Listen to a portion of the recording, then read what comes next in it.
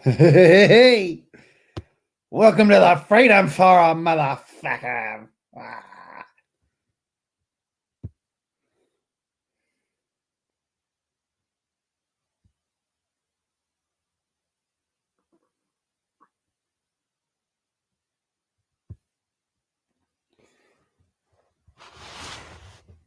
Ah.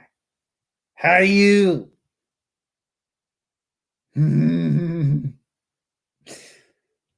God bless fucking America. Good Lord, help us all.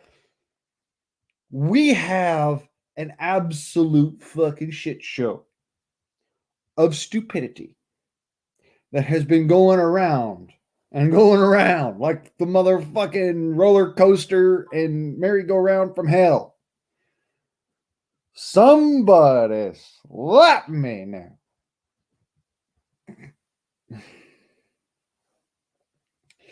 Oh, and seeing as how these days just keep on getting fucking better and better. You know, someday I'm just gonna fucking go off the deep end, man. Haven't put my fucking rifle down for a week. Finally put the motherfucker down, and I'm sitting here going, I'm worried. Should I go jump off a fucking building? Should I go find my happy ass a new fucking place to live? It turns out I'd probably be better served by doing that because some crazy son of a bitch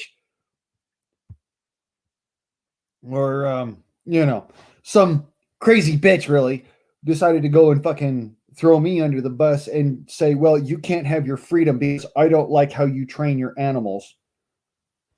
Woman, it's not your animal. It's mine. And believe it or not, he's a great fucking dog, and I appreciate him a lot. I actually take care of him. I take really fucking good care of him. Holy shit, I take good care of that dog.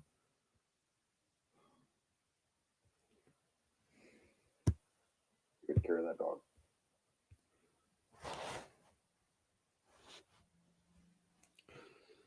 Search for the truth. Nice to meet you.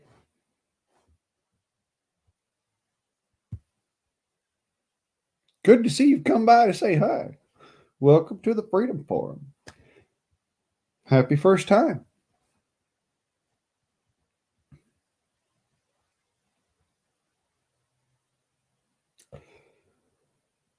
Oh boy. So yeah, these are the rantings of a crazy patriotic bastard. You may listen at your own risk. And it just so happens, if you become part of the guard for a while and, you hang out with us and whatnot, you'll be allowed to come up here by all fucking means and be more than welcome. It's just a matter of,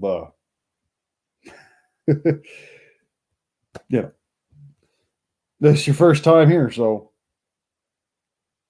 unless I actually know you from somewhere else, which I'm pretty sure I don't. I have a eidetic memory, so I can remember everything very well, down to the minutia. Smells, tastes, sounds.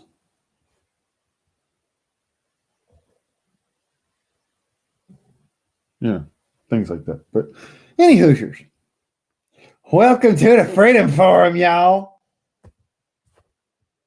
Travis, why don't you come on up here, bro? Hey, what's up? What's that?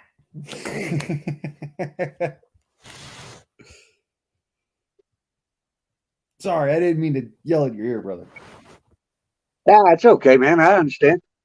You can't hurt my feelings. I'm a Gen Xer.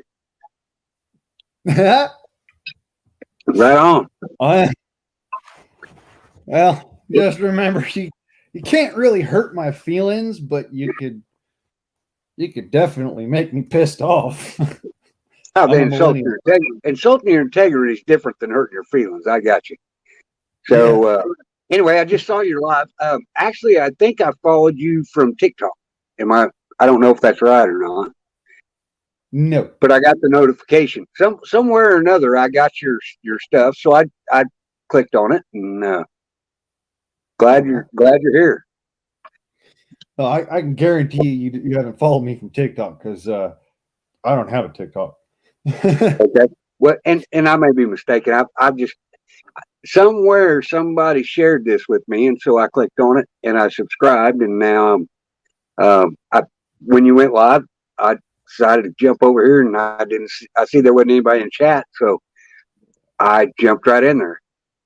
Oh, so your search for truth? Yeah, I'm searching for Truth 17Q, and the 17Q is a psyop to make people's heads explode, and it's okay. Because I don't know whether I believe in Q or not, and 17 is Q, so you know. Yeah. Let me tell you how much I believe in Q. I believe that the United States military has a psychological operations command, and that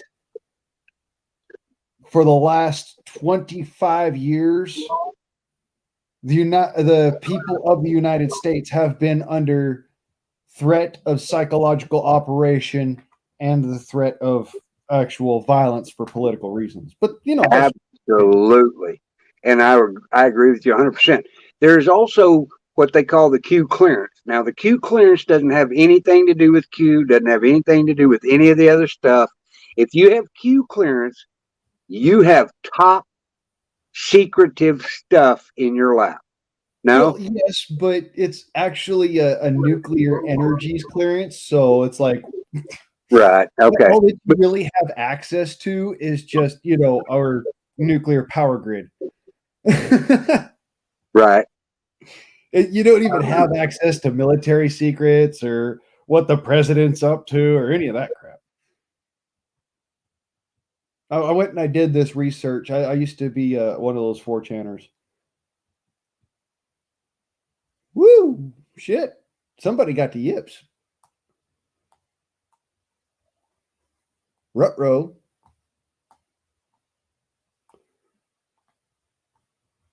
It's okay, though. I ain't mad. Oh, I'll get up and get about myself. I got shit to do. Oh. Like, for instance, I left my rifle in the other room. And I don't like being without the damn thing. It's kind of like, Linus in a security blanket. It's an air gun. It's not like it's going to do much. So, any Hoosiers, ladies and gents, welcome to the Freedom Forum. I'm very glad that y'all came by and said hi and whatnot, and hope y'all enjoy what you see, because really, yeah, I'm just some crazy patriotic bastard who gets up here and just goes, here, you know.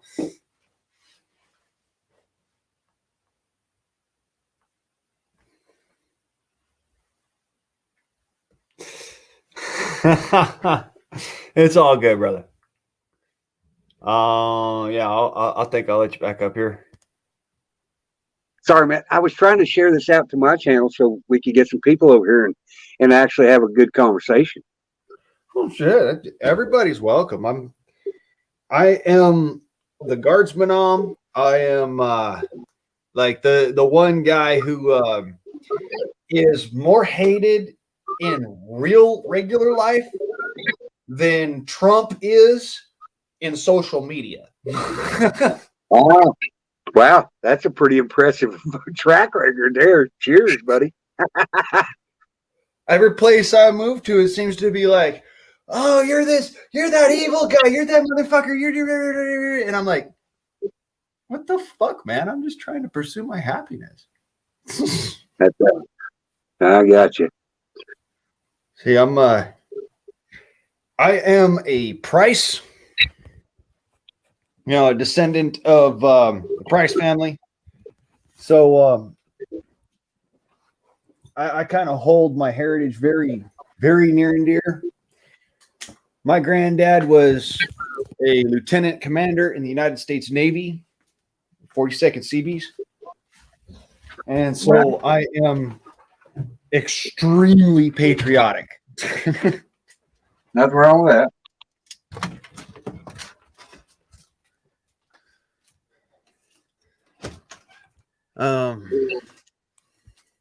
So yeah, I'm nobody from nowhere. I just love patriotic people. I think you're gonna love it here because the Guardsman on channel and the Guard are like some of the most patriotic motherfuckers on the internet. Right. Well, also, I'll absolutely, I'll absolutely start sharing your channel out. Well, thank you. No problem. We'll get anywhere from 100 to 450 people in our chat. You're more than welcome to join the conversations anytime. We usually go about 9 o'clock every night, and any patriotic American, any patriotic American is welcome there. I love my veterans. I hate my government at this point. And anyway, but we'll talk to people that don't agree with us, and I think that's important too, because if we're not listening to both sides, we're not understanding the whole story. See, I don't love my government. Well, I don't either. Fellow American, and I actually love my fellow Americans so much. That's why I joined up with one of those groups. Right. You know. Well, we need to. One of the things that I think that's important is our differences that we don't agree on need to be put aside till we get America back to America. Right. Even the people that agree with us, they want to start bullshit with us. We have to stop that. Yeah. And I don't know how we do that. Agreeing to disagree is one thing, but firing shots at people is ridiculous, and I'm tired of it. Right. That's my personal opinion, because we want America to be 1970s America. And I don't know whether you're old enough to grow up in the 70s or not, but I was. It was a beautiful fucking place. I was born in 87. I watched the Berlin Wall fall sitting on my daddy's knee. Okay. Well, I graduated a year before you were born. So even us old motherfuckers, we get it. I appreciate your channel, and thank you for letting me come on. I'll absolutely help your channel grow if you'd like. Either way, it don't matter to me. I'm one of those folks where, you know, if you like what you see, you're more than welcome to stick around. You know, if you don't like what you see, and I pity you, and I hope that you have a better life. Right. You're not forced to stay here. But absolutely come over and have a conversation on my channel, because I think your message is good. Well, thank you. See, that's what I believe in right there. That's the kind of channel growth I believe in right there. Like if you've got something that's important, something that you know that other people are going to turn around and say, you know what? This motherfucker's making some sense. Yes. To me right there, that's a big deal. I don't care if you cuss on my channel. I don't care if you could be lewd, crude, and obscene, but I don't, Well, let's talk about, okay, so let's try to find something we don't agree on. You and I can have a conversation because we're grown ass adults. Well, that works. That's right. Just because we don't agree on everything doesn't mean we don't have a common goal. We have to start fixing that in America, or we're going to be fucked come November. Mm-hmm. Right on. Well, there's something I bet you that we don't agree on right there. Voting. Possibly. I believe that the vote is actually a contract of consent, and that if you vote, then by that very nature, you actually are forced to follow those mandates, dictates, whatever the fuck you want to call them, of these idiots in Congress rather than being self-governing. Well, and you didn't pick the right subject because I happen to agree, but I know that that's the only voice that we have, and we have to exercise that. But I believe that you're correct that we're getting fucked by the system.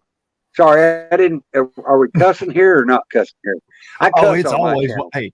No, this is the freedom. Like I run what's called the Freedom Forum. Right on. It's freedom of speech. It's freedom of expression. It's freedom of freaking assembly. It's freedom of whatever the fuck you goddamn well please, so long as you ain't porn bombing and you ain't freaking putting porno links in the chat. Everything else goes. Amen, brother. I'm with you. Okay, so I don't know. This will be a great conversation, I'm sure, because I don't think we're going to find a whole lot that we disagree on. I do agree with your voting analogy, but I also know that's the only right that we have left. And if we don't exercise that in the correct way, and if we don't get out into our communities and start changing our politics from the bottom up, we're fucked. I don't know what the hell happened there. Sorry about that. We have to keep standing up and fighting. One of the things that I'm going to start doing in the near future is I want to go out to the police departments, the sheriff's departments, and the highway patrol. And I want to start talking to those people because eventually they're going to be our last line of defense. We don't need the feds coming in here. The FBI was installed by an executive order? Mm-hmm. That's wrong. J. Edgar Hoover's whole operation. Yes, sir. Sorry about that. I didn't mean to interrupt. J. Edgar Hoover's whole operation was actually installed specifically to combat the mob and organized crime. Yeah. However, and they created it. They became the mob. I mean, my mama's Italian, my daddy's Native American and Polish. Well, my daddy was Native American Polish, but anyways, that's a story for another time. Anyways, it's a matter of, I understand, I actually know how the mob operates and how all that works. I don't. But that's what the government's doing. Same thing. And I watched the FBI and the ATF and the NSA and, DHS all become the mob. DOJ. Yep. Yes, sir. It's like, okay, we got rid of these assholes that were extorting you for money in order to protect you. Now you got to pay us for protecting you. Right. What? But that's why you were even created in the first place, was to stop this crap. You're exactly right. I think this would be a great conversation that you and RH can have. RH is a friend of mine from Florida. He's a 21. He spent 21 and a half years. I hit the button again. Sorry. He spent 21 and a half years in the military. He's a retired Air Force intelligence guy. What a great guy. But anyway, we'll start doing some stuff. But my channel is the Search for Truth 17Q. Please come over and have a conversation, and let's get you some followers over here. Let's get your channel going, because I think you're on the right track. One of the things that I feel that is inevitable, we have to build communities. Whether it's here or in your community, I go out into my community every single day and talk to a stranger and explain to them why it's important that communities come together.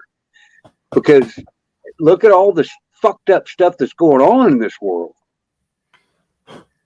I totally respect what you're saying, brother, but my community ain't exactly that great about that. I live in Vernonia, Oregon, which is 28 miles outside of Portland. Yeah, I understand that. I do. I used to go to Portland every week. I hauled pork up there to Portland for 3 years, and those people don't have a clue. No, they don't. Heck, I actually I came up here because I was having some trouble where I was living at. I've had this thing where, you know, I've always tried to be in the middle of the shit rather than trying to have somebody tell me from the middle of a camera how it's going. I was in Los Angeles during the Floyd riots. I was in, yeah, I was, I actually was taking part in the protection of the border right up until Biden got into office. And Right. they actually, that's something that really pissed me off. And if you want to, you can go back in my videos and check it out. I made a couple of live streams specifically on how the U.S. militia was actually castrated by our now dictator and thief, by the fact that we cannot respond now. It's impossible. We can't even defend the border. It's illegal for us to take action to defend the border. Yes, sir. And I agree with that. I've seen so much video down there that makes me sick. If we can't protect our border, we're not going to be able to protect our country. They're all military-aged men bringing babies in there, and nobody's got any proof of nothing. But if I go to the goddamn grocery store to buy beer, I have to show an ID? Are you fucking kidding me? Where does it stop? And see, this is why this is actually what makes this such a bone of contention with me and people who have this thing about voting. Most people don't know this, but in Stalinist Russia, the votes, the actual voting was controlled, and it was controlled in a way that you had your ability to vote how you chose, but if you voted a certain way, they could use that against you because they knew who you were and how you voted. Exactly. They're trying to do the same thing in America.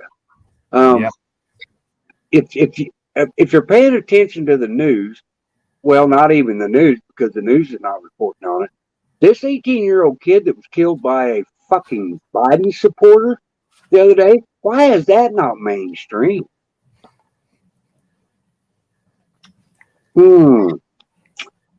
Sorry, y'all, I got a big old black dog on my lap for a second here. You're good. Oh, you who? Yolanda. Yeah, I have a large. David N is in the house. Hey, this is my buddy David N. Yeah. Well, then that's probably where we know each other from. Possibly. David N is good people. I love David N. I hope he's working on what I asked you to. So you know David. Well, we're acquainted. I'll put it that way. I've been to a couple of his live streams. He's come over here quite a bit, you know, and I love it when folks come and say hi. I love meeting other folks in other streams and whatnot. It's enriching, you know. Right. Well, David, he'll share your stuff out in my chat. I promise. David's good people. Love David to death. That's my brother. See, that's actually I heard of David when I was over at Big Tim, American Patriot and God We Trust, I believe is his full thing, or like the MAGA Patriot or something like that. He's always having to change his channel and whatnot, but everybody knows him as Big Tim. So that's where I met David. Long duck dong. That's correct. If he comes in a long duck dong, that's still David. All right. Whoop. Yeah, but David. I saw it over in Bonnie's. I was like, wait, Long duck dong. Does this guy know that they got like a spiral corkscrew thingy?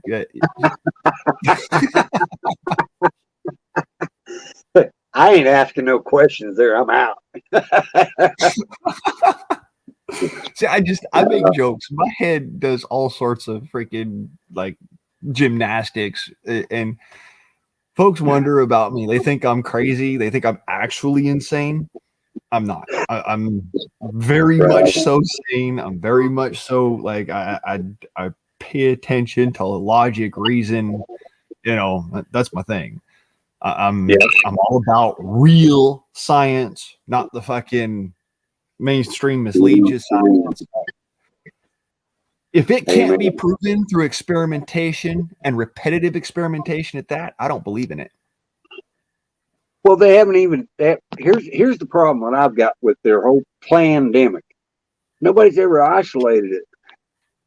How do you find a vax without isolating it? You can't. It's bullshit.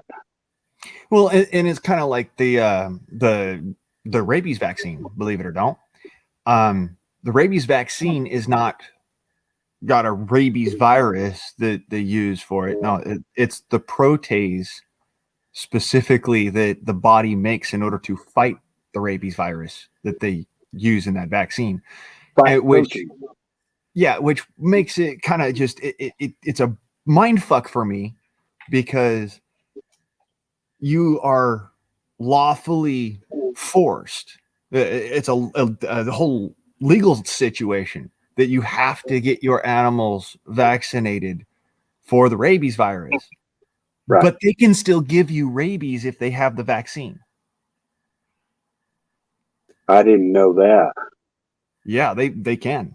They actually can still give you rabies if they have the vaccine, and you'll never know because the reality is that they don't have the symptoms. They stay asymptomatic and they just act as a carrier. That's interesting. I'll do some research on that. I appreciate the information, though. I appreciate the information, though.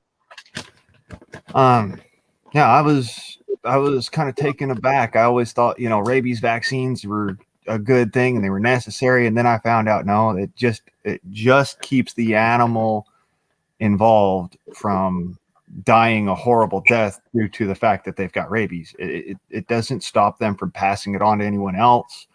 It doesn't stop them from being capable of giving it, a place for it to sit there and stay and perhaps overwhelm the protease that, the shot that you get. Right. So the reality is that all that is like the rabies shots, especially the ones for human beings, all it is the same thing that's in the COVID vaccine, which is protease. It's the chemical that your body makes in order to fight the virus. Well, but I think there's some stuff in there that and I don't know. I haven't done the research. I'm talking about the active ingredient. Right, but they're actually trying to change our DNA. Yes. By mRNA.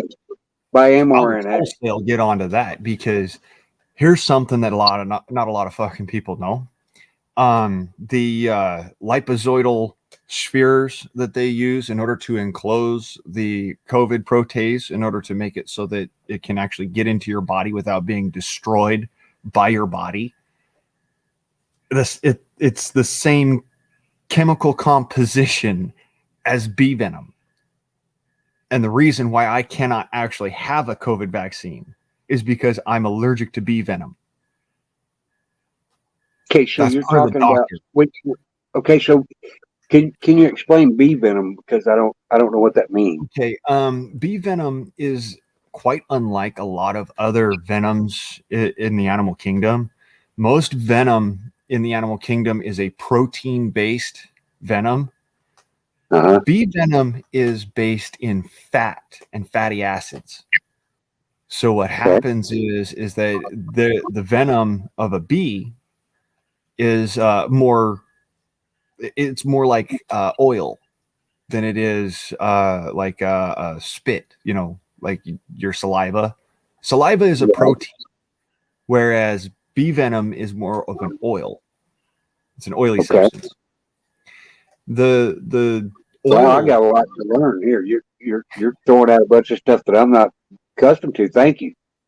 Well, I didn't know this when I was younger, and I just thought, oh well, if I'm allergic to bees, then I must be allergic to like rattlesnake bites and marine stings and all the different venom, all the different venoms. Turns out I can take like a scorpion fish sting and basically have the same reaction as any other human being. But if I get stung by a bee, just a regular old honeybee, and I don't get Benadryl within 15 minutes or epinephrine within 45 minutes, my throat will close up. I'm the same way. I got bit on the lip by a wasp and my head swelled up big as a basketball when I was a child. But I'm not allergic to all kinds of stuff. Mosquitoes and wasps are the only things that I know that I'm allergic to. But everything else, I'll go pull your poison ivy off of your fence. It doesn't affect me at all. You see, that's the funniest thing is I'm allergic to poison ivy, kinda, but not bad. I Right? am horribly allergic to bee stings, wasp stings, any kind of like that particular variety of insect. For some reason, it just bothers me. I don't have a problem with ant stings, believe it or don't. I can actually walk right through fire ants and be like, oh well, that hurts, but oh well, you know. Right. But I get stung by a bee and I'm call the hospital. It's over. Yep. Yep. I'm with you. Heck yeah. Wait, man, it was good visiting with you. David N, please share this guy's channel on my channel. David's a moderator over there. And please join us. We'll talk about anything. I would definitely come over and hang out with y'all for sure. Please do, and we'll come back over here and hang out with you. I do all sorts of stuff. This is just the norm sort of thing. I do the Freedom Forum at random. Right. Not like all my other streams. I just do them at random. But I try to do a lot of educational content. I try to do a lot of entertainment content, and I try to do a bunch of goofball stuff as well. I could be a bit of a comedian. Hey, there's nothing wrong with that. That's do funny shit. We love funny. If you throw funny shit up there, I'll show it on my channel. I promise you. We'll try to get it to go viral. I told my mama, that she needs to hang out with me more because I'm pretty funny, and she says, "Yeah, but looks aren't everything, man." I understand. Hey, man, I really do appreciate you letting me back up here twice. I was trying to share this to my channel, and I got kicked out, and then I couldn't get it done. But let's do some shows together and have a good time. All right. By all means. Right on, man. Appreciate you, bud. Yeah, you're always welcome up here. I mean, shit, that's the reason why there's an open panel is so that we can have these kind of discussions. Hey, I'd love to have the large panels. I got the ability to have 10 people up here. It's just a matter of, the large panels are usually confusing because everybody's wanting to talk at the same time. If you don't get the right people in there, everybody wants to talk over everybody or interrupt and stuff like that. The smart thing to do is do what you're doing. Just throw it up there and let maybe a couple of people up there and then have a conversation and then bring some more people in there. It'll all be good. Make the channel what you want it to be. So speaking of good conversation, hey, Raw Dog, how you doing, brother? Ronnie Cash is down in the chat. Hey, Ronnie, what's up?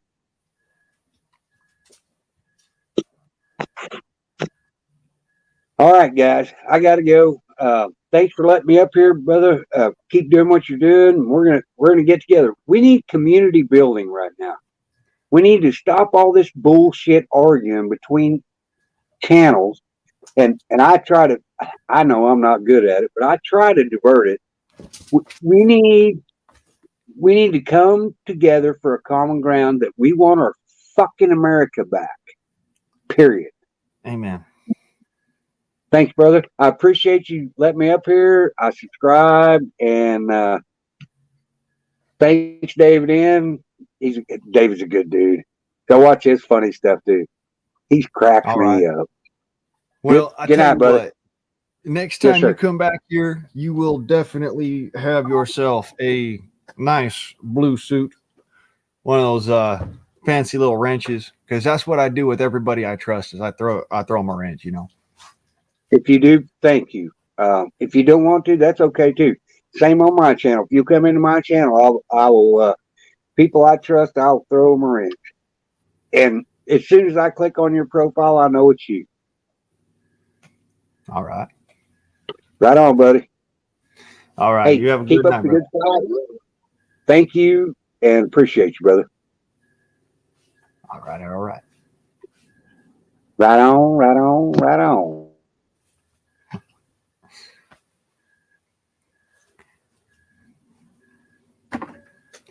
So, bro, it appears that we have frozen.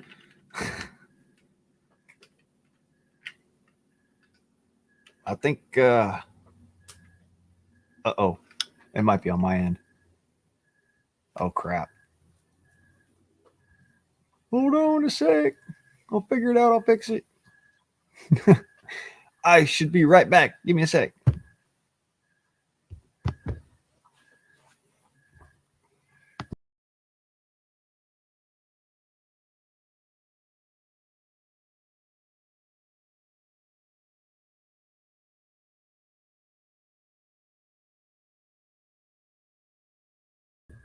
And we're back.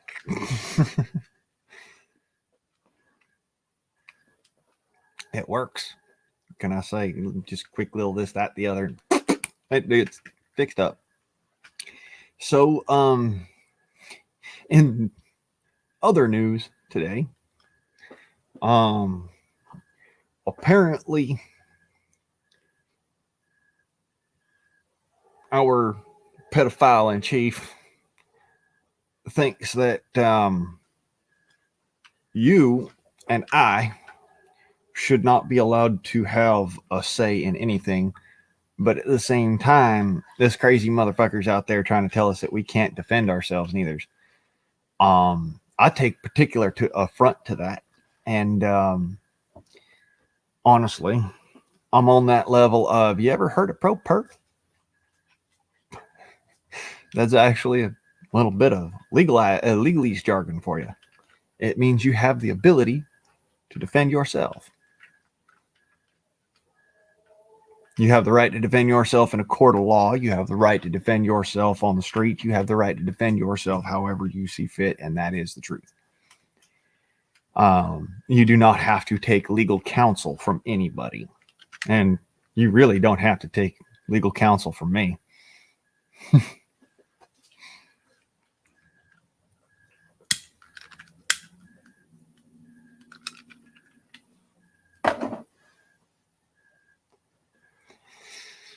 Let's go, Brandon. Let's go. Oh.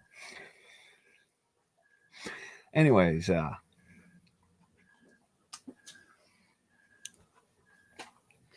yeah,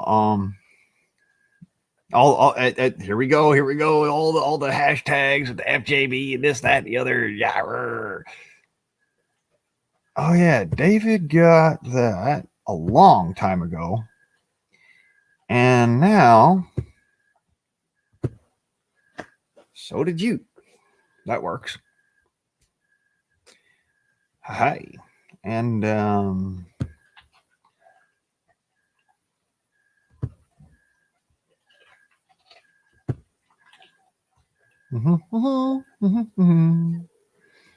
right quick. Hashtag subbed.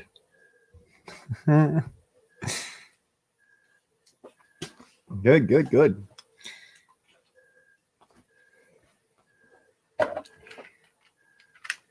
Thank you for sharing my link. And thanks for coming by. I appreciate everybody who does. I mean, shucks, the link is in the top of the chat there. If you do want to come up here and say hi, talk about it, whatnot. If you just want to see me sit here and kind of just chitter chatter on, that's fine too. It don't bother me. We can sit here and, brow bash the lefties all you want. I'm joking. I'm more of that kind of fella where I just don't I don't care no more. I'm on the level of, you know what? I'm a prepper. I have prepped my life in order to make my own pursuit of happiness and make it so that I can pursue my happiness where I feel that I need to do that. The fact of the matter is that lots of people don't like me. They think, oh, he's got a California, sticker or California license plate on his truck. He must be from California. He must be one of them Californians, them commie bastards. And I'm like, what does that say? Does that say California or does that say 50 stars and 13 stripes?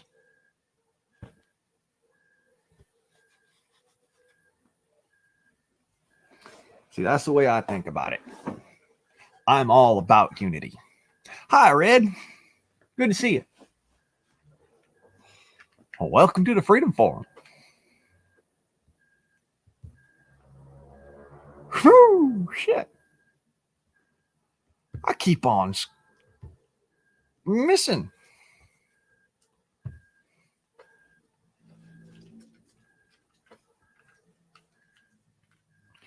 USA, USA, USA. Oh.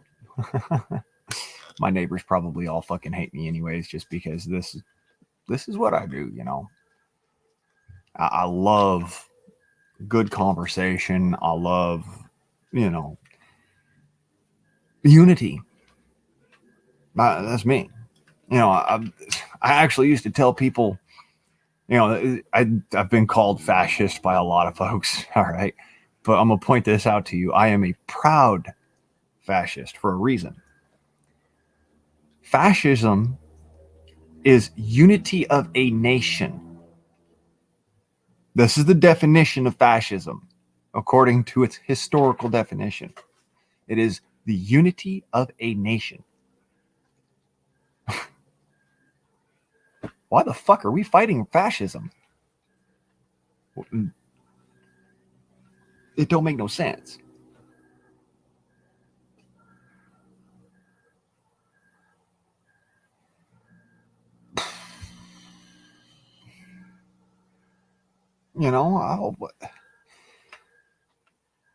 Yeah. Fascism. Funniest shit there is. The definition nowadays, millennials go and run around with is, oh, they're the evil bastard Nazi motherfuckers. I'm like, wait, no. Hold on a second. Nazi means National Socialist Party. Okay, that means socialism. They may be nationalist, but they're also socialist. I am fascist. I'm a Knight of Columbus, which means that I am for unity. Let that blow your mind for a second. That's a fascist society, is the Knights of Columbus. Believe it or don't. The symbol of the axe bound in rods is a fascist symbol. That is in every single different secret society emblem out there. And it's also something that the Romans had. It's something that the Italians still have to this day. It's something that America actually has in a lot of our different, our monuments have different points where they have that emblem. And it's a fascist emblem. Now, the funny part of that is that what it actually means, okay? The axe, all right, like the axe bound in rods is unity. That's what it means. It's unity. And the axe is just, we have the power because we are unified. That's really what that comes down to. So the whole ideal of fascism, as it is relayed to us now, as it is actually taught to us now by the current bullshit, is that it is hateful white supremacy, just destruction of the love and peace movement, and that couldn't be further from the truth. It actually means unity through strength. The more you know. These are things that a lot of people, they turn around and they go, but you're full of shit, man. And I'm like, no, I'm really not. And look this up. This is actually historical fact. You might have to go and find a encyclopedia that was written before 1997, but hey, go figure.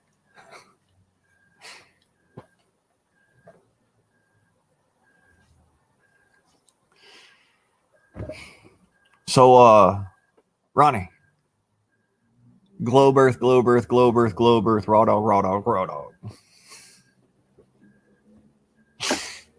He's always doing that to me on his channel. I'm gonna get him back. He's a little bit of a friendly in the shoulder, brother love. Hey, you asshole. I love you.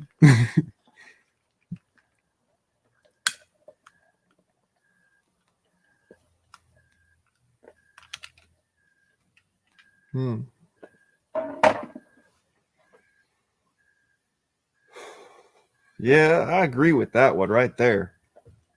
Travis, I agree with that. 100%.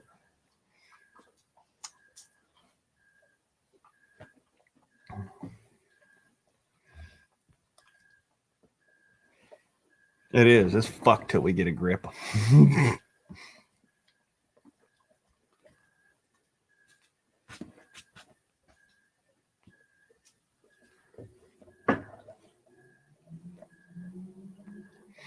Sorry, y'all. I have a dog on my lap.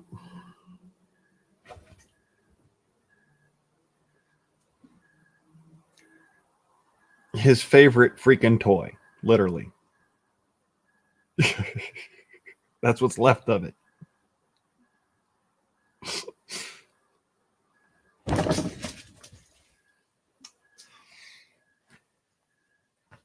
By the way, I am ye old guardsman. Some folks call me Blaine, which is my given name. Some folks call me that fucker over there. Some folks call me the you little shit. Some folks call me that asshole. And then, some folks call me guardsman. Some folks call me guard. Some folks, they don't know what to call me. They often call me late for dinner, but hey.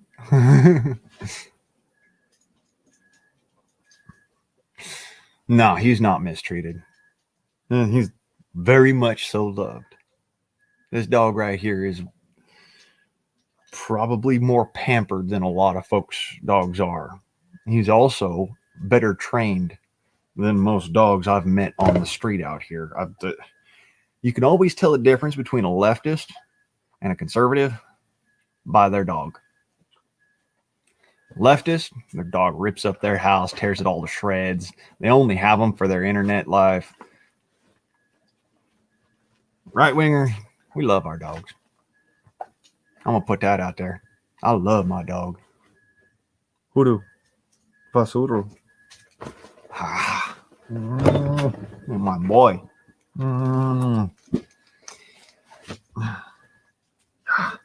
Here.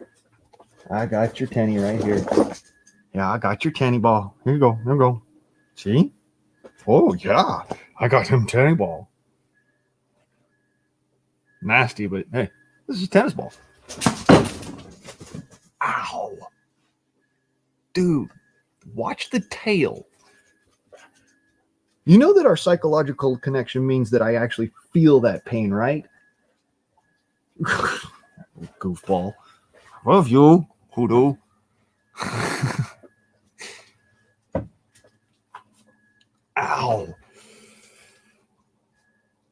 that hurts. Yes, they are just like our children.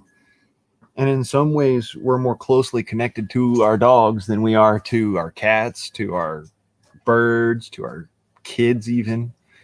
You know, a lot of people, they say, oh, well, you know, your kid gets hurt, it hurts your heart. Your dog gets hurt, wherever your dog got hurt at, it actually fucking hurts. Like, he just smacked his tail and my ass hurts. Imagine that for a second. Hey, easy, dude. Those are my feet, and I know that you can feel it too. That's why you keep on doing the hop skip every time you go and freaking bite my foot.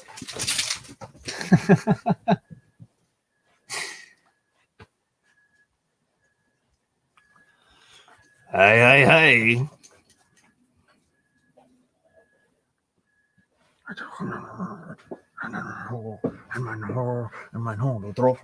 Right? Okay.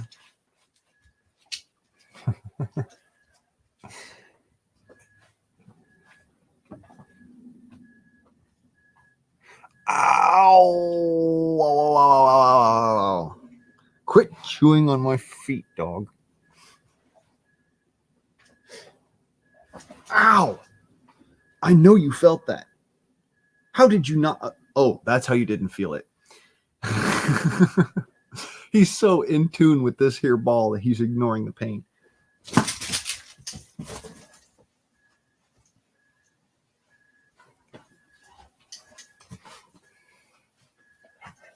Anyways, so yeah, welcome to the Freedom Farm. I hope y'all have fun. Oh shit. Raw Dog is in the house. What's up, Blaine? Oh, well, right now that would be the moon, I think. Raw Dogs want to drop in and say hello and say thank you for being such a good sport about flat Earth, flat Earth, flat Earth.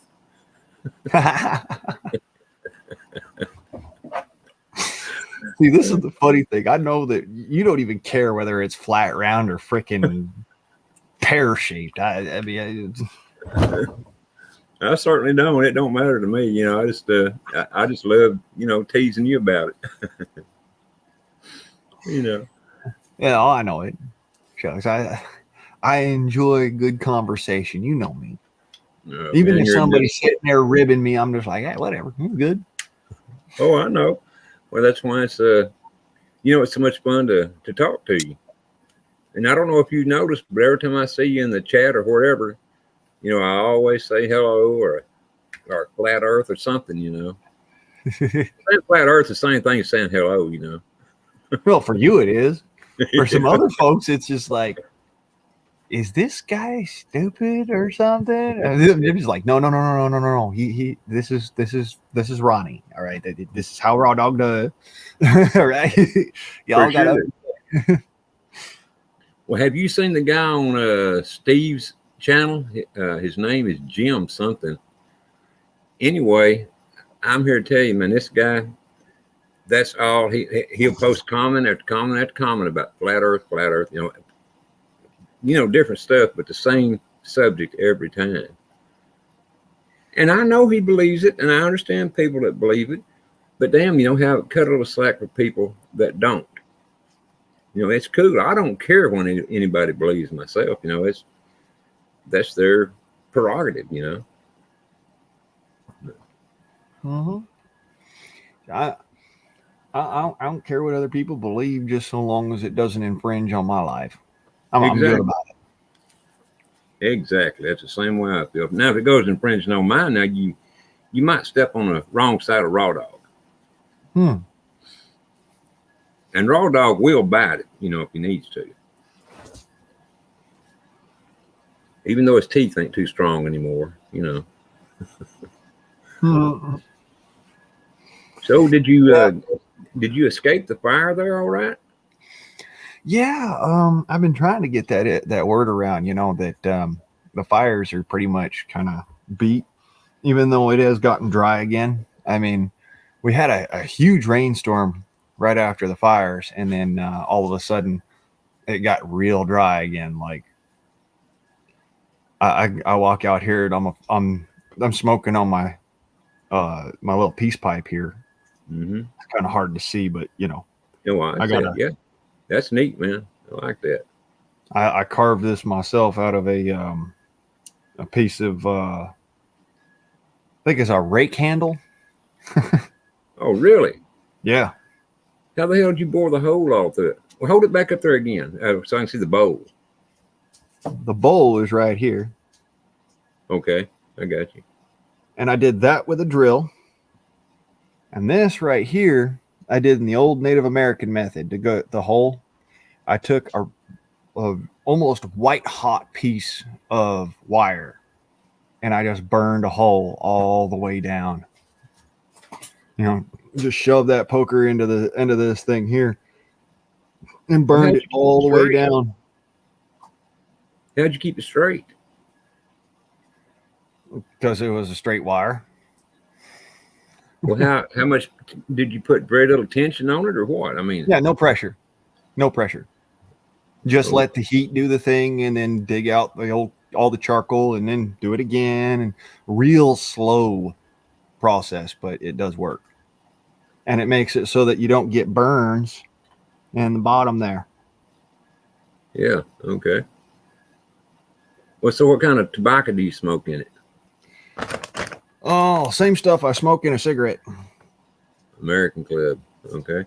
Yep, that's a regular old Virginia Burley.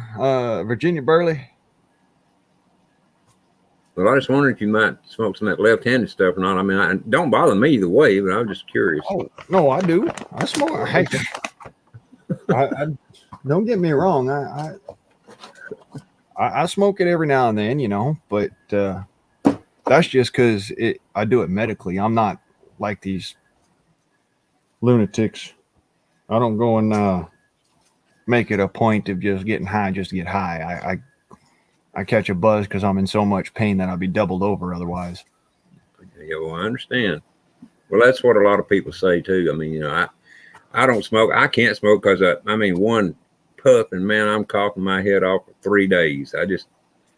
Not that I wouldn't like it. I mean, I've got a buzz off it before, and not to say that I didn't enjoy the buzz, but I'm just saying I can't smoke enough of it anymore. You know, I mean, like I said, it just makes me cough my head off.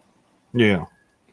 One hit. Well, you know, back in the day, it was such it was such light stuff, you know, lightweight stuff that you could go and smoke your way through a whole cigarette and be like, "Hey, I got a little bit of buzz." Nowadays, you take one hit and you're like, "Boo." I don't need the stuff today then, because you know they say the older you get, the less your, and I don't know if this is true or not. They say the less your system can take, you know, of stuff like that. No, that's not true. It's actually the less that you do it, the less you can handle. The more that you do it, like the more often that you do it, the more you can handle. It's a basic tolerance. Okay, Kind of well, like taking Vicodin or drinking booze. You know, you drink enough, often enough, and shucks, you could drink most folks under the table. build up a tolerance. Yeah. Yeah, it's all about tolerance, and some folks can smoke joint after joint after joint after joint and bong rip after bong rip and not even feel anything. Just be like, man, what is this stuff? And the guy next to him will take a hit and go. That's me. That's me right there. That's one reason why I can't smoke the e-cigs, you know, because they make me do the same thing. Man, one puff.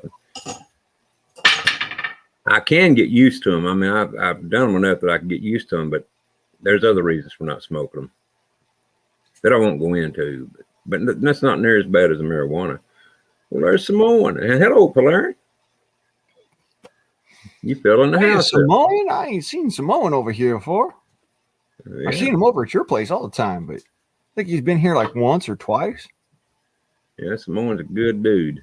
And so is Polari. And Polarin has actually been moderated several times. I don't know why he don't have a blue suit, but he undoubtedly likes the plain ones, huh? you see, Samoan, he got that blue suit over there. So I think Samoa's got a blue set on every channel in the country.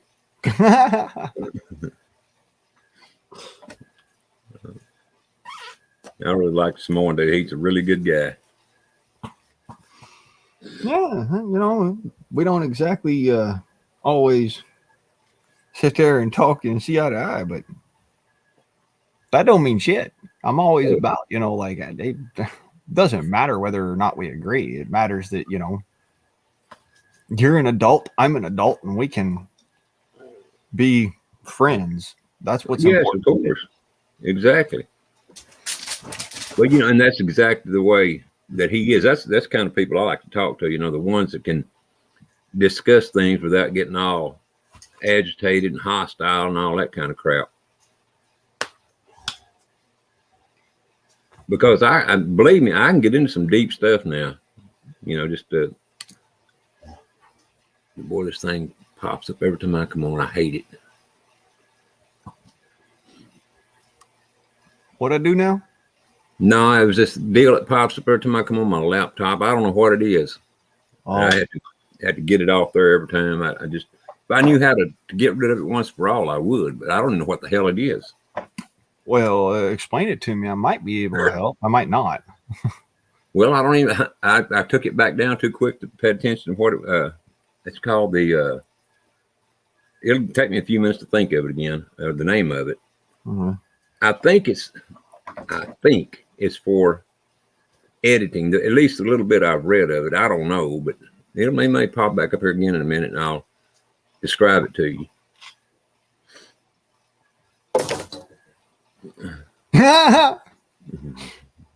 Samoa's down there. It's from that Russian email you got. Oh yeah. Well, I got all kinds of Russian girlfriends, all over the world. Yeah. You got to have when you're raw dogging. Right. And see, now I got to tell you this, Blaine. I don't know if you were in there that night or not, but Samoan is one of the guys that gave me this raw dogging nickname. I wasn't there, but I was there just a couple of days afterwards with you and Steve, and I was like, all right, it makes sense. Well, Steve was in on it too. And there were quite a few there that night that pinned that on, which I don't mind it at all. It kind of rhymes, raw dog and Ronnie. Yeah. So I'm good with it. Every time somebody says the word raw dog, though, I'm sitting there like,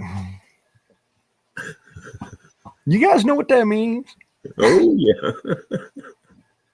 Hey, man, believe me, the women know more about it than the men do. At least most of them. I'm part of the generation where it's like no glove, no love. Well, mine was the other way around. I mean, they were, at least as far as the guys went, I wouldn't have worn one if I'd have had to back in my younger days. Because there wasn't, for one thing, the only reason you wore one would be to keep from getting a girl pregnant. That'd be the one and only reason. There weren't any of these many transmittable. Well, I'm sure there were a few, but I didn't hear of any of them. Well, y'all had syphilis and. Oh yeah, but they were way in the past. But yeah, that was if y'all got that, then it was like you was getting with somebody you shouldn't have been getting with anyways. Well, back in my raw dogging days, I probably would have given the chance, but because I didn't turn down anything but the covers. But those days changed pretty rapidly after I got married. So I think Samoan said he had to explain it to his wife what it was, but I'm not sure about that. I think it was him. And Steve had to explain it to his wife what it was. Yeah. I actually knew what it was when I was younger, and I was like,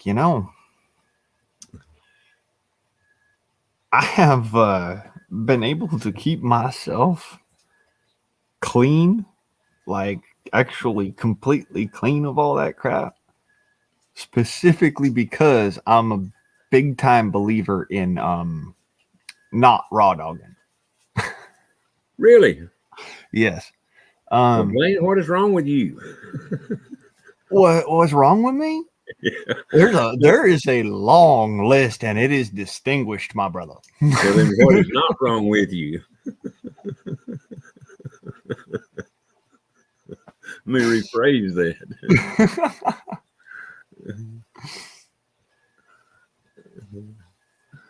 Oh man. But I'll tell you what, from the time I was 11 years old and maybe younger, but I know at least about 11, oh, I was wanting a raw dog so bad.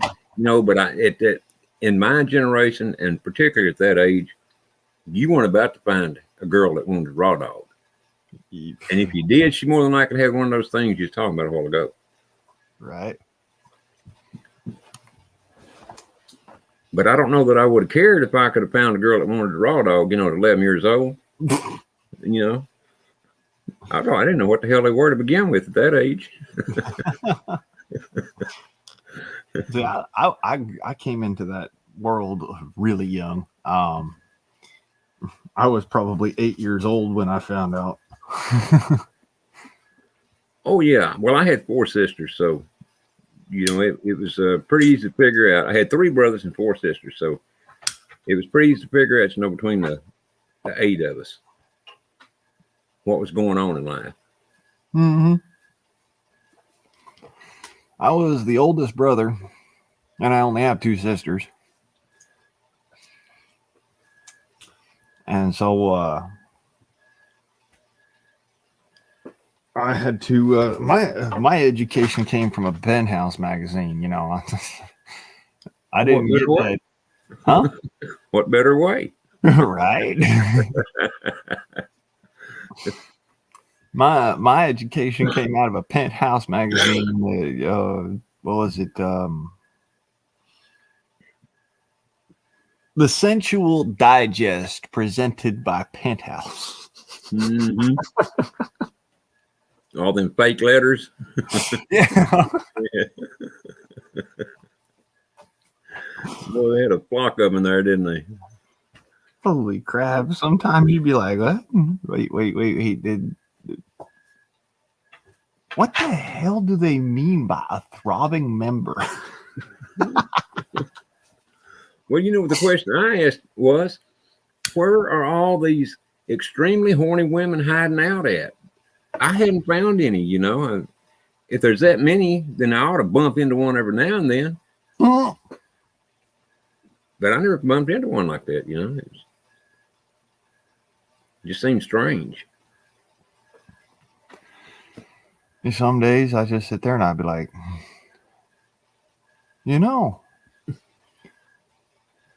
I need a girlfriend. And then other days I'm like, fuck, I'm glad I'm single.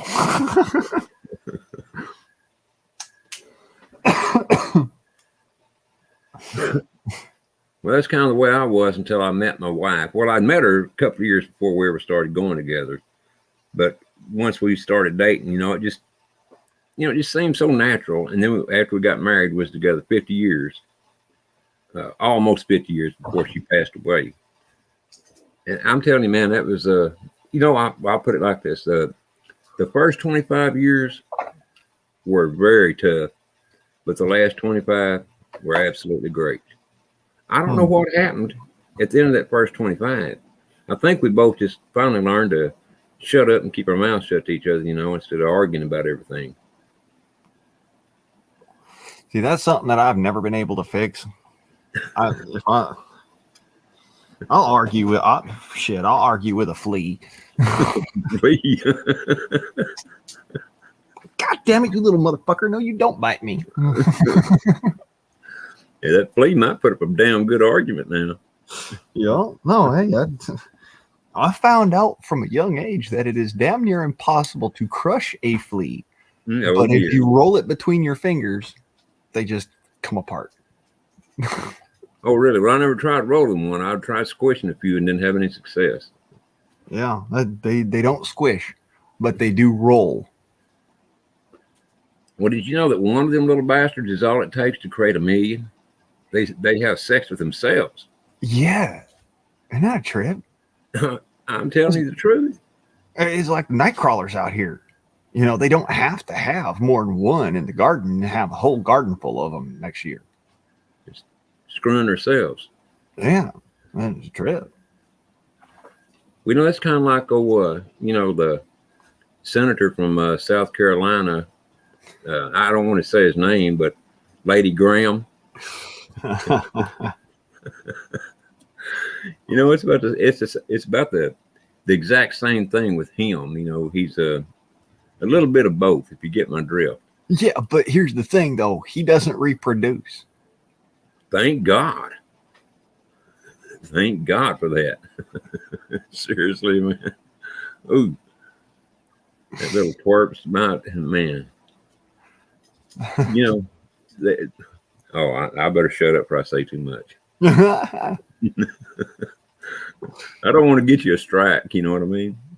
I don't fucking care. Did you ever, if you seen some of my videos, I mean, Jesus wept. I got a strike for a freaking pellet gun, bruh. I remember you telling about that. Yeah. Yeah, Simone, from everything I understand, he is a hermaphrodite. I mean, I don't know how you would prove it other than to talk to his doctor, you know, personally, which I'm sure I'm not going to do. But I am not going to bother with that one. You know, most people I'd be sitting there like, does dick reach your ass? But with that one, I'd be like,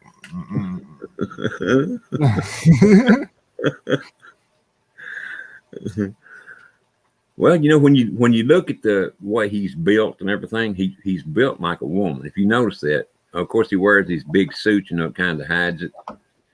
But he is built like a woman. You know, I'm not talking about a figure wise. I'm talking about, you know, the proportionally. Yes. And and his voice, it don't come across as male or female to me. It comes across as fucked up. It comes across as fucking annoying. Yes, very annoying.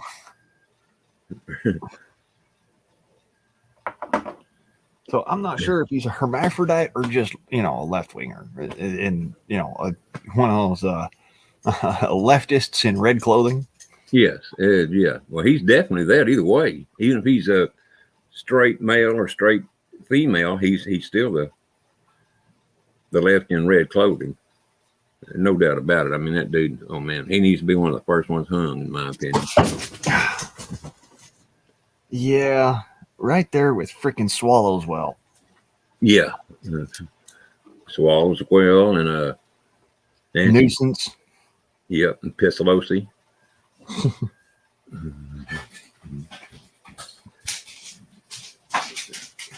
Damn.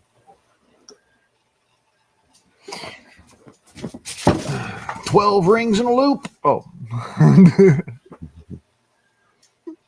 Who got ringed and who got looped?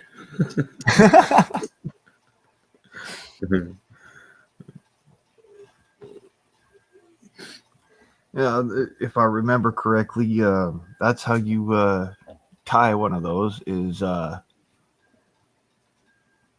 loop and a loop, and then wrap it around 12 times. Oh yeah, I know what you're saying now. Yeah, you lost me there for a second, but I know what you're saying. Yeah, exactly. But man, I'll tell you what, we're going to have, you know, if this ever does end, there's going to be so many gallows built, or so many electric chairs, or a run on the stuff, you know, they give you to put you to sleep permanently. Something, I mean, because it's going to be a bunch of them, man. It's going to have to say bye-bye world. The traitorous bastards. And I don't care if they're Republican, Democrat, Independent, Communist, Socialist. It don't make me one big damn. they're all evil. To me, and this might be a bone of contention for a lot of folks, but I'm all about that self-governance, like on the level of, if you're telling me what to do, them's fighting's words, like outright. That's the way it's supposed to be. That's exactly what it's supposed to be, self-governance. But I mean, it's common sense. If you're going out raping and murdering or whatever, then somebody's got to come and take care of your ass. Right. Like, well, that's also why I believe in the Samuel Cope method.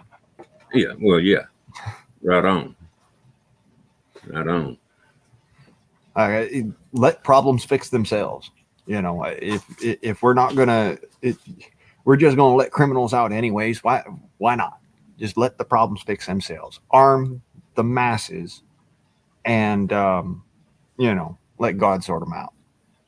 Well, you know what? I think most people are armed. They may not want to admit it, but I think most. If you got any brains, you got some kind of an arm. Well, yeah. I mean, you look at me. I can't really have firearms, so I went another route. Yeah. I understand that. I don't want to have firearms, really. I mean, even if the courts went and said, yeah, you can have firearms now. We recognize that you're not going to go out and freaking go killing a bunch of people, shooting up schools, mass murder, and all that shit. You can have a firearm. I'll be like, thanks, but I'll keep my air guns, and I might buy myself some black powder just because I don't want you to be regulating what I can and can't do with that thing. Yeah, well, that's my hope. Is that it would be a wonderful world if we could get to where no one needed a firearm. But as long as it's like it is, I'm going to have one. Yeah, I look. I'll be honest with you. The one thing that me and leftists both want is a utopian society. The one thing that I recognize will never be that they think they are living in is a utopian society. No shit. Well, I think what their utopian society is, what they think it is a world where they get to do whatever they want to, use other people as their slaves, and kill, maim, screw, whatever you want to do, and it's okay as long as it's them doing it. Yeah, they don't want it done to them now. Exactly. But yeah, that would, if we could ever reach a utopian society, well, then no one would need a firearm. No one would even need a pocket knife, really. Well, I won't say that because the fact of the matter is that the reason number one for having a knife, all right, and I'm going to point this out to everybody who's ever, said, oh, well, no, they were always combat arms, this, that, and the other. No, the first and only reason to have a knife is so that you can cut your meat. That's literally what it was created for, was to cut meat. The first sharp stone was made so that, they literally flaked off stone so that they could go and kill meat and cut meat. Oh, I misunderstood what you said there. I got you at first. I thought you said knee, Knee. No. It's a matter of, it's always been utilitarian. Mm-hmm. So, swords, there's a different story. A sword has pretty much only the use of self-defense. Whether it be on or off the battlefield does not matter. It's predominantly for self-defense. Yeah. So it was made for fighting other human beings. Knives were not. They were actually first created in order to process food. Yeah, I'm just saying, if we were in a utopian society, maybe we wouldn't have to do anything but lay around all day and have a beautiful woman fan us with some kind of leave, and oh, that'd be nice. Something along those lines. Then you wouldn't. She could feed you grapes, all day long, whatever, bananas, whatever it is you like, Right. But I don't think we're going to get there, so we don't have to worry about it. Yeah. At least not in this life. Maybe the next life, but this one I don't think so.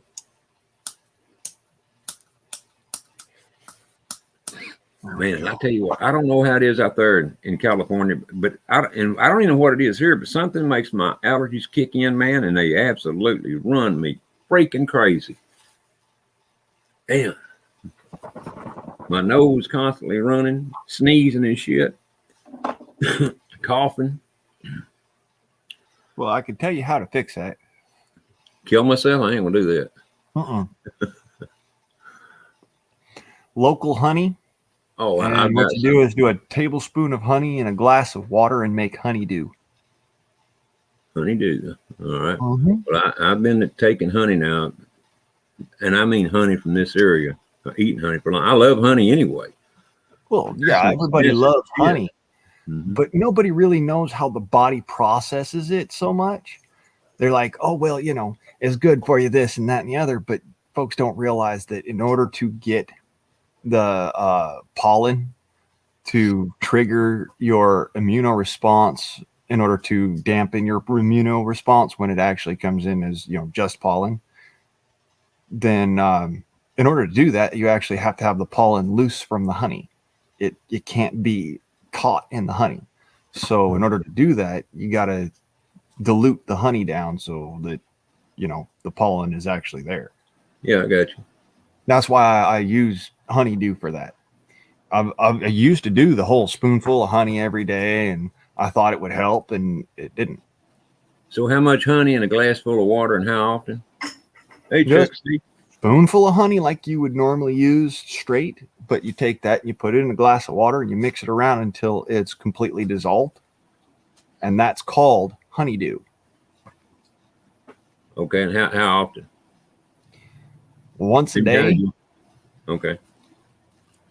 I do it more than once a day myself, just because, you know, it's good.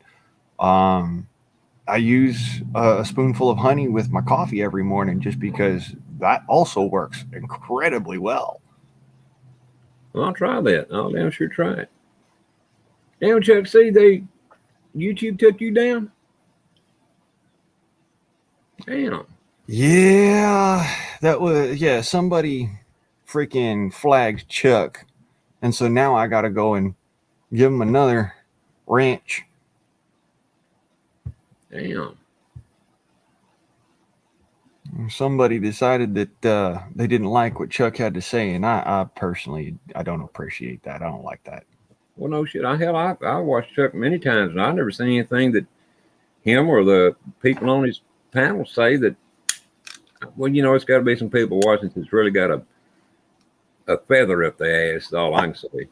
And need to flip the damn channel. I mean, my goodness. It's one of those things, you know, they're trying to break the whole echo chamber thing, and they don't realize that, you know, if you're going to break the echo chamber, then you need to actually sit there and dial it back a second and go, you know what? I may not agree with this person, but this is the view I went looking for. This is the outlook on life that I went trying to find. So I need to stop, take a step back and go, you know, just it's not important for me to go and try and regulate their speech. Well, no kidding. Well, take myself, for instance, if it were me and I happened to stop in on a liberal program, if I wanted to watch that damn thing, I would. But if I didn't like what they were saying, I would flip the channel, and I damn sure wouldn't report them for being assholes or idiots or whatever you want to put label you want to put on them, because they probably all of them. But there's, you know, they got a right to talk same as I do. Right. Got their opinions, which I don't agree with, you know, but I don't hate anybody individually. I don't hate anybody as a group. Rather, I hate what people stand for sometimes. But that being the case, I am a mature adult. I have the ability to say, you know what?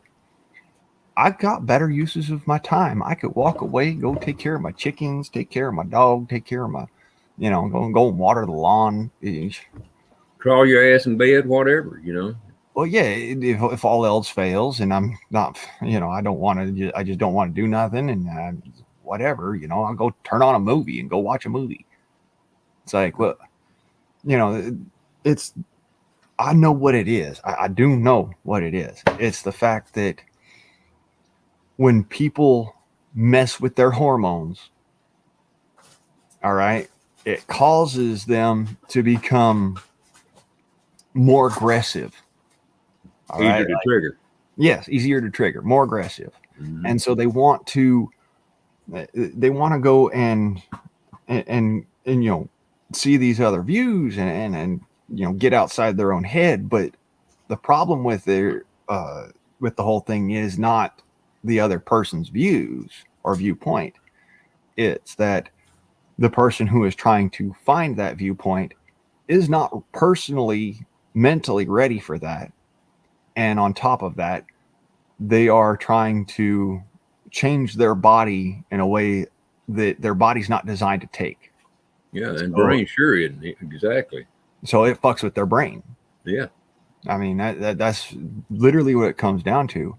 My mama used to take hormones because when she was a young girl, she had a serious problem with hormones. Like her body didn't make hormones like it should. Like the effect that you get when you get mononucleosis. Mm-hmm. Yeah, like it shuts down your testosterone or for women, your progesterone and estrogen levels. It kind of just shuts down the manufacture of it. So you end up getting facial hair as a woman, or as a man, your voice goes really, really, really high and gets really. I didn't know that. I thought you were going to talk about the lumps that come up in the neck, but There's that too, and that's actually part of it. You have a gland in your neck that makes hormones specifically for the way that your body's supposed to function. Um, thyroidine is what regulates your ability to digest food and how fast you digest that food, and that regulates how quickly your body creates testosterone, progesterone, or estrogen. So, Okay. yeah, that's actually how that works. That's why mononucleosis causes such problems, and how it can actually make it so that your body starts to go to a middle ground. If you're a man, then you become more feminine. If you're a woman, then you become more masculine. Yeah. Physically speaking. You may not mentally go there, but physically speaking, you do. Yeah, I got you. My older brother had that. He was in the army, and he only had a few months left. He was stationed at Fort Hood, Texas, here at the time, and he came home. His girlfriend lived here, so he came home one weekend to visit her, and he knew he was feeling bad when he came home, but he didn't realize what the hell he had, and he had to go back early, because he kept getting sicker and sicker. So when he got back, he called home and told mom and dad that that's what he had, and they put him in the hospital, and whatever the hell they done, which I have no idea, he got all right, pretty quick, and never had it since then. That's been 50 years ago at least. No, it's been long. So this is the treatment that they put my mom on, was steroids, corticosteroids, basically, and hormone therapy for, I think it was 8, maybe 9 years. And yeah, she got mono like right previously to becoming pregnant with me, actually. That's what's wrong with you. No, there ain't nothing wrong with me. I'm just kidding you, man. Gosh, man, there's all sorts of shit wrong with me. I'm one fucked up puppy. Yeah, big old long list. I am probably one of the skinniest men you'll ever meet. The funny thing is I worked out in some of the same places, and actually with some of the same equipment as national bodybuilders. I used to go down to the UFC gym in Torrance all the time. In fact, I still get newsletters from them all the time, and requests to come back and stuff like that.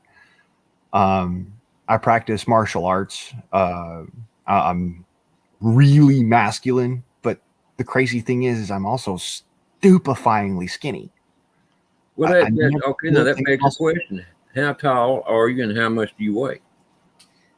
I am 6 foot tall, and I max out at 189 pounds. And that's after a good Thanksgiving meal and, a good rainstorm. Well, I'm 6'1". I weigh about 184, so we're pretty down close. Yeah. Well, but here's the thing, though. I can honestly bench about 450 bench Really? press. Yes. And I can squat lift about 375. But you couldn't tell it by looking at me. You'd think, oh man, how this guy's going to kill himself on this machine. Mhm. I'm I used to be really cut up. Like I looked like I was chiseled out of marble. But at Mhm. the same time, even though I was really muscular, I was like stringy muscular. Um, the largest that my arms ever got was when I was on nitrous oxide supplements, and they only I think I maxed out at like I think it was 11 inches. It was something stupid. I literally would walk into the gym in UFC Torrance and sit there, and I'd be doing my workout or whatever, and somebody'd be like, "Hey, you want to get in the octagon?" And I'm like, "Your funeral, man." And they're like, "Dude, you got a really deep voice for being so skinny. I thought you were some sort of soy boy." I'm like, "Nah, I don't touch soy. Yeah, no shit. I eat meat." Well, I used to be a pretty well built guy myself, back in my younger days, particularly when I was 14, up to, I don't know, 44, 45. And that's when I don't know if it's got anything to do with getting older or not. I'm not saying that. Whatever the reason was, my muscles started, kind of slowly going away, or not. I don't know what you call it, but they're not what they were when I was, 45 years old by no stretch of the imagination. I mean, I was a strong guy too. I know what you mean. When I went in the Army, I weighed about 125 pounds, and I was 6'1" then. A little, as a matter of fact, I was almost 6'2". But I mean, I was so skinny, man, I could turn sideways, you couldn't see me. And when I came out of basic training in my first AIT, I weighed over 150 pounds. I put on about 27 pounds while I was in basic and AIT because they work the holy hell out of you. And then if you're skinny, they pump food down you. I mean, and they didn't have no problem with me because I was always hungry as a bear. But the fat guys, they had to do the same work and everything, and they can't eat nothing. I mean, just very little, Yeah, no, they want the big guys to slim down. They want the little guys to bulk up. And funny as shit is I never actually got as far as you did. I got injured before I was able to actually get into the MEPS center, the processing center. So I didn't have the nicety of that, but I passed the APFT. I did my 40 push-ups in 2 minutes, and I did the 36 sit-ups in a minute and a half and stuff like that. I was able to pass all of that. That wasn't my issue. My issue is that right before I was going to go and do the ASVAB at MEPS, I was living at my brother's house at the time because they didn't have the facilities to have me at the MEPS facility, or they didn't have the whatever it was. They didn't put me up in a hotel or something. So I was living at my brother's house in Watts, California, and his cousin come over to the house and was in a drug fueled rage, and we got into a knockdown drag out fight, and I lost horribly. Is Put me into a coma. Huh? Is that the guy that stabbed you? Yeah.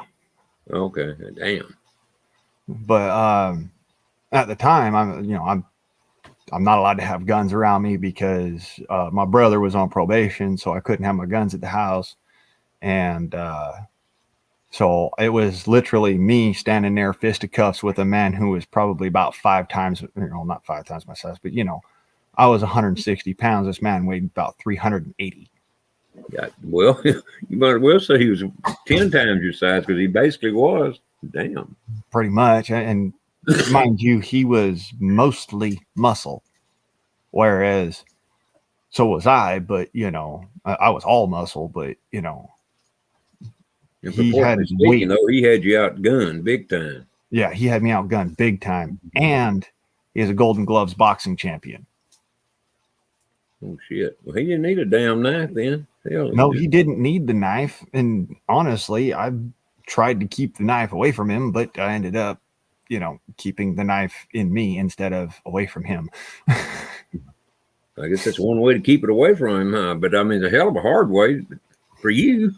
Oh no! See, I actually didn't keep it away from him. That was the problem. He got a hold of the knife, which I had in my back pocket. This is how I actually lost the case, mind you, when it come down to like trying to stop him from doing it to somebody else. I was the one who had the knife in my back pocket the whole fight, and he wouldn't have even known it was there had he not landed a good shot. He caught me in the jaw, broke my jaw, and threw me ass over tea kettle with it. And my knife come out my back pocket and launched across the room. He found it, opened it up, and then came at me with it. And that's how that happened. Well, to me, I mean, and this is in California, right? Yeah. I don't. To me, that's the difference between California and Texas, because I think if that same thing would have happened here in Texas, that his ass would be in prison right now. Oh, I guarantee it. It don't matter who has the damn knife, whoever used it on the other guy is right. The problem, not the knife or who had it. Right. No. The whole reason why it devolved the way it did was because the knife was mine. I bought it. I had it in my back pocket. I carried it as a utilitarian knife, just specifically, for like cutting open my letters and, carving my steak and whatnot. It wasn't nothing more than just like a glorified freaking nail file. But, it was a knife. It was a Smith & Wesson HRT model. Well, that's what got you, Smith & Wesson. I mean, no, what got me was the fact that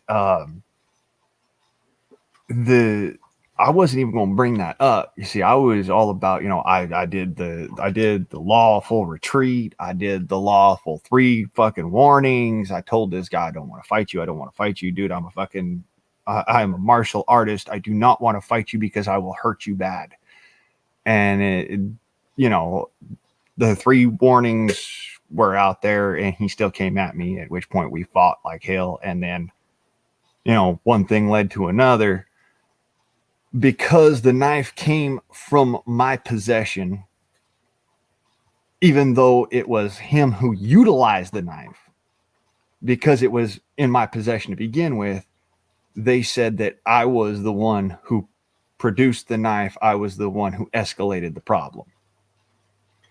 Well, that's what I'm saying, though. We don't make a damn who produced the knife. That don't mean that just because you produced it, don't mean the guy has to stab you with the damn thing.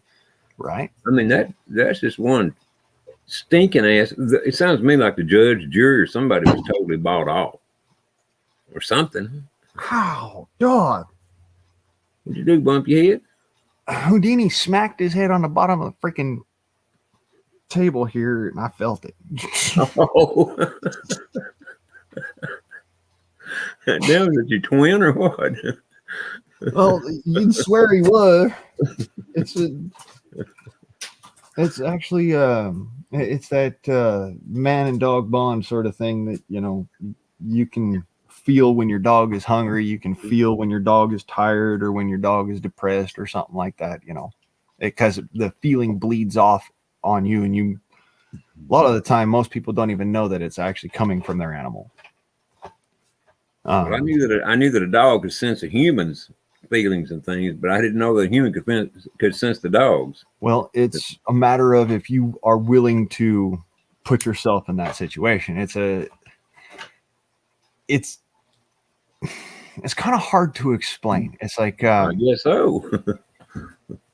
most people don't get this kind of a connection with their dog on the level that I do, because it's like they go and they rescue their dog from like the pound or something. They don't raise them or something like that, or they don't have to train them, or I don't know. Maybe it's like a connection that is literally built through their ability to be telepathic and your ability to be empathic.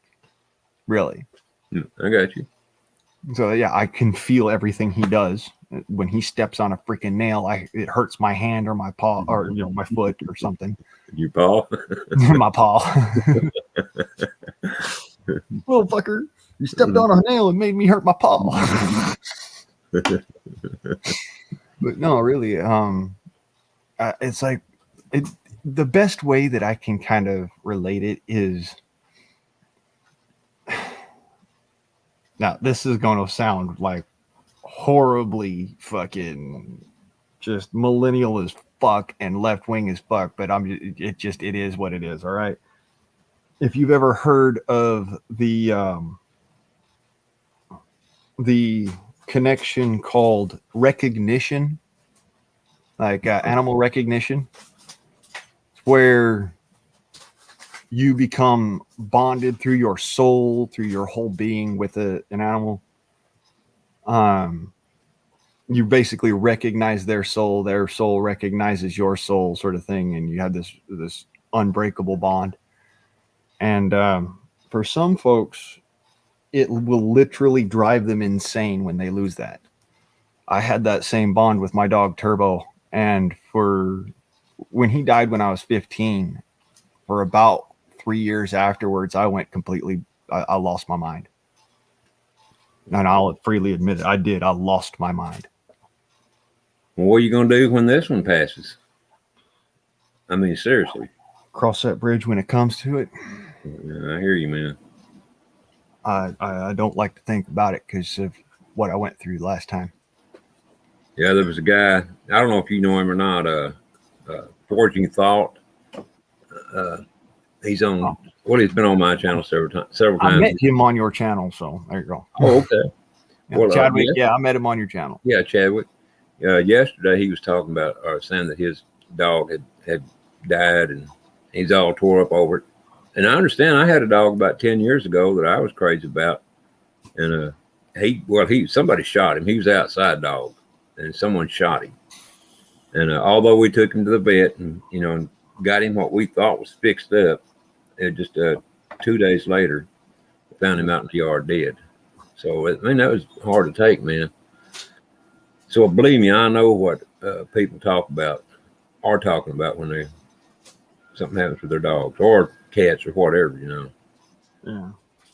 Well, for me, it's a little bit different from that. Like my dog Turbo, he got cancer. He died from mast 3 cell cancer, and that's where the cancer cells themselves metastasize in such an aggressive form that I think like the equivalent for a human being would be like stage 4, stage 5 lymphoma would be about like the equivalent of it.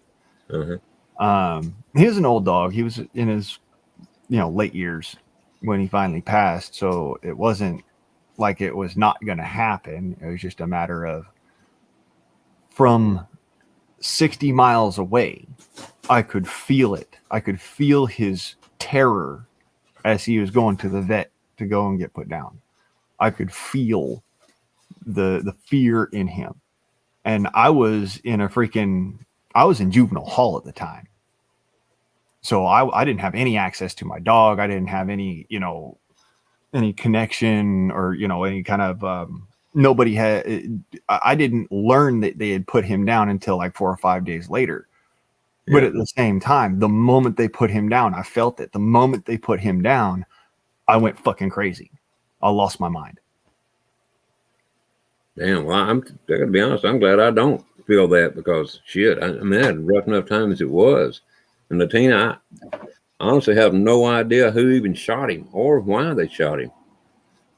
But someone did shoot him, and we took him to the vet and got all the work done on him. They put a one drainer thing in there where they shot him at, and he wore out about 12 of my t-shirts in that 2-day period of time because we had to keep a t-shirt on him to try to keep the dirt out of the tube. Mm-hmm. And man, you know, dogs love laying in dirt. Yeah, that's reality. Yeah, I already had to clean up a couple of wounds on this one down here, down on my feet. He's already had a couple of injuries where I had to clean it out and had to go back every single day. Like, what more crap do I have to scoop out of that today? You know what got me about my dog being shot was everybody in our neighborhood, you know, loved our dog. They knew him. You know, they knew he was a very gentle dog, and that he even if he would have been, you know, snooping around one of them's yard or whatever, they knew whose dog he was. They knew his name. They knew everything. So I don't believe it was any of the neighbors anywhere up and down the road that I lived on at the time. And this was out in the country, you know, where people don't mind using their guns. I mean, I just put it like that. Well, right. You know, I live in the fucking general, you know, basically the city. Basically, you know, it's the suburbs, but what, you know. Anyways, I'm not just gonna go around shooting somebody's dogs, cats, whatever. Well, hell no. If it's a threat to my animals at that moment, you know, which one is more important? Yeah. You know? But I'm not going to go out and look for that. I'm not going to go out there and try to do that. That's not something I look to. I think that's fucking wrong. It is. And, you know, that's the thing. There were no animals on our road that he could have, even if we had a fenced in, you know, yard we kept him in. And as far as I know, he didn't get out of that yard. But I mean, I guess he could have got out and come back in. Most dogs that get out, they ain't going back in on their own, you know. And I don't. No, it actually takes you sitting there having to almost knock them senseless and drag them in. Exactly. Including this one. He does not like to go back in the yard when I tell him to. I don't think any of them do. That's for damn sure. But and I don't think he understands I'm trying to protect him. You're right, Latina. They are certainly that. Wolves in sheep's clothing, no doubt about it. They probably done it because you know, someone, I don't know, maybe they knew me and didn't like me. I don't know, but whatever. That's what happened. Yeah, no, I'm of the mindset where, you know, it would have probably been less painful for both of us if I'd have been able to put my dog down when he got cancer. You know, like the old. How was he put down without your being there? Did you know he was going to be put down, or? Nope. Lethal injection. Well, but what was he doing there to begin with? I mean, did you take him there? No, I didn't. My mom did. Oh, okay. She didn't even tell me for like 5-6 days. When she came to the juvie to come and tell me, I was in a padded cell. Damn. Yeah, I literally lost my mind, dude. I was trying to bite people. I was trying to fucking attack people and shit like that. And I don't even really remember any of that. This is shit people told me. Like, dude, you were an animal. People were trying to run from you. You were scary. And I'm like, what?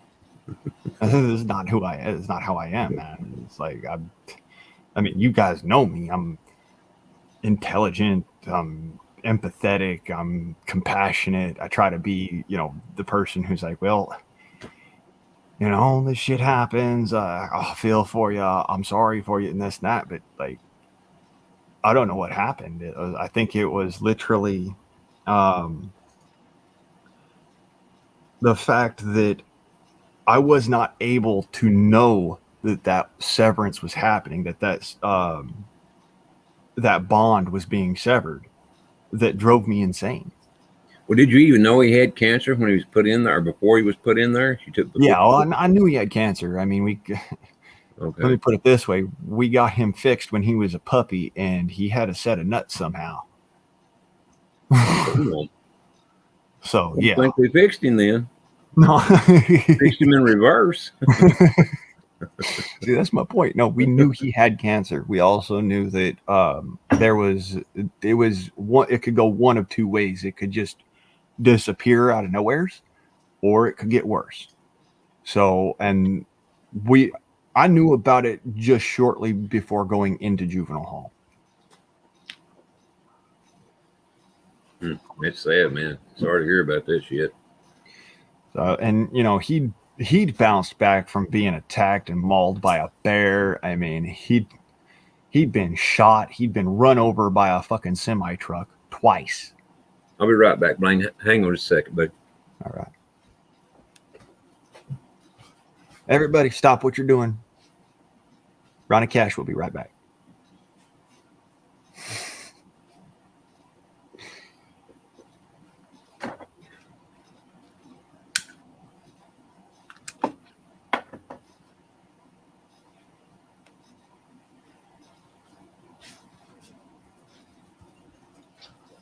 All right, the emergency's over.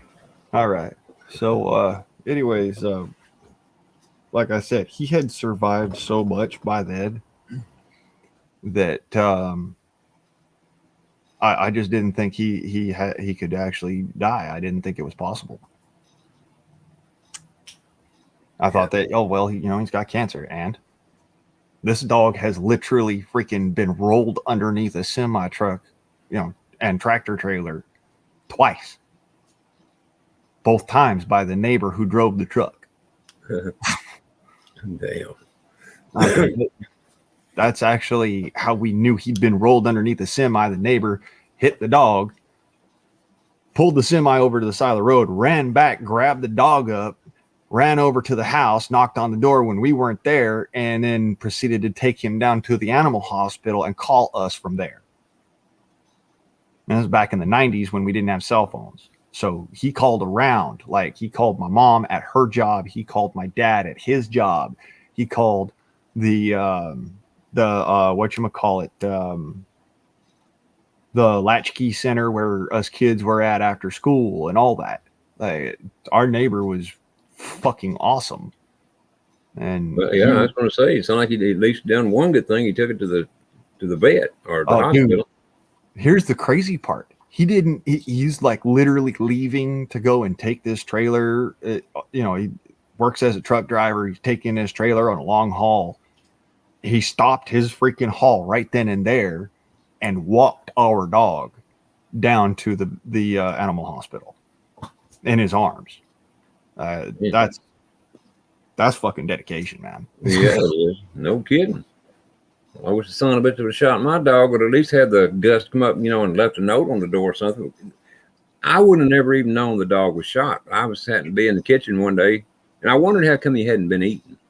Because we put food up for him, and he wasn't eating. I thought, well, what the hell's wrong with him?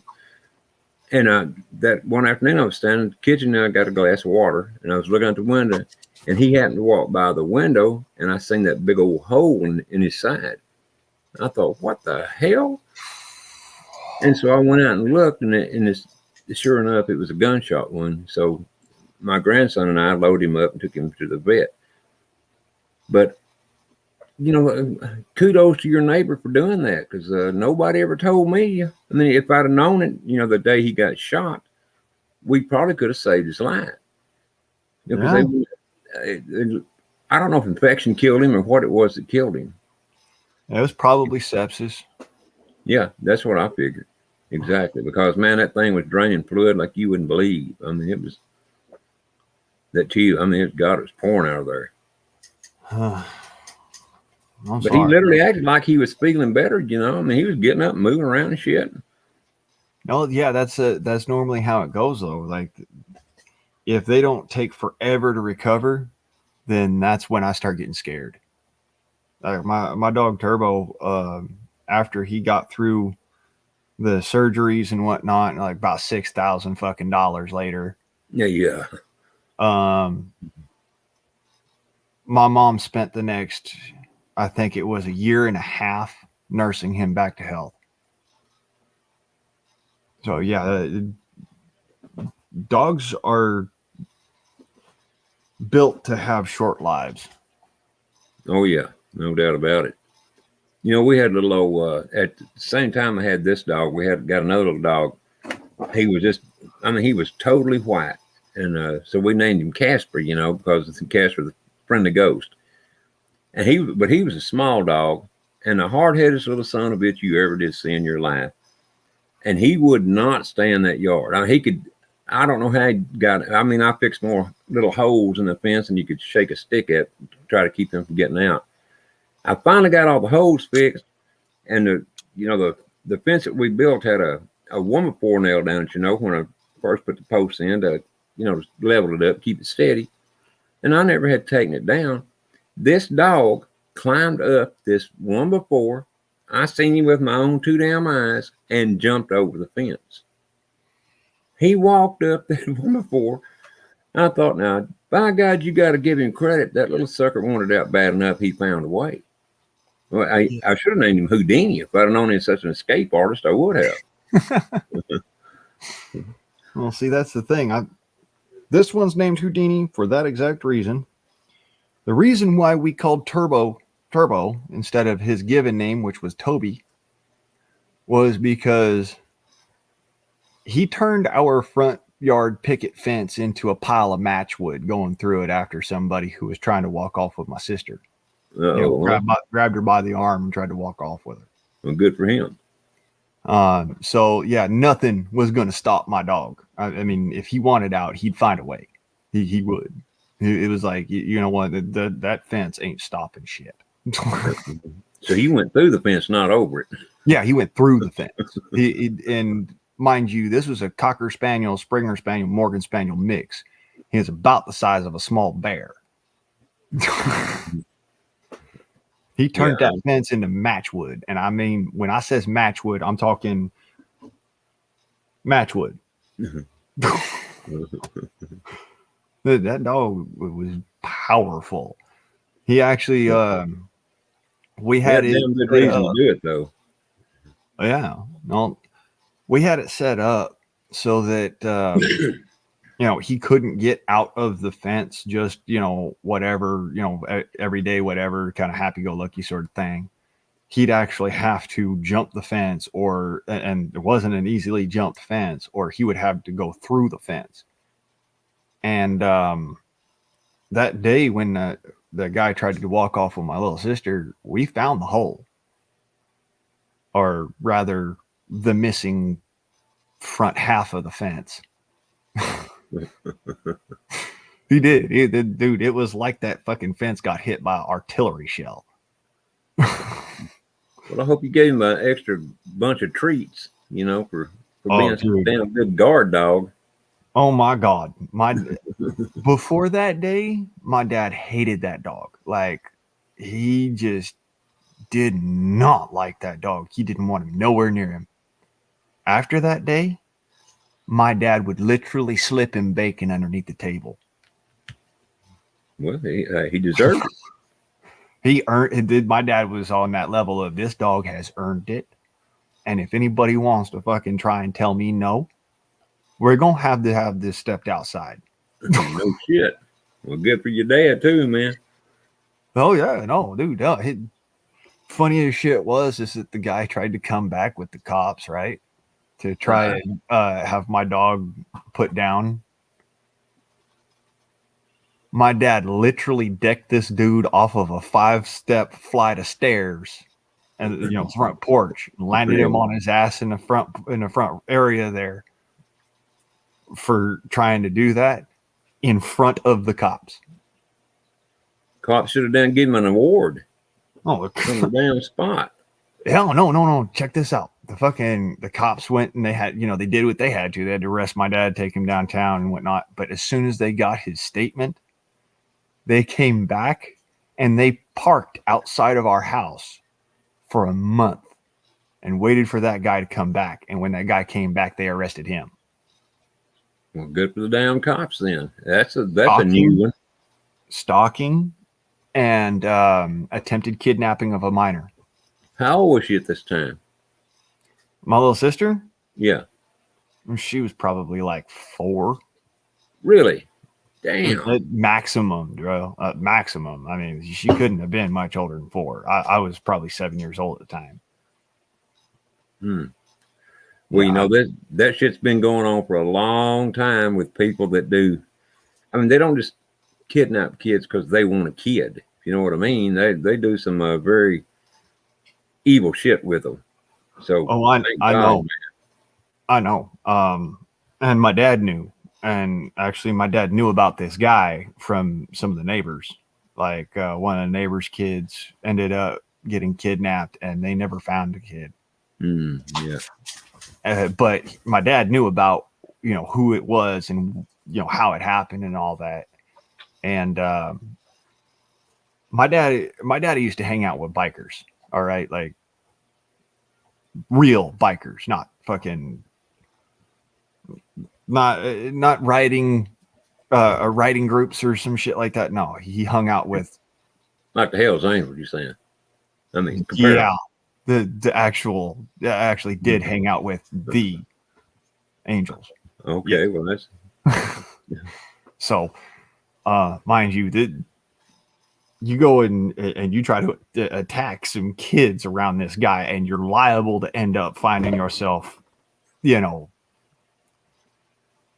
6 feet under in a ditch somewhere. Well, it seems like that's what the bastard deserved to me. Honestly, I wouldn't have been surprised if that's where he finally ended up. The guy actually he did press charges against my dad and all that fun shit. My dad beat the charges, and then I think like it was maybe a month and a half after that, you know, after the police had arrested him and whatnot, he got out of jail and some shit on like a technicality or something. And we saw him around the neighborhood like once or twice after that, and then he just disappeared. Like, well, literally maybe the Hell's Angels got him. I mean, who knows? I would not be surprised. I really would not be surprised because, you know, my little sister is very much so loved by biker clubs around the country. Okay. She actually does take part in the Bikers for Christ ride-alongs and stuff like that nowadays. Oh, really? Yeah, good for her. Bikers for Christ came out the woodwork one time when she was out there riding her bike, got into a bad accident, and ever since then she has been a big supporter of them, and so is my mom. Well, great. I'll tell you what, this kidnapping stuff, you know, taking kids is one of the, oh Lord, it's one of the biggest evils that's ever hit this earth. It's probably the biggest evil. You know, even when you include all the shit that's been done to grown-ups, you know, all that stuff combined don't add up to what has happened with the kids.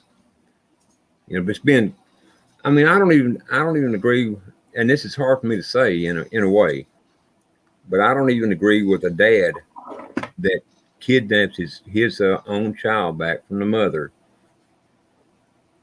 And, you know, unless she has taken the kid unlawfully and went overseas or something like that, you know, then I could see it.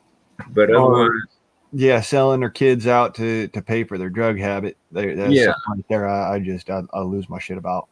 Oh yeah, some shit like, I mean, you know, something that they're doing evil, then that's a whole different story, you know. But just to go kidnap your kid from your wife because you think you love your kid more than your wife or whatever, or ex-wife. I don't see it. I don't agree with that. I'm on that level with you. I don't agree with going and doing that. Like, dude, there are other recourses.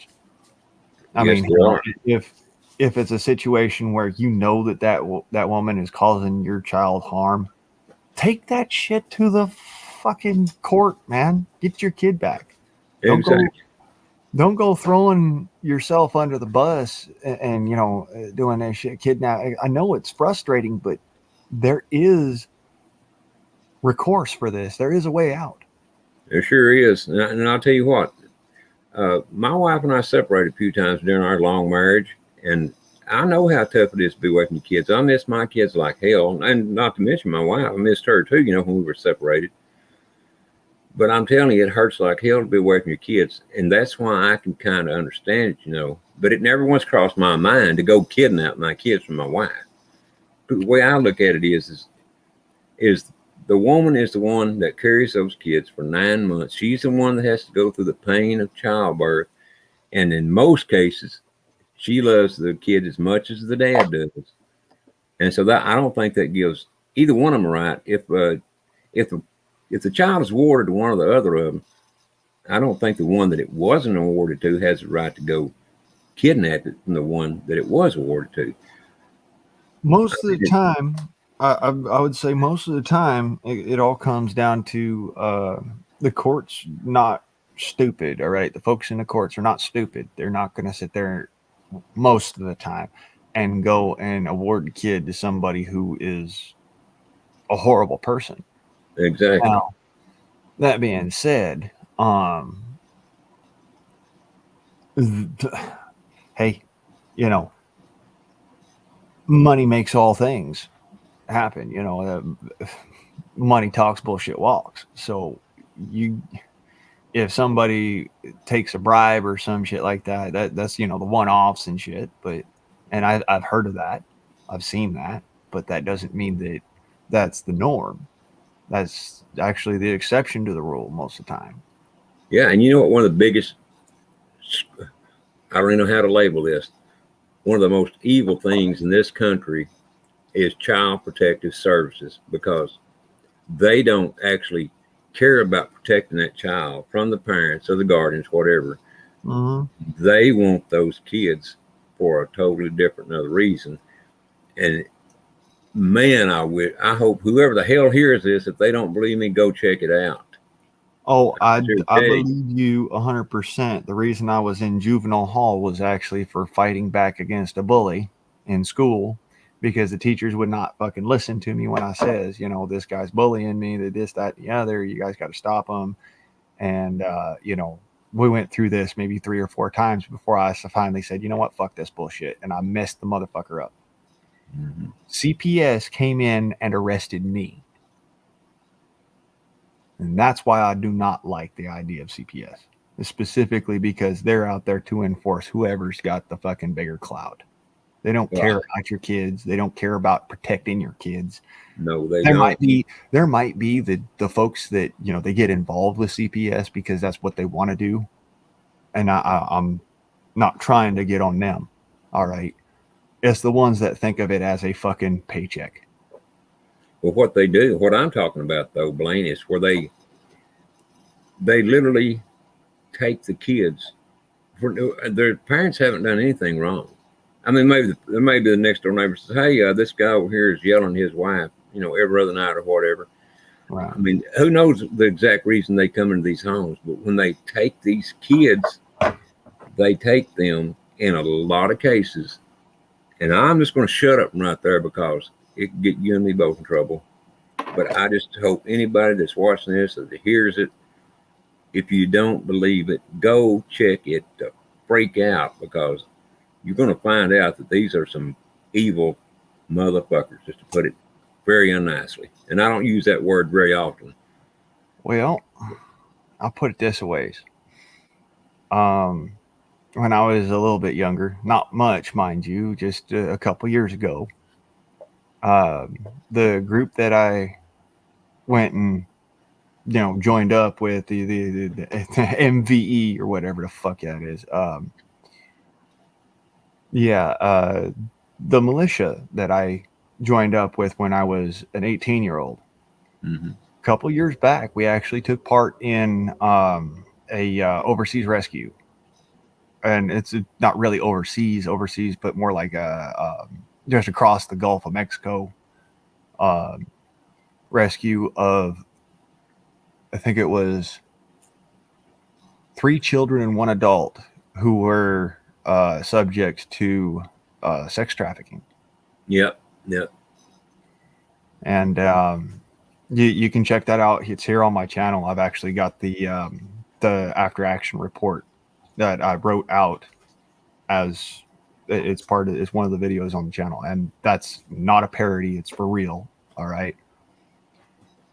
Is where I'm sitting there. I'm extolling the young man who was the ground leader on the team, and he went and did some harrowing shit to get those guys back. Kudos every one of y'all for that shit. I mean, really.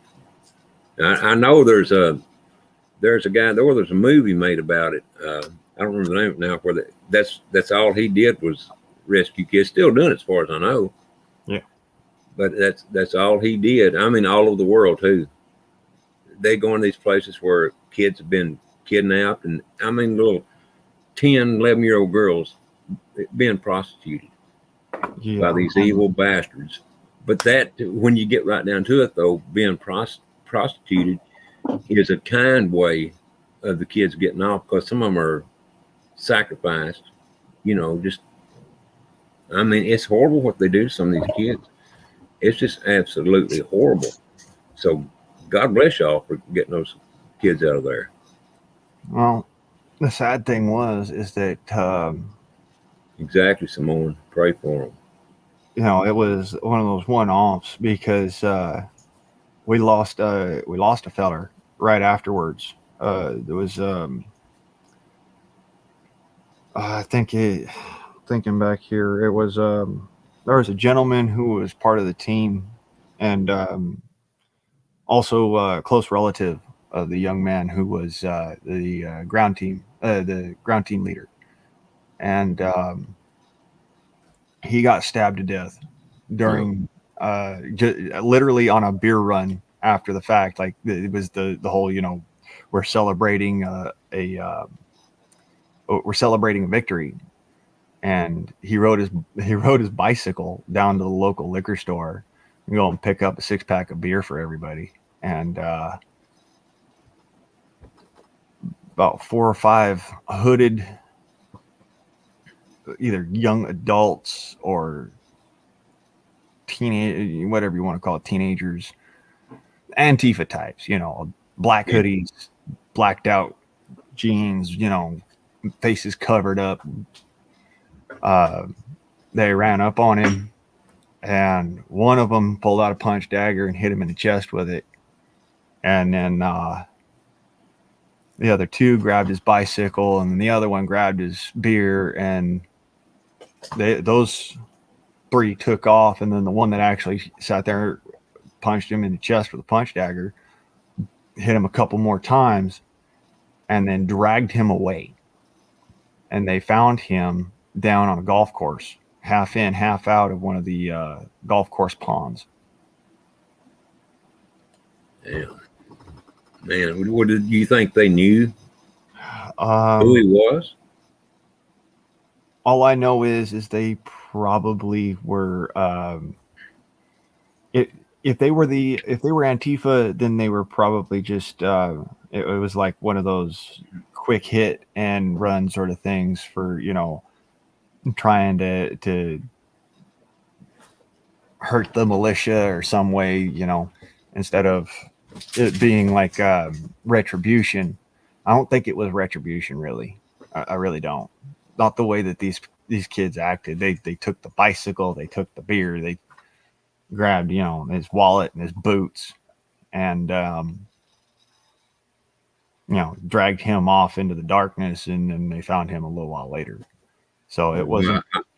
If it'd been me, if I'd have been him, I think I would have rather died for the other reason than for a damn pair of boots, a wallet, beer, and a bicycle. Right. But it's a pathetic shame either way. Damn. He's a good man, really. And it sounds like it. He had actually turned his life around. He was a former drug addict, and also a a former gang member, and he had turned his life around to help the militia to do things like that, and was trying to get his life back on track and do the right thing and this, that, and the other, and just some crazy fucking shit, man. Like out of the blue. Yeah. Just right outside of a liquor store. Got ambushed. Yeah, and that same shit happens to innocent people every day. You know, what the fuck can you do until you know, we'll get some decent law enforcement in this country? Then the shit's going to keep happening. I mean, and people have been able to defend them damn selves. You know. Don't even get me started on the law enforcement part of it. Oh, I hear you, brother. Oh, I hear you. oh. That investigation was so goddamn botched that I found the fucking the CCTV camera recording of it. I was able to access that stuff, but they didn't have it. The police didn't try to take it or get it? Right. I fucking got the access to it across the country. The other side of the fucking country where I'm sitting there running the damn operations from. And I can actually get access to the CCTV camera footage of what happened. But the local police department couldn't even tell who, how, why, what happened, any of it. They said they just found somebody in a freaking pond. Huh. And that sounds about right, though, when you think about it. And they don't give a shit. And in most cases, unless you got money or something, they just absolutely don't care. Damn sure don't care. I already know that they didn't pay attention to it just simply because the gentleman in question was formerly a criminal. Was a felon, and he'd gotten his life turned around 100%. He'd actually started working with a couple of different churches doing outreach, trying to help folks out, just trying to be a good person. Yeah, and that's just it. You know, it shouldn't matter if you're a ex-felon or what. If you're murdered, if somebody takes your damn stuff, whatever, it ought to be investigated and found, because these guys that did that, I don't care how much a felony was, they were some like even worse felons than him by far. Oh, I guarantee it. And I also guarantee you this: there was not a single one of them that was over the age of 18. So they're young in their criminal life. Mm-hmm. Yeah, man. Every single one of them was under the age of 18. In fact, one of them was a woman or teenage girl that perpetrated this. Well, it's a freaking shame. I'm here to tell you. Damn, especially after, rescuing those kids and everything. If he would have still been just a regular criminal out on the street, you know what? I mean, I ain't even saying that's right, but at least you could have understood it a little bit better, you know? Right. Not somebody who's sitting there trying to turn their life around. Yeah, and already done what, rescuing the kids. Yeah, to literally put his life on the line in another fucking country. All right, this happened in Cuba. They were down in Cuba. Mm-hmm.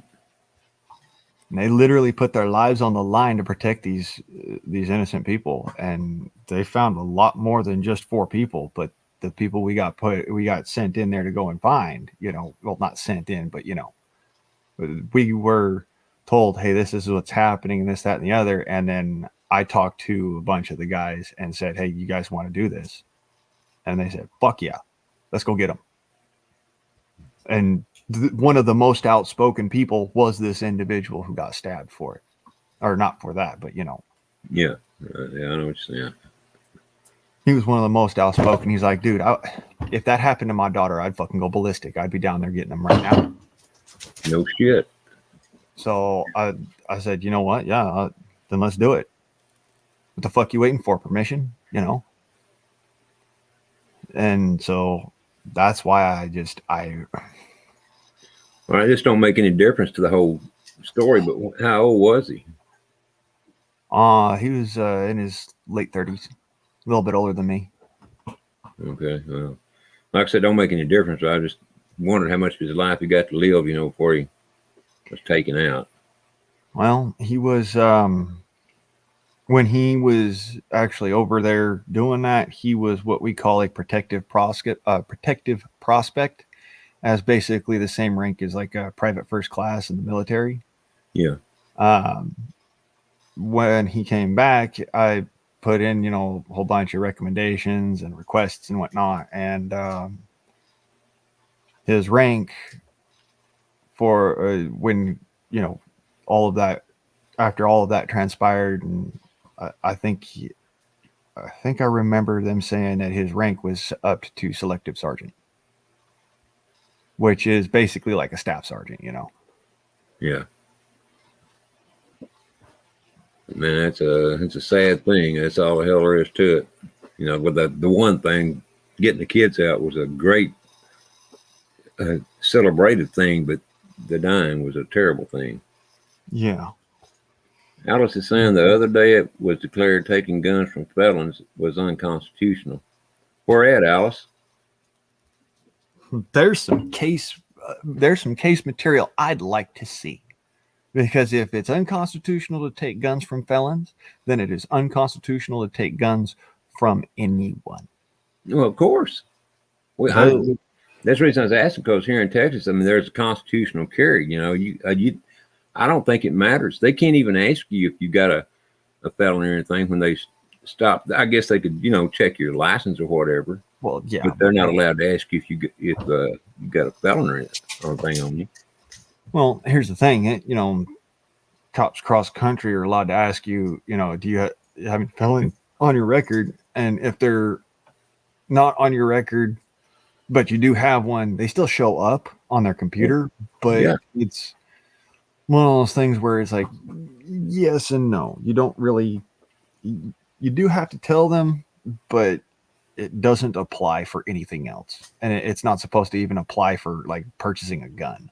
It's not supposed to apply for getting on a plane. It's that's one of the reasons I was asking, and because, like she said, there's 24 states now have constitutional carry, and that's why I was asking where it was at, because, you know, if it's in one of the other states that don't have it, like New York or something like that, or California, I could see that. But if it's one of these states, I mean, if it was the reverse, I could understand it. But as far as I know, here in Texas, anybody can carry a damn gun, felon or not. I haven't checked the law out in particular to that. Yeah. Actually, my brother moved down to Texas a couple years back, and I was asking him about the gun laws down there. And he said, yeah, he was allowed to legally have a pistol inside of his house, but he couldn't take it anywhere. He could have a pistol, he could have a shotgun, he could have a rifle, whatever he wanted, but he had to keep it in his house. And that may be absolutely correct. I don't doubt it at all. Like I said, I haven't checked into that part. He wasn't legally allowed to carry it anywhere, just because of his previous felonies. But he could still have one. Now, real criminals don't care about gun laws, and that's the difference between my brother and a real criminal. That man does care about gun laws. Believe it or don't. He really does. He's like, dude, I don't want to break any laws. I'm not trying to break the law. It's like I got thrown the shit end of the stick. I mean, it's like, you know.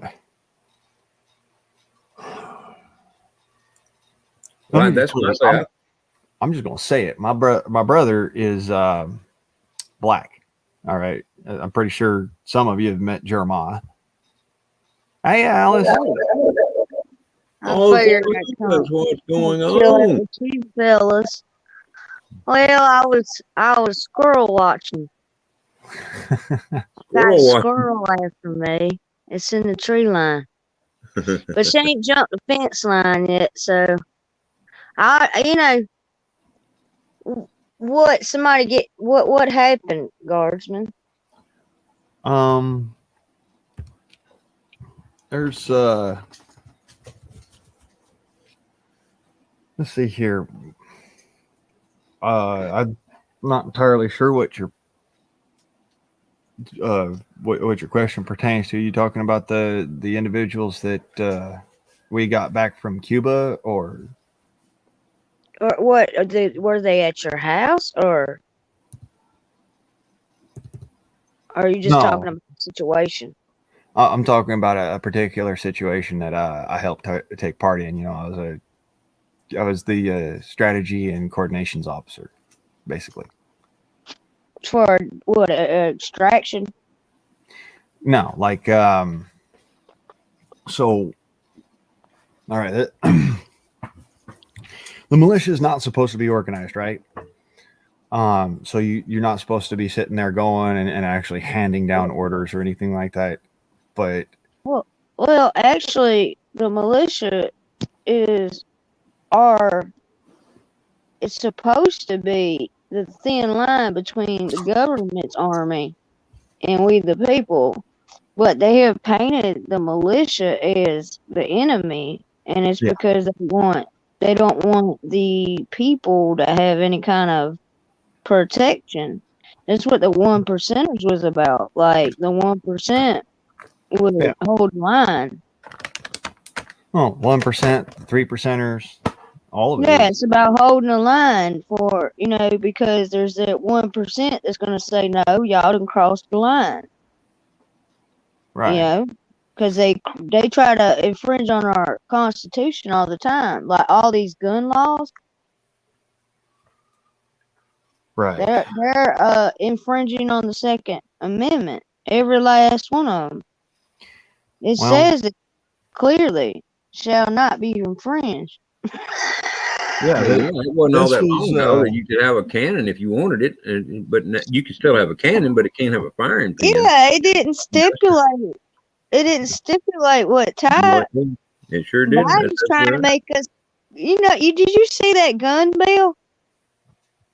See the what? The gun bill? The gun bill.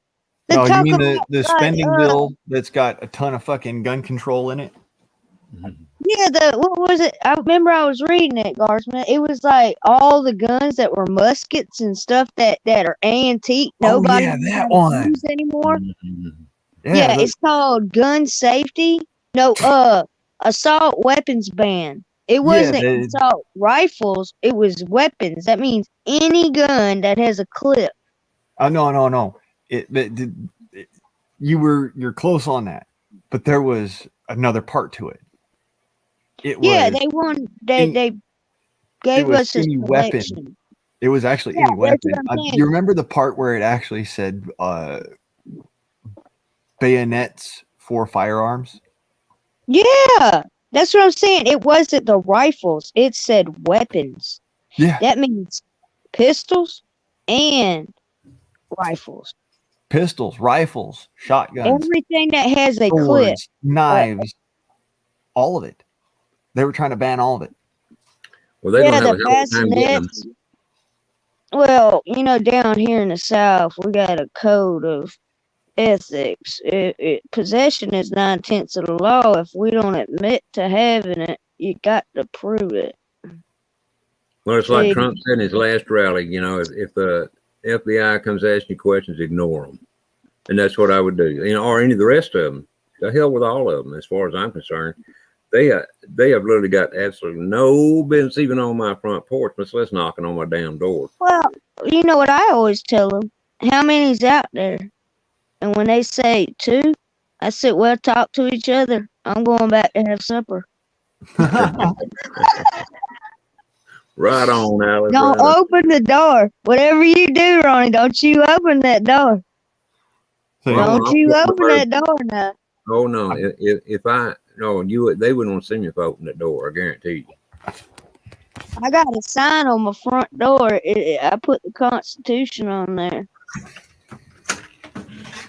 But you know what? If they come after my guns, what I would give them first. Best down. You know what I would give them, Alice, if they come after my guns first? I would give them the bullets first. They got to make it through the traps in my yard first. See, my son is like, you ever seen Home Alone? Oh, yeah. I got a blonde-haired, blue-eyed guy, and he thinks that he is the trapster. Okay, he has dug holes, caught grandma. He wrapped the whole yard with dental floss, caught my brother. He's caught grandpa. He dug a hole for the cop. and grandma fell in it. I said, what are you doing? I said, son, we do not need to go to prison, okay? You cannot entrap the police, like literally. But mama, they ain't got no reason to be here. They need to go back home. Well, Alice, I don't know if it's I supposed to said, be funny no or not, more but it digging is. holes, boy. No more Alex digging over there holes. raising a little Kevin McAllister. I'm telling you, I feel sorry for who comes. The commies ain't ready, I'm telling you. Well, if I ever come to your house, Alice, I'm going to be sure and give you plenty of advance notice and have you to walk me in. Yeah, because, like, let me tell you something. My friends are like, is your son outside? I'm like, yeah. Oh, I ain't coming by. You come to the house. I said, he's bad already. Y'all just don't know, man. Like, he's got all kind of traps.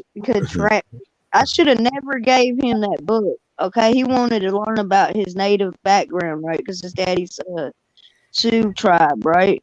So I got him some native books. Well, when I looked in there, there was all kind of things to build stuff, traps for animals and stuff.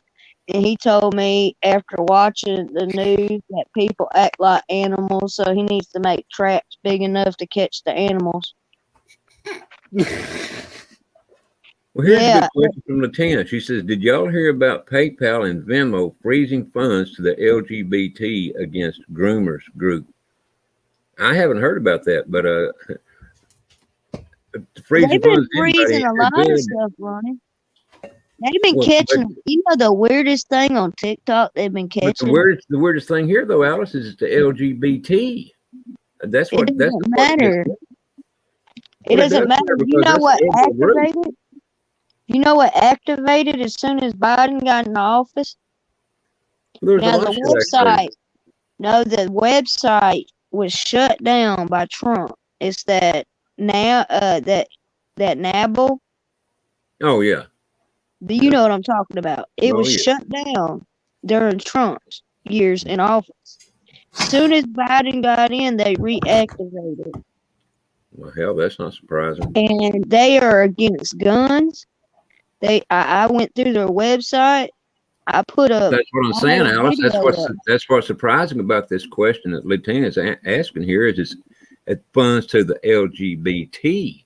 That's a very liberal group, and it just amazes me that they would shut down funds for them or any other liberal group as far as that goes. The reason they did that is because Biden is funded by them people. Them people are trying to make it where pedophilia is legal. Well, I You know understand that. how they're putting all that stuff in the schools and everything? It ain't making sense yet. You know Yes, the but you're parents. missing what I'm saying. You're not getting what I'm saying. They shut down funds from Venmo and PayPal to LGBT. That's a very liberal group. It's LGBT not. is. It's not that part. It's the part that said groomers. That's why they shut them down, because there is some LGBTQ people that are rising up because it took them a long time for people not to think they were groomers, okay? So the ones that just want to live and be who they are or whatever, they started noticing like the groomers, okay? So what they shut the thing down for is not because they're LGBTQ. It's because they're speaking against the grooming. That's why it got shut down. Because that's been triggering the algorithm. They've been shutting down TikToks talking about it and everything. Like, I had a few people that I was following. They deleted their account once they started speaking against it. And they are a part of that community. Okay, So well, what that makes a it little bit more is, sense because I don't keep up with the LGBT and none of that bullshit. Believe me, if I see well, I anything, don't I keep go up right with it. by. But that's why they did it. It wasn't because they are LGBT. It's because of what their GoFundMe is, because they're trying their damnedest to legalize this, because they're saying they are oppressed and they need to drop the age, because they already did it in California. Like, you could be a certain age, like if you're 10 years apart. I Oh think it's yeah, 10. Mm-hmm. or something like that, that means that a 14-year-old could mess with a 4-year-old. Yeah, I don't think they were past that, but I know they were trying to They get it. did pass it. And They they did did pass it. in Yeah. California. Oh man, I knew they were trying to, but I haven't heard anything about that. He Since passed it I can during the actually comment pandemic. on this about California. They did not pass that law. Actually, what happened was they passed a different law. And Yeah, that but law it's is still what's called the sweetheart law. It's if you are if you were in a relationship with somebody who is, say, like 3 to 5 years younger than you, you can continue to date them after you've gone past the age of 18, which I think is wrong. But just, you know, no. I mean, did you check the one that what's his name, Newsom? I think that's his name. Did you see where he changed like where the people don't have to register and everything? That's the one I'm talking about. oh, that one. It was snuck in when they were talking about, because when you go into the bill, like I've been telling people, you got to look at the fine print. Don't look at the name. Go through the whole bill, and then you find these subsections, and those subsections have attachments to them, and each attachment means another policy. Okay, that's people haven't been breaking the bills down. That's why, like Biden and them have been pushing these big bills, inviting names, and then when you go through it, it's got all what of them call it? It's got all the pork in it. I think it was one of the one that looks like a turtle. What's his name? oh, That you're talking Republican. about the guy from Kentucky. No, Damn. that the one that's the speaker. He was the speaker. What's his name? He looks like he's from the Turtle Club. Yeah, I know. I can't think of his damn name. He's a senator from Kentucky. I know you're talking about. Yeah, him. He was like, "There's too much pork in it," right? Okay. When they're talking about that, they've been passing bills that have 600-700 pages in them. Okay, that American Rescue Plan, only 10% went to the American people. The rest went to pay off their special interest groups. Well, that figures. That's what they always do, and that's what Ukraine is all about. A big part of it, That's what anyway. Ukraine's all about. It's about resources, man. Mm-hmm. Oh, and their way of laundering money and making their particular pharmaceutical, all that Yeah, kind of stuff. and see, Not to the even mention the thing kids. is, yeah, the kids too, because like I have videos, but I can't put them on YouTube because like a lot of stuff that I do find is from the Patriot side, and they can expose it on TikTok, right? They'll go through 5, 6 accounts, but they've been exposing, like, we're behind enemy lines when we're on TikTok, okay? Because it's a commie app. So you're on there, you'll see Patriots. They'll have my account number 4, 5, 6, 7. Some of them have 10 accounts where they've been exposing the agenda on the actual app. Like they came after my video talking about communism and socialism. Then they said it was what they got me for. They said it was an endangerment to children. I said, I have never endangered a child. What the hell is this? Mhm. Then I said, there's only 2 genders, right? I said, censorship is abuse. There's only 2 genders. And you know what they did? What? They banned me for 2 weeks for stating. And then I said, see, I done told y'all. See, they'll cut my live, right? But then I can still post videos. So I said, I told y'all censorship's abuse. See, they abused me for talking about abuse. Well, see, the beautiful thing is, though, Alice, I don't think we're going to have to worry about communist China or any other communist very much Already longer here. because what, you didn't hear about what happened in Beijing yesterday in China, What? where the army, I mean, God only knows how many troops and tanks and everything came into Beijing. the original story was that President, however you say his name, China President Z or whatever his name is. Xi Jinping. Yeah, there you go. Well, the original story was that he was arrested, and that I really got to looking when it's night before last, as a matter of fact, when this story first came out. So I got to looking. It turns out that what is really happening is that the president is having the CCP arrested, and that's what all the troops are doing there. And they've got Xi Jinping, and he's wherever he's at, they're guarding him, so he can't be killed. That's what's going on with him. But as I said, the CCP is the ones being arrested. And I'll tell you another little story about this while I'm on this subject, is that Taiwan, although they're making it look like a big deal, Taiwan has been done for a while. It's over and done with.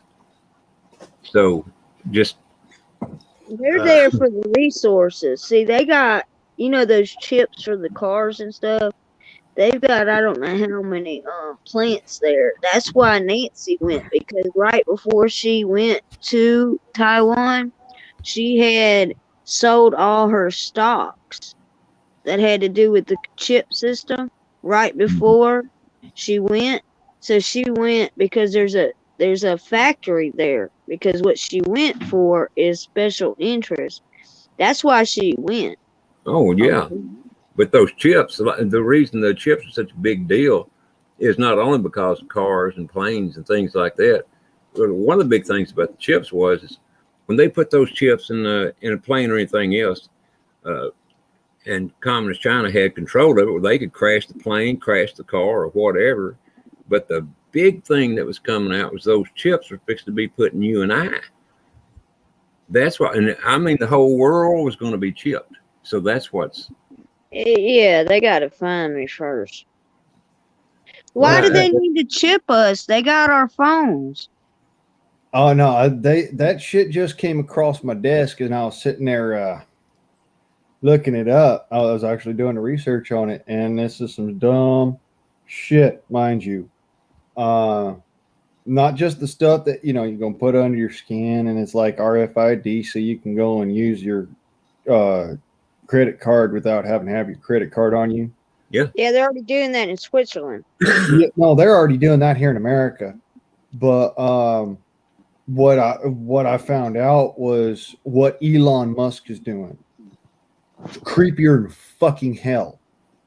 Because if you know as much as I do about cyber telekinetics. Yeah. That's where you have this chip. It's implanted in your brain right about here, underneath your jawbone, or right on the vagus nerve, and it connects to the thought center in your brain, and you can control, supposedly, computers with your brain. You can control. You can actually use your brain, just your thoughts, to type. You can use your thoughts. That's what that is. Yeah. Literally just your thoughts to hack into other computers. Like it literally. Yeah, they want to make us connected to the computers, like where we can just think things and the computer does it. Like I've thought about like dating is gonna probably be like, you ever seen Judge Dredd, where you got the three shells? Oh, you mean in Demolition the VR? Man. Yeah. They already have in the VR basically hookup now. Like if you look at that metaverse, there was a guy, I got a video of it, where the guy videotaped his roommate, and his roommate was making out with air. He was in the actual metaverse dating, and they can like pretend to kiss and everything else. He even had a break up with the woman in the metaverse. because he was at the club in the metaverse. So And she stupid. was like, I don't love you no more. And you could see him, like his roommate was recording him. He was like, man, why don't you just go get a real woman? No shit, that's so dumb. But But that's they're essentially already doing that. what that Like, is. that's Oh, I know. crazy, I know. ain't it? Well, what they're trying to do is they're trying to drive people away from people, men away from women, and women away from men, and drive the younger people into those kind of places. And that way, you don't have kids anymore, and they can control who does. Oh, you want to know what's real scary about all this? It's not just that you can control the chip in your brain, but this chip that they could put in your brain, the military's already got this tech. All right, I'm just gonna put that out there. They've had it for years. Oh yeah, they've had it for years. But the public is behind what, like 50 years behind the military. The military already had the internet too. Well, yeah, I've actually one of the. I toot my horn on this one all the time. I'm one of the DARPA 13. I literally hacked in just to fucking get, just because I wanted to see what the fuck it was all about. I didn't even really care. I was just looking at it. But the fucked up part of it is that there's certain things that they can do to where you don't even know that you have it. These computer chips, they can make it so that this was called a biochip. All right. And it's basically computer circuitry that is grown into a nerve in your body. And you don't know you have it in you. They know everything you are thinking. That is crazy, man. They need to stop trying to play God. Oh, it gets worse. It gets way fucking worse. Now I see why a lot of the military guys are like, like doing the volunteer work with some of the veterans. They stay homeless, some of them on purpose. And I asked one of them, I said, why? He said, because if you knew what I knew, you would just disappear. Yeah. Well, let me tell you something. They've already got technology now. You don't need a chip. They can change the waves from the internet and everything. They can change that to control your actions. At least they could. I think it's been done away with. With radio waves. With Yes. radio waves, actually. Yeah, well, that's why they've been trying to mess with the phone. There's a thing on this. What's his name? So Mark Dice. He actually had this up, and I went and I looked through it. Not just his video and all that, but I was doing a kind of a special here on the YouTubes about it. There's something called the Havana syndrome, and supposedly that is due to certain, sound waves, certain, radio wavelengths that can manipulate your inner ear to where you get every now and then you'll get this just out of nowhere, like somebody just decked you in the jaw, just. Yeah, that first happened in Cuba, in Havana, Cuba, here back in the early 90s. Right. That's where it's got its name at to begin with. That's right. And so there's these an AI agent on YouTube that explains all the different ways that they can put off with these cell towers and everything that literally can make you start hearing voices. You think you're hearing voices from God or whatever. It's not actually the cell towers, mind you. They've got video of it being done in downtown Los Angeles, and it's coming from the top of a building which is directly tied to the CIA. There are that I don't doubt. Yeah, there are that's probably why the crime speakers. Okay, and literally what this directional speaker does is it takes a sound wave and it focuses it kind of like a magnifying glass focuses the sun's light right down to an absolute pinpoint so that they can literally make that sound this big. So you hear it, but nobody with even standing next to you can hear it. That's exactly right. Exactly. You want to It talk about something that affects. creep me It the affects. fuck out. Well, so it's like they can take it and pinpoint at a person and drive them crazy. Oh, no. They make them think that they're crazy. They make people around With them think sound. that that individual is crazy because they're hearing shit that they can't hear. But the Oh wow! reality So is, that's crazy, man. yeah, the reality is that it's literally a speaker on top of a building almost, 3-4 miles the fuck away. And because of where the speaker is pointed and because of the shape of the speaker dish behind it, the like you see in a subwoofer, Yeah. basically the same shape of a speaker, the way that the vibrations from that speaker are, it will, like, for a short distance you can hear it just fine as if you're standing next to the speakers at an auditorium in a concert or something. But beyond a certain distance, you can't hear those speakers unless that speaker is actually pointed directly at your ear. And so it sounds like the noise is actually coming from inside your head. One of the trippiest fucking things I ever found out. I went and I really looked into it, like in a way that could have gotten me thrown in jail. Looked into it, and yeah, it's real. What's more scary than that is that a lot of the people that I have met that were, they thought that they were mentally crazy or some shit, or like, God talks to them, or, they've got demons or some shit.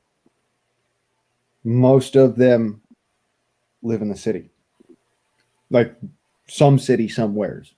In fact, Yeah, I've noticed like a uptick of mental illness in the cities more than in the rural areas.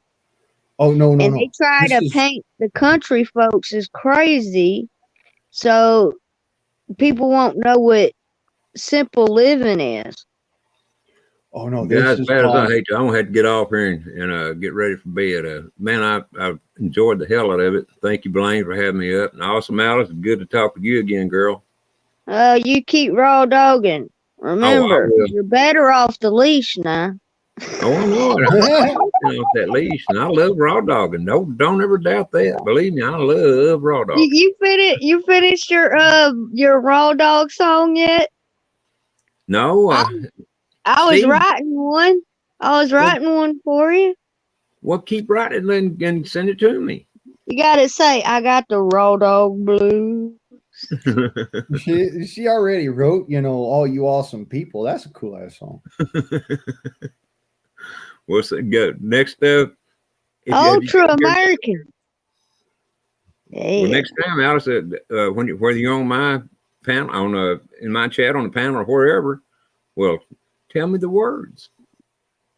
Yeah, I see you like to read everything. It's pretty awesome. I try to. I like to try to keep up. Yeah, but I don't be careful because people might try to set you up now. Oh, They might put something wild in the chat. I've already had that happen a few times. Samoan's good about that. Anyway, good night, guys. Hey, y'all have a great one. Yeah, it's good brother. talking to you. Good night. Night, And good night to everybody in the chat. God bless y'all. Ronnie. So, That thing you're talking about, the little nerve thing, is that what Elon Musk has been working on? yeah, there's it's some sort of like cyber telekinetic. The thing he was doing on the pig, where it No, hooks up to the brain. Did you see where he was messing with the pigs? no, I didn't see that one. I saw the one where they were doing human trials. see, they were doing ones on pigs, right? Where they had this thing where it looked like a whole bunch of wires hooked up to this animal. It was either a lamb or it was a pig. But he had like this, because they were talking about paraplegics. They're trying to say that they're going to be able to walk again, the people that can't walk. And that was the reason behind his study. But you start messing with stuff like that, they'll use it for other things. You already know that. It's just like when Benjamin, what was it, was it Isaac, what was that guy with the white hair? What's his name? That genius. Einstein? Yeah, Einstein. Einstein found out how to split the atom, right? He told them to never use it. And what did they do? They made the atomic bomb. He said that it would be a weapon of mass destruction. And they used it anyways. They used it in Japan. Like, he's the one that figured out how to split the atom. And he told them to never use it. And they did anyways. The Simpsons has arrived. That would be the You Tina. know the thing. The thing. You know the thing. Yeah, that thing. Any Hoosiers. The creepiest thing that I ever found out was that they took that technology that was on top of the building down in Los Angeles that was like a kind of just a joke, pretty much. They took that and put it on a mobile platform. And now they can drive that all around the country, wherever they want. And trigger people. They can literally brand people as crazy. They can make you think that you are crazy. Yeah, they do it with medicine too. Like, I remember, you know how they send you like for counseling. I was And part of the generation like you, Alice, that they used medications and hypnotic therapy and other stuff like that in order Yeah, to implant thoughts into your mind and stuff like that. You know, the like that. hypnosis, it They do made it. me angry. Yeah, they Like, do it. they tried that with you? They do that at the shows and whatnot, like to cluck like a chicken, fall over, shit like that. Where it's like a joke or something like that. For people who have been through the actual thing, the real thing, it is a joke. But it's harder for somebody who's actually been through the real thing to be hypnotized by those folks up on the stage. It's Well, actually they could. much harder. What I seen, okay, see, I had to do this class, right? And it was through the program I had to do to get out of trouble, right? We had this nurse. She said she was a nurse. She's sitting there, had us all in a circle, right? And she started speaking in this certain tone, telling everybody to close their eyes and visualize, right? I watched these people go limp. She's like, why are you got your eyes still open, Alice? I said, this is weird. So I went to the judge and I was like, I didn't sign up to be hypnotized. He said, hypnotized? Is that what they're doing in there? I said, I've watched these people go completely limp. I said, it freaked me out. She's like, you can't be hypnotized, can you?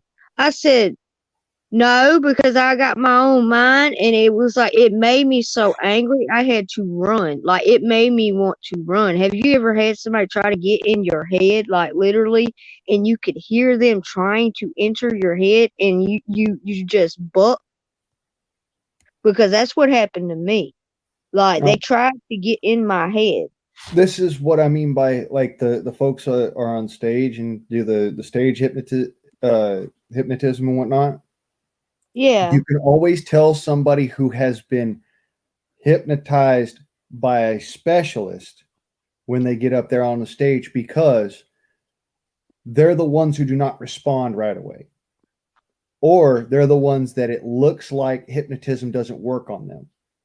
Because what the reality is that they've been hypnotized before and their brain is trying to block somebody from doing it again because something happened during that hypnosis process that to their better nature felt like a violation of Yeah, it's what it feels like. It feels like they're trying to break into your brain. right. So hear me out on this. I was hypnotized when I was a young man, very, very, very young. And it was part of like this whole thing that I told you about before with the mental health bullshit that I've been through in my life. Yeah. The therapist, so called, when I got out of being hypnotized, for the longest time after that, I had this weird fucking quirk. All right, if somebody mentioned guns, I would have this little sort of tongue Like a thing. tick. Yeah, like like a a tick. tick, like a tongue tick. And it's like the lizard man sort of thing, but more pronounced. And so about like I was probably about like 18, 19 years old. Me and my dad went to the Orange County Fair, and we was sitting there at the Orange County Fair, and they had that hypnotize the stage thingy, and the lady went there and pointed me out, said, you come up here. And I said, that's all right. I don't do that. And she's like, no. You come up here. I'm being told that you need to be coming up here. So I said, all right, fine. So I walked up on the stage. She says, all right, so I want you to pay attention, listen to my voice, the whole 9 fucking yards, doing the hypnotization stuff. Well, I didn't respond to being hypnotized. The whole time she's sitting there, she walks by everybody, snaps her fingers, everybody falls over, and all in head and shit like that. Me, I'm just standing there like, the fuck, Well, after she got done with hypnotizing everybody, she sat me down in a chair and then did the real thing and was actually able to hypnotize me. When she did that, and I came to after the fact, she was freaking out and said that they needed to call the police because there was something wrong with me. This is after, I'm 19 years old at the time, all right? I've been out of mental health fucking circus for at least a year. I didn't have really any problems so much. I was off medications for a year.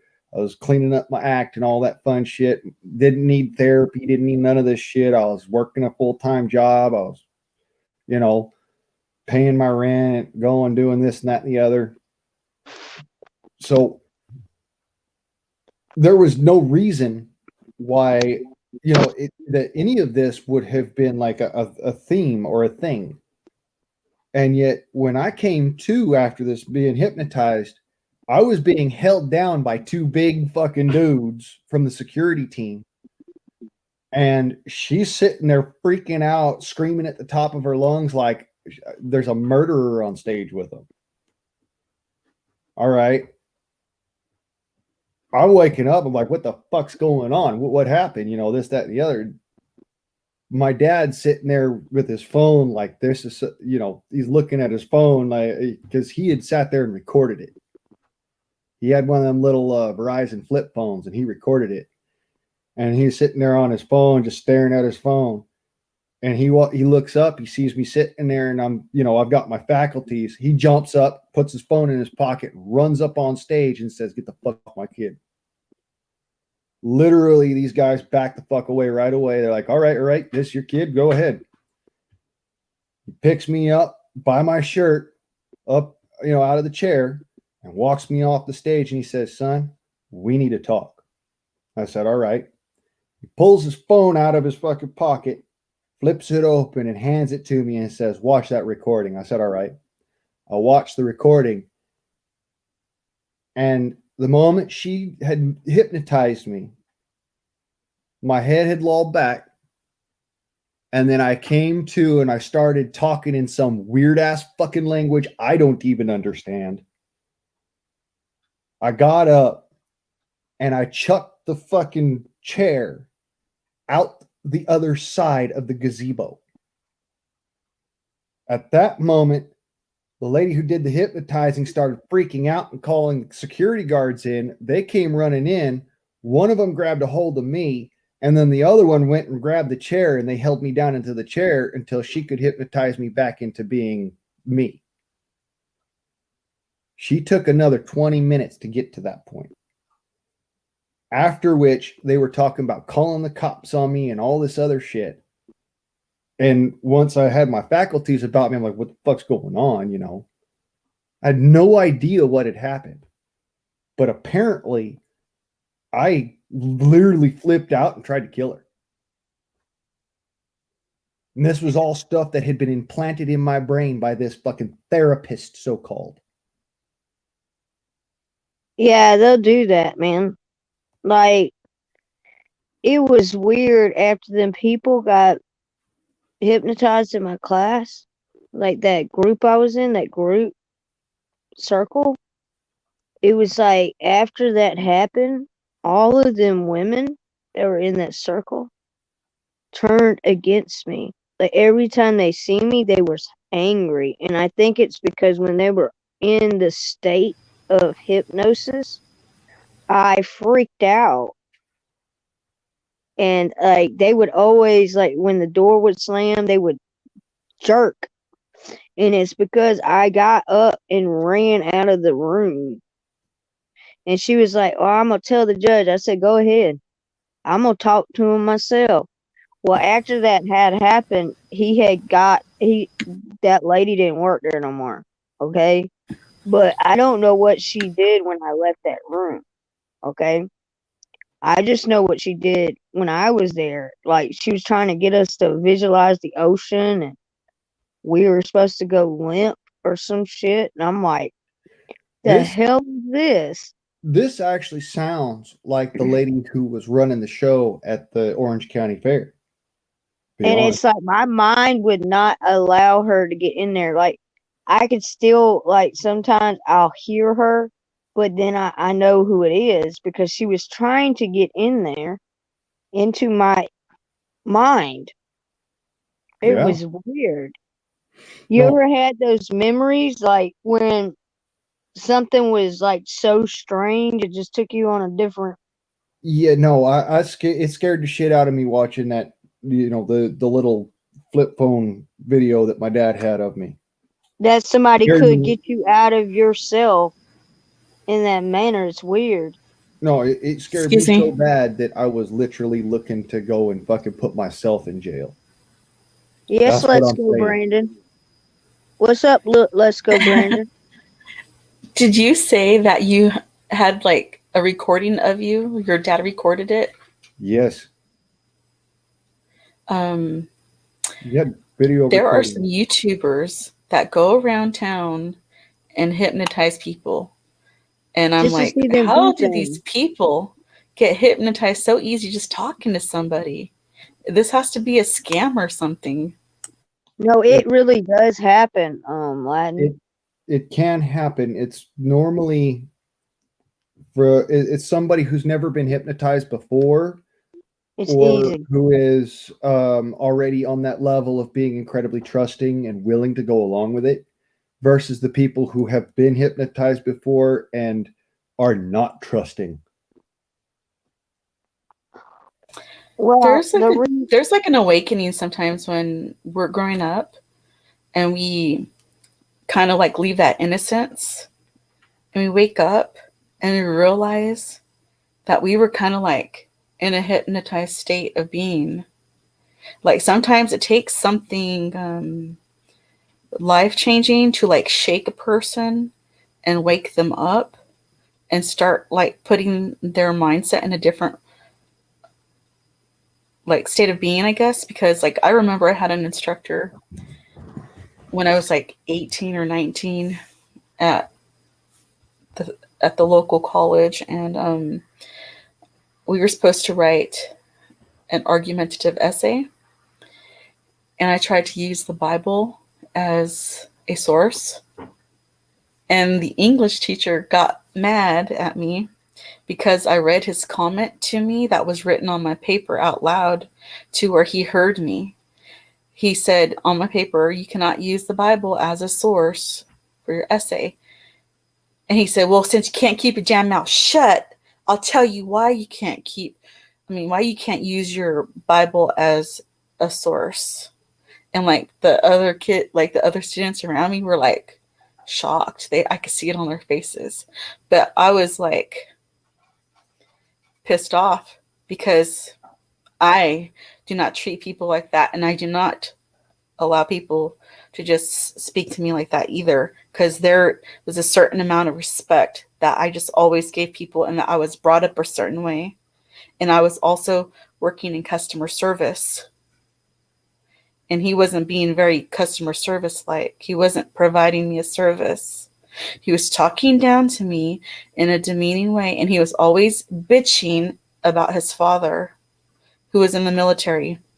And he just couldn't cut it being the son of a military man, I guess. And so he hated his father. Well, he probably, like, that's what I've coming to realize. Like, some people have some deep-seated issues, right? And to cover up them issues, they cut you down to make themselves feel better.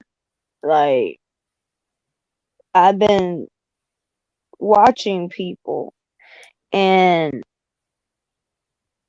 from watching people, it's like they want a status in this world. Okay, so him being a teacher, he thinks in his head he's entitled to speak to you any kind of way because he is a teacher, right?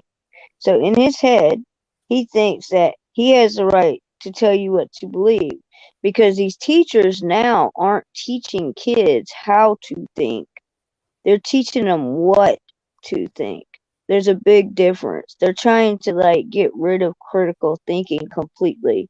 You know, like you remember they used to have the word problems, and it would get you to think properly, like try to sort things out. So what it is there's a lot of people that want power positions just to feel powerful, to cut down other people.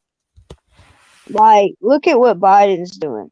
He's talking about patriots and everything, right? He forgot the part that says patriots' blood and tyrants. Sometimes it has to be spilled because to keep the balance, because of the Constitution. It states that there's supposed to be a separation of powers. And in the beginning of this country, what happened? The patriots had to stand up to the tyrants, and many patriots died. But that tyrant's blood was spilled too because he couldn't control us anymore. Right. But that's what you're dealing with that teacher is he had an entitlement. It's like I was going through you ever Guardsman, you ever looked at the top secret book? It teaches you about the tactics, the Marxist tactics. No, I Like don't think that's one. oh man, this one's like pretty in depth. I was telling Latin, I was reading some of it to Latin. You made a video about Basically, it. yeah, I showed some of the book, but like when you look at their tactics, you know how they talk about slavery all the time. That's to get the black people to think they're still slaves. Okay, so they're never been free. Then they had the part where they have to go after the country folks because the way we're traditional people. We're simple people. They have to cut us down so we can get a part of the system, so we'll be consumers and not creators. Okay, like if you think about Southern folks, right?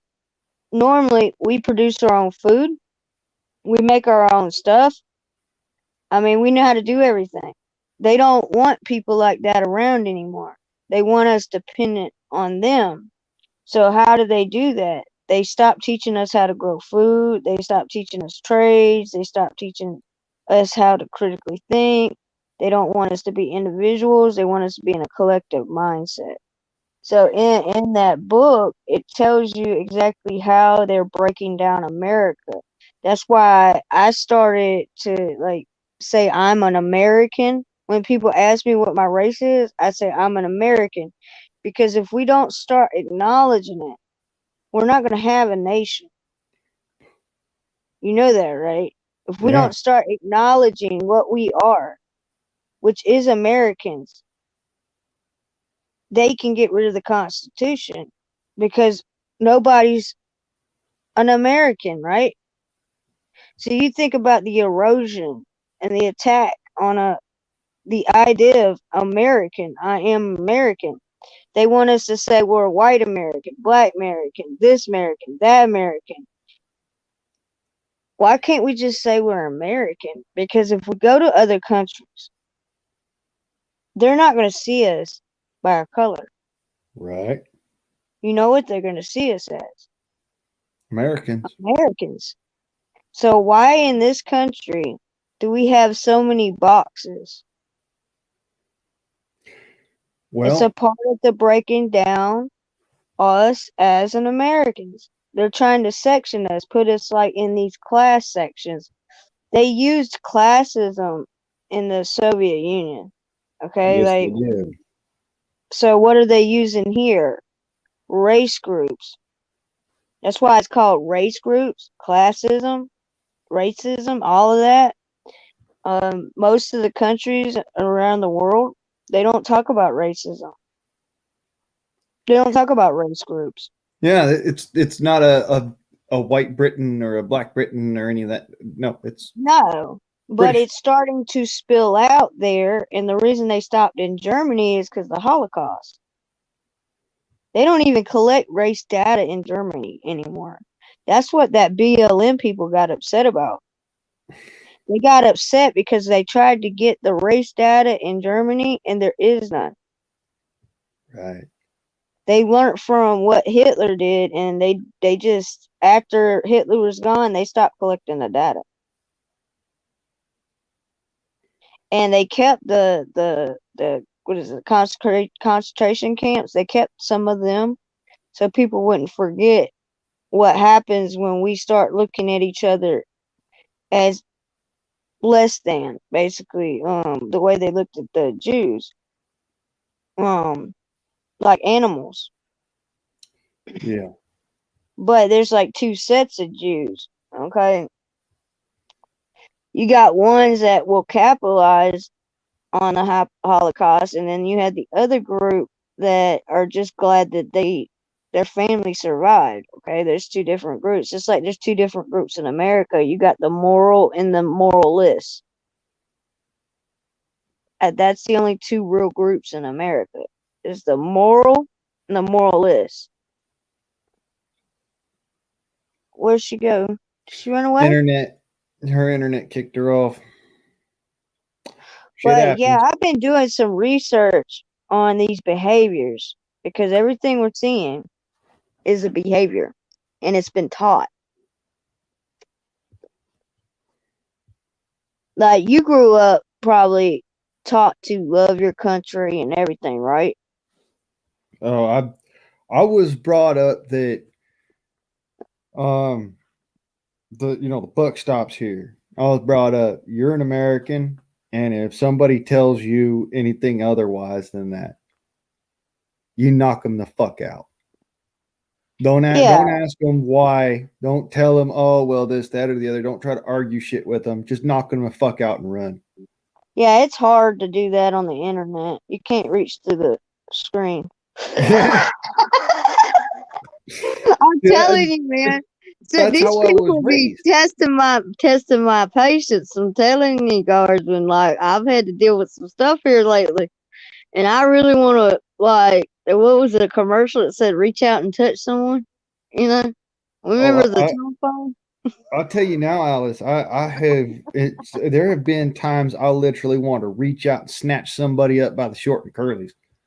Yeah, they don't get it. Okay, they don't get it. All right. There's certain things like I come from a small town. You don't run your mouth unless you ready to get in the mud. Okay? Because it's just easier to duke it out, shake hands, and live on to the next day. But this internet has been a test on my faith and everything else. Lord baby Jesus. So I was born in Torrance, California, the heart of LA. And then Oh man. my dad up and moved us when I was about a year and a half out to Ogden, Utah, which is another big city. And I've moved around to big cities for the first part of my life. Was it a And culture shock when you went from California to Utah? I was a year and a half old. Oh, okay. I didn't even have culture. No, I mean Um, like when what was the one state that you lived in that made you realize there was something wrong in America all right. I wouldn't so much call it a state as it was or city? it was literally it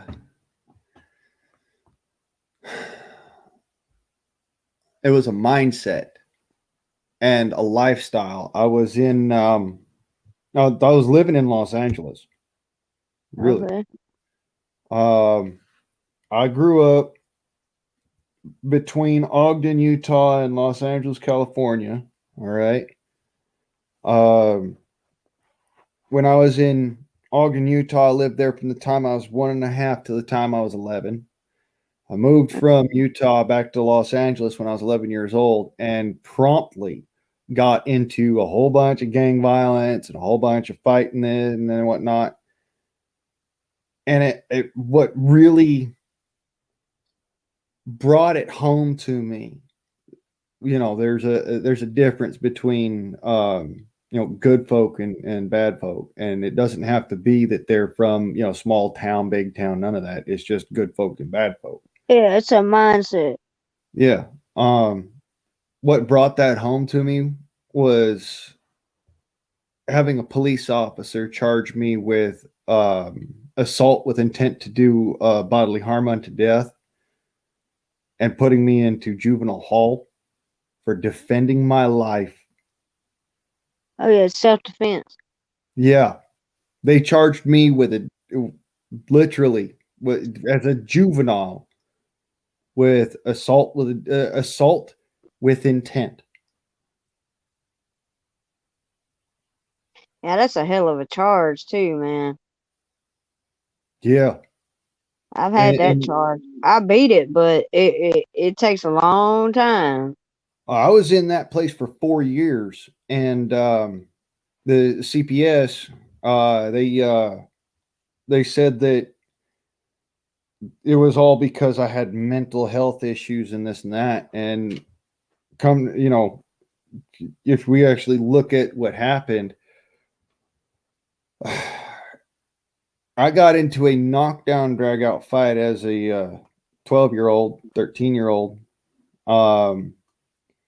with a feller who was much bigger than me. It's kind of like that. That's my MO. Is I tend to be very, very nice to people who are my same size or smaller than me, but don't put up with shit from people who are bigger than me. Yeah, I got that problem too. It's the Napoleon complex. Right. But I'm 6 foot tall now. Back then I was probably 4'3". Yeah, he's probably This my kid, height. this kid was 6 foot tall and probably about 200 pounds in the seventh grade. Oh Lord, that's a big youngin.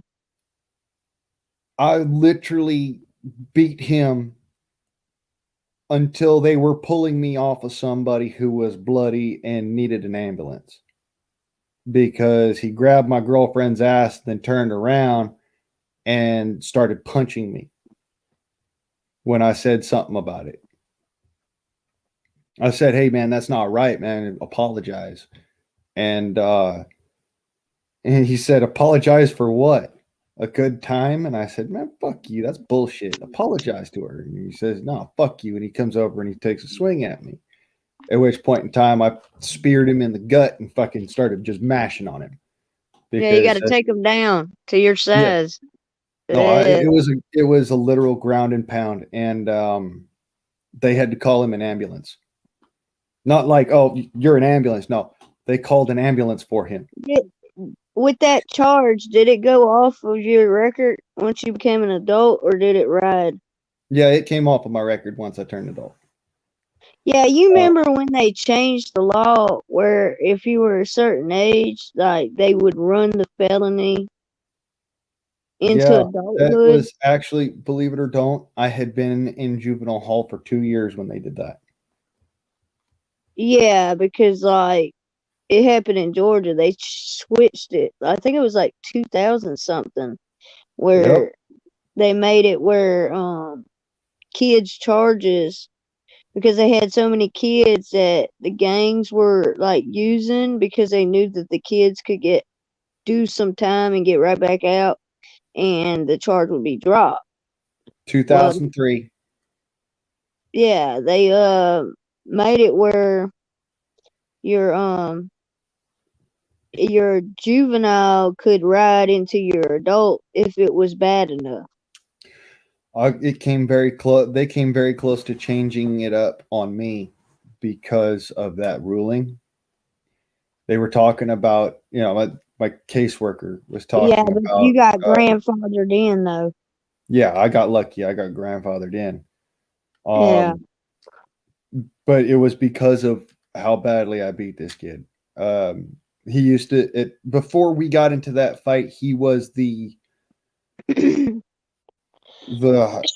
football star, like the absolute star of the football team. He was the biggest kid. He was our linebacker. He was the reason we kept on winning games. And I literally beat him to a point where he had to be in a wheelchair for a year. Yeah, he was a bully. I don't Well, like yeah, bullies. he was a bully and I was a nerd. So, Yeah. I mean, I and didn't I'm know. proud fucking nerd, by the way. Proud. But yeah, I literally punched him and punched him and punched him and did not stop punching him until my fist hit concrete.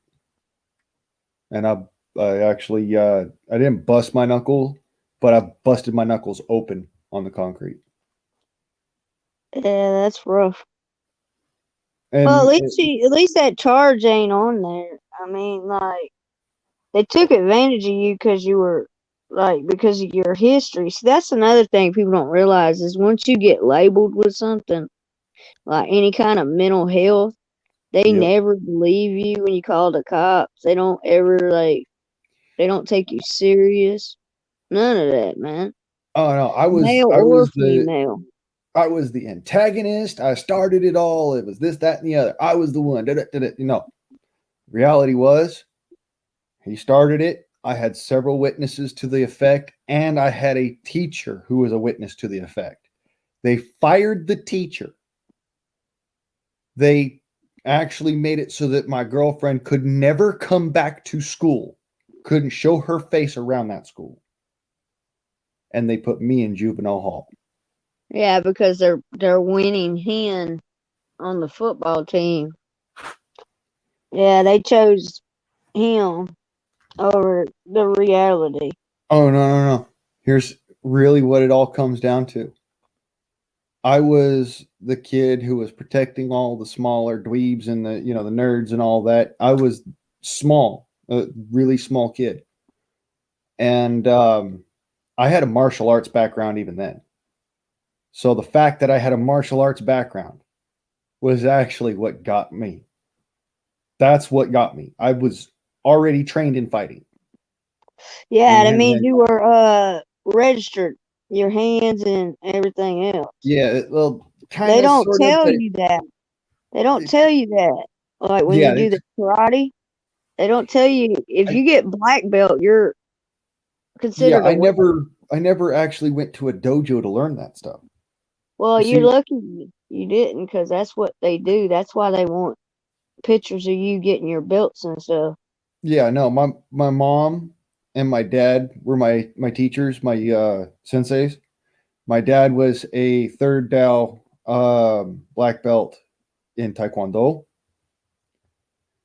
and my mom was a black belt, brown belt, something like that in karate. And I had just started learning kung fu at the time. So I'd already gone through and gotten through, what would be equivalent to their belts in that particular arena. And because my dad was already registered and he had friends in that world and he could never keep his mouth shut, everybody knew that I could fight. Yeah, he just ran up on the wrong little one. That's Yeah, all. no, this guy started a fight with the wrong small kid thinking he was a punk. The only Yeah, reason why he started that fight with me, I asked about it around later, and they said, yeah, the only reason that he started the fight was because you let yourself get punked by those other two kids that were at the school. And in all reality, the reason why I let it happen was because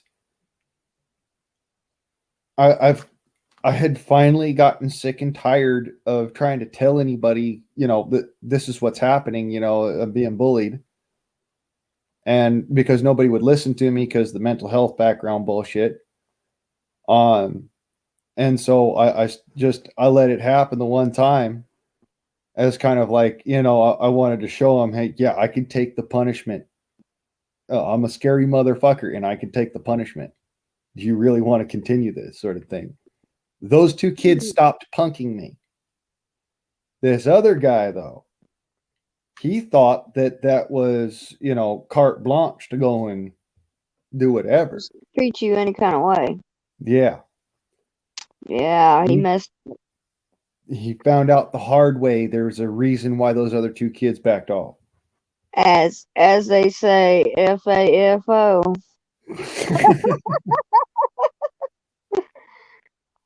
You've been through some things, Gordon. You done live like, I went to, like, let me tell you, my cousin called me. He's like, Alice, I got this job. I said, oh Lord, what's the mission? Your family calls you. See, I used to work with my uncle all the time doing like handyman work, and I was his helper, so I know how to do a lot of stuff. Like, my uncle wanted to make sure that if I needed to take care of something, I'd be able to, right? So I haven't ever put in a split system, air conditioner.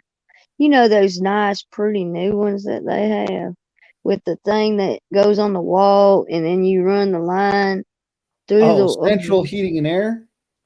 Yeah, like the nice ones, the updated ones that they don't even make no sound. Like, we weren't even sure if it was working. It was so quiet. It's got the fan thing that goes on the outside, and Yeah. it's got heat, air, fan, and dry. So it's a humidifier, it's a heater, it's an air conditioner, and it's a fan.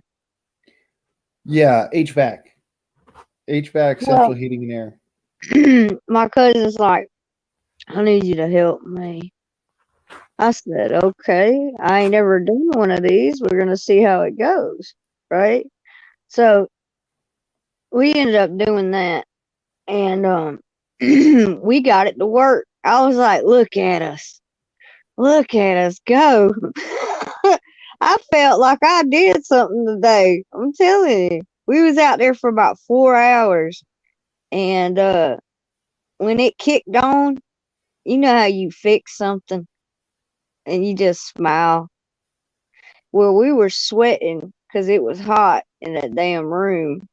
And when that air hit on, it was like, yeah, we did that. He was telling about his little redneck friends. He done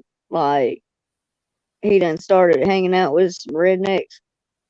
And my cousin, he's Panamanian Italian, right? So he's like, I gotta get you to meet these new friends I made. We was four-wheel driving, and he's like, man, they're a trip. It's like being around you again. Because they talk just like me. Like, he showed me some videos of them. I was like, yeah, you found some from the woods. He said, they ain't gonna believe this. You country's them and you got a grill. I said, well, when they ask, I'm gonna tell them I'm country grilling. I got a grill in my car, a grill in my yard, and I got a grill in my mouth. But it's like, man, he's a trip, okay? Like, we was trying to fix it. And I tried to explain to him we ain't got to put a hole in the wall. I found a screen, like whoever built that house had put a section so you could put an air conditioner in there. So there's like this little lip that he didn't see. So I made it where we didn't have to put a hole in the wall. But man, those things are awesome, man. They're like, I wish I had one. The thing like moves and stuff, like with the air. You know what I'm talking about, like them big. Those things are nice. I need me one of them. If you get an air conditioner, get one of them. Yeah. It's worth the money because it's like air, heat, and everything. I used to have one of those when I lived out there in Blythe, California, where it gets up to 125 degrees Fahrenheit. Was it on the roof? Like on the No, it was on the top? side of the building. Yeah, I mean, but did they put it like where it hung up? Yeah. Yeah, how like It was one of those super sized wall units. It's like, I don't know, 6 foot wide and only about like 10 inches tall. But it's got the two coolant lines that run off to a separate conditioner, and it runs the fan outside, so it just blows cold air. yeah, the two lines, those copper pipes, those things are hard because you don't want to kink the line. You know what I'm saying? Like that was the hardest part, was the pipe. To run that thing cost $1,000 a month. Are you serious? Yes. So they're not Ductless energy efficient. AC. The place also had, central heating and air, but the ductless AC cost $1,000 a month in electricity to run it. Jesus. So their electric bill is probably gonna go through the roof. It was a 110, not a 220, but a 110. Yeah, 110. That's right. That's still gonna run up the power like that? Oh yeah, it's actually more expensive to run it as a 110 than a 220. Seriously? Yep. Jesus, I didn't know that. Actually, the way that I kept my electrical bill down, which the electrical bill was like still $300 a month. You got to imagine it's 125 degrees outside. All right. It's so hot that you walk outside with an egg in your hand, and by the time you get to the end of the driveway, it is hard boiled. It gets like that here in Georgia, man. So, anyways, I'm moving to a cooler place though. Like we used to use it's too the hot here. evaporative cooler in order to keep the price of the electricity down, and it was still $300 a month. I mean, Georgia's so hot. It's like a sticky heat. Yeah, but that's different though. Like out there in Blythe, California, is it dry? It's if you're on one side of the river, it's just deathly dry. It's like ungodly dry. But on the other side of the river in Blythe, it's got that kind of humidity, but the humidity is not enough to outweigh the heat. In fact, it's not like it really does anything to the heat. The heat is so bad that you want humidity in order to cool you down. You actually, like, one of the things we used to do was walk around with a spray bottle because it was so hot outside that you'd be sweating, but your skin would be dry. They got a condition out there that's called the Blythe two-step. Oh You walk Lord. outside from air conditioning, you take 2 steps and you make a face plant in the ground from heat exhaustion. So there is there like country ass redneck kind of like people in Oh California? yeah. Oh I yeah. figured that. I figured that because like I when I was talking to Aladdin, she's like, Alice, you so country. I told her she's country too because she like grows her own stuff and everything. I said that's country living. A lot of people don't realize this country is a way of life. Okay. You know what's funny? Folks look at me and they're like, "Well, you got a drawl, man. What's wrong with you?" And I'm like, "No, you don't understand. My grandmama come from Arkansas." I was raised in Los Angeles, so every now and then I slip into that kind of just wavering regular talk. But Yeah, it's like the California is yeah, like my uncle stays in Cali, right? And when I talk to him on the phone, it's like listening to a whole nother world. I'm like, he's like, why are you so country? I said, do you realize where I live? Like where I'm from? He's like, oh, never mind. Makes sense. And he's from Texas, but he moved to Cali, right?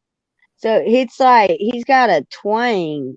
He's got that city kind of talk, but then when he says certain words, it's like it comes out so country. Okay. So it's like you take somebody from the country and then you try to teach them the city and then you combined it. And it's like some minutes they sound like me and it's like he's like, yeah, dude. I'm like, he's one of those. He's my uncle that wears hats. He's the one that got me in wearing hats, right? He had this taxi hat, like the taxi driver hat with the beard, with the brim on it, and it was fat. You remember the fat hats with the the brim? ones that they kind of go like this. Yeah, but it had the puff on the back, and it was patches. Yeah, Like he had one of those old '60s hats. Porter hat. Yeah. Yeah. He used to wear that all the time. But it's weird listening to people. I like listening to people's accents though. Like I enjoy hearing other people's dialects and everything because I just find it funny. And then they hear me talk and they're like, say tomato, say ambulance. Oh It's a no. trip. The funniest thing is like I was sitting there talking to somebody who was like when I went and drove through Arkansas, and I was sitting there talking to him, and they're like, "Are you from around here? You sound awful familiar." And I was like, "No, my grandmama, she used to live up in Camden, and she was born up in Blytheville and all that, and I grew up in my grandmama's house most of the time, so." Yeah, you kind of hear it in my voice. I got this a little bit of a little bit of A twang. Arkansas. You know, sometimes instead of calling people sir, I'll call them sore. Oh yeah, I've heard some of the dialects from Arkansas. Yeah, it's interesting. The ones that I can't understand are the ones that be from the deep, deep woods. They sound like they got corn in their mouth. Oh yeah. Boom higher. Oh, they go. I know. You know what I'm saying? You know what I'm saying? You know what I'm saying? I Oh tell no, you I about that. don't. What man? Mm-hmm. Like I have a friend. His name's Mike, right? He's an Yeah. old black dude from out in the. He's out from the sticks. Like all he does is wear camo. And he said, "You say my name. You say my name." No, I ain't say your name. And he'll See talk and he'll say now. some slick stuff under his breath.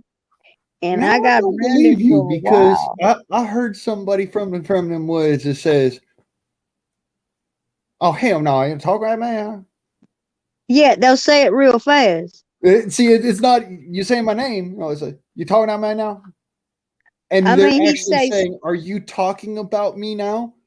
But yeah, he says it they're all the together. way it comes out is you're talking about no no. Yeah. What is it? Home is where you make it. What? I'm Home is trying to where you make make it. it. Yeah. I could understand a few words that came out that man's mouth. Fishing, women, and weed. That's it.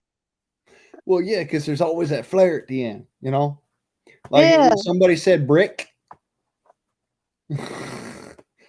Yeah. Yeah, like somebody like I've talked to a lot of folks all across the South. There, I mean, I says across the South. I mean across the South, the real South, like Yeah. Georgia, like Florida, like Louisiana, like Texas. Florida's got its own dialect now. Louisiana. Have you spoke to some of them folks down there? It's Creole. Like I talked I about did. any of them on down there. You go in there and go talk to them Cajun. Yeah. You know that they had these people that came I, from Louisiana that I used to live by, I and ain't he no used to talking no tell funny right me. on then. I'll tell you He now. told, Tell you the truth. yeah, yeah. He used to say he was a, what do you say, a coon? What is it, coon's ass? I said, what the hell is a coon's ass?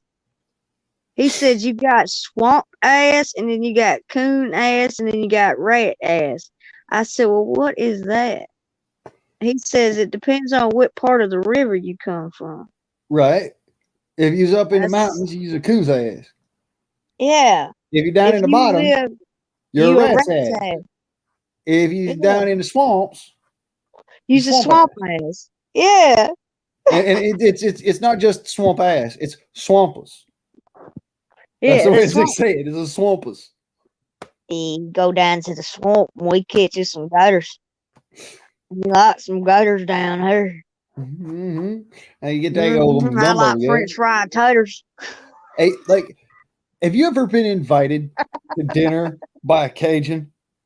Oh yeah. I'm just gonna put this out there. They Like, eat everything. oh my God, They eat everything. the, I've had I've had the world's best fucking gumbo I've Oh ever had in yeah. my life. Yeah, boy. I was living in That- Los Angeles. All right, this feller, he moved there from Louisiana, and he just I could not understand a word that he said at the time. All right, and I can understand it now, mind you, but at the When he gave time, you that plate, did he say here? no, he said, oh, get your. I was like, okay. I didn't Yep. know what he was saying, but I got up and I got my own. But that's the thing. It was like in his house, it was if somebody came over to dinner, it was everybody got their own food. Everybody did, and you could fill your plate and you were expected to fill Man, your plate. Like fill your plate. yeah, they feed you good, man, down Oh, here. yeah.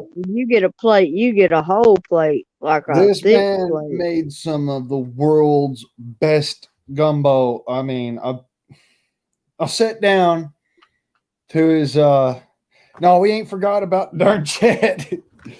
I just sitting here, I'm having such a good old time talking good old Southern. Because that was some of the best time of my life was actually, traveling through the South. It really were. I grew up in Los Angeles and northern Utah. I mean, you can't get any further removed from the South. Yeah, it's nice. like some places. Tennessee was real pretty. Man, I want to find some land and move to Tennessee, man. Like, and just retire there.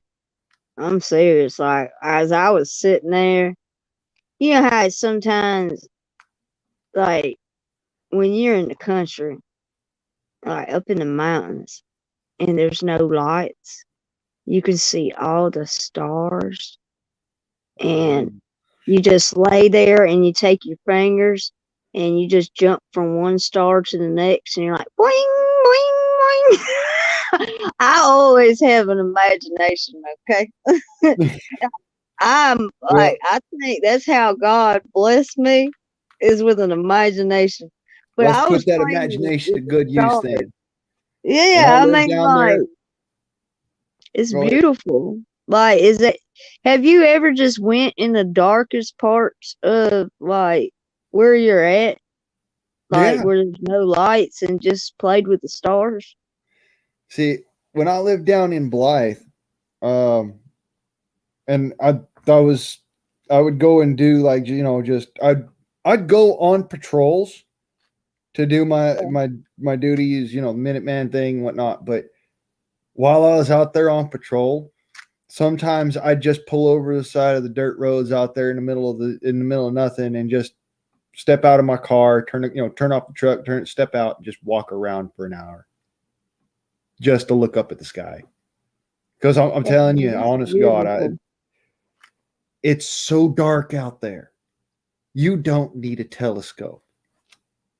Yeah, man. You can see the red on Mars. You can see the yellow of Saturn. You can see how Everything. Venus literally just lights up bright blue. It's a trip. See, you get it, okay? Like, I had some friends that when I lived in Atlanta, they had never seen the stars. The funniest trip I ever been on, right, was this guy. His last name was Coon, and he was a black guy, right? So me and a couple other people were like, we're going down camping. He says, camping? What is that? So like, I give him his own tent, right? That boy was there for like 3 hours. He's like, how in the hell am I supposed to put this together?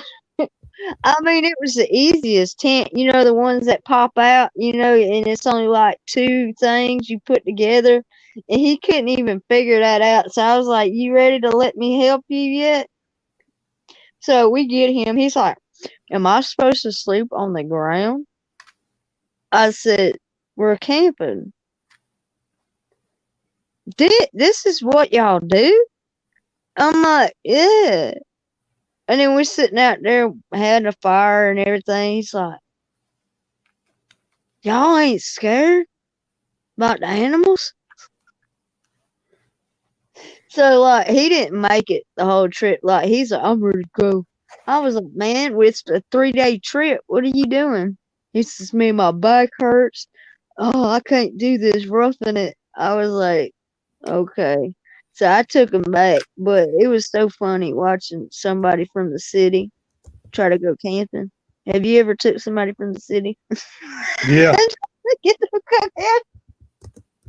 He didn't know how to start a fire. He didn't know how to do nothing. I was like, man, if the apocalypse happens, you're screwed, dude. Like, but he was so funny. Like, he was a good sport, but he just couldn't take it. Like, he was like, y'all are crazy. I'm going back to my house. I need air conditioning. Like, he didn't like sweating or anything, man. I was like, you haven't done anything in your life. He's like, oh, I've been blah, blah, blah. I was like, I mean, you don't get it, man. And he was like, man, I'm scared. There's tigers and stuff out here. I said, we're not in Africa, dude. He thought the tigers was out there. Like, he Oh, was I'd have scared. looked at him and been like, yeah, there's tigers out here. You know what? It's You're because they something. escaped from a zoo. Well, you know how you do the campfire scary stories and stuff. I think that's what made them run home, because they told some wild ones. But it's just funny, like taking somebody from the city and bringing them out and taking them camping. That's funny. Like, he says, "Nah, I'm going back." But yeah, man, the stars, man. Like he wouldn't even watch the stars. He had a phone and everything. He wouldn't even like it. He was so like missing Wi-Fi and stuff like that. Like it was weird. They can't live without it. I mean, what they gonna do when the EMP hits or something? There's gonna be a lot of crazy people in the streets. They ain't even gonna know how to function. They're gonna be walking around with their hand in front of them. You know that, like, because they've been Let me conditioned. let me show you how I know for a fact that everybody in Los Angeles, California is fucking blind.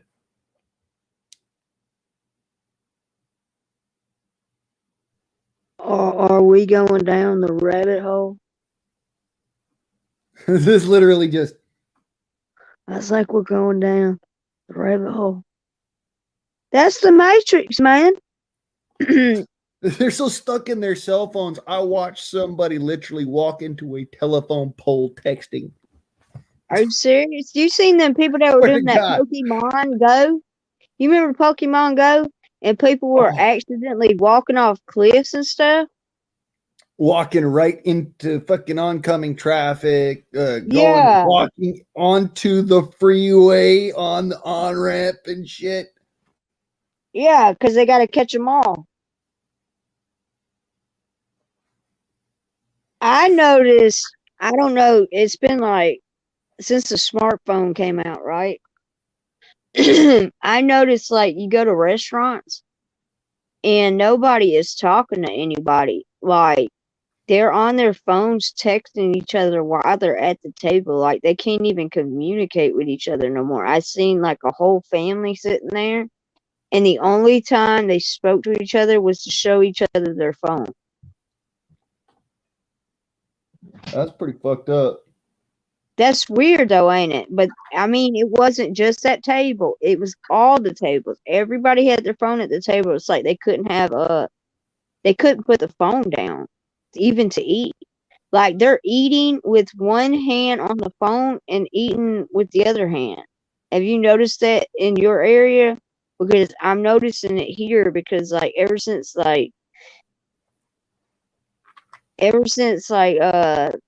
I'm guilty of it, by God. I well, done it. I make sure that I put the phone down because I don't want to lose that connection with people. I want that human connection. So, Well, like, when I go out to eat, I make sure that the phones are put down and we're actually looking at each other, talking and stuff like that, especially with the kids, because they need to know that that's how we communicate. And I think that's going to affect the kids. If you look at these kids that are growing up in this generation, and you look at our generation, right? It's like they don't know how to talk to each other no more. I was taught that if you have something in your mouth that you are chewing on, you don't make eye contact with other people. Well, I mean, like actually just sitting and waiting on the food when you go out to Well, eat and yeah, stuff like that. that's Yeah, don't entirely talk with different. food in your mouth. I've That's rude.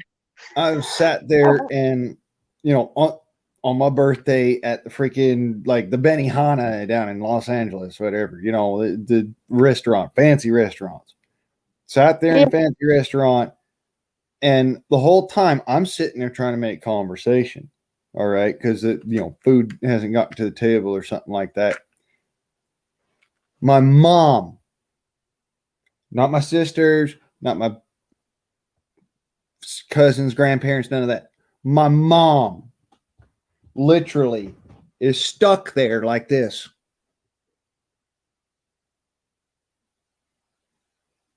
Uh huh. Yeah. but I didn't. I'm sorry. What?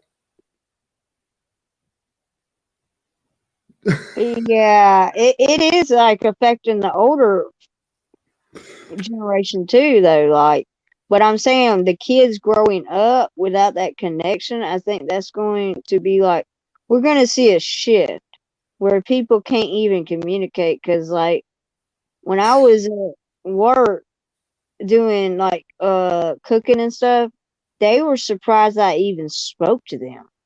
Like, it's starting to affect every area, like even the rural area.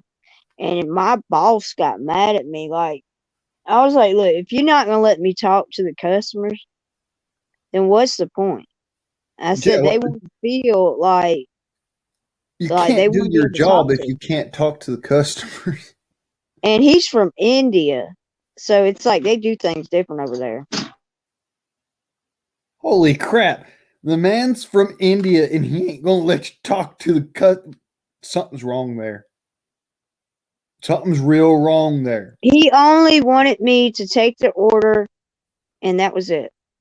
But these are older people, so they like to chitter chatter with you while you're making their stuff and everything. So Yeah, that's an American thing. Like you always want to talk with your waitress or waiter or whatever. yeah, Be on friendly terms because you don't want your food coming to you with a big ass fucking loogie on top of your steak. exactly. So I made him feel welcome, but he's like he he's from the city. Okay, so when he came out here, like in the country, it was like he was used to being rude to everybody. I said, "You gonna lose customers." Cause More than he just lose just come out customers. here and bought the store and everything, right? So I was like, man, I'm gonna let you know, like, you'll keep people coming to the kitchen as long as you let the kitchen lady be nice and stuff like that.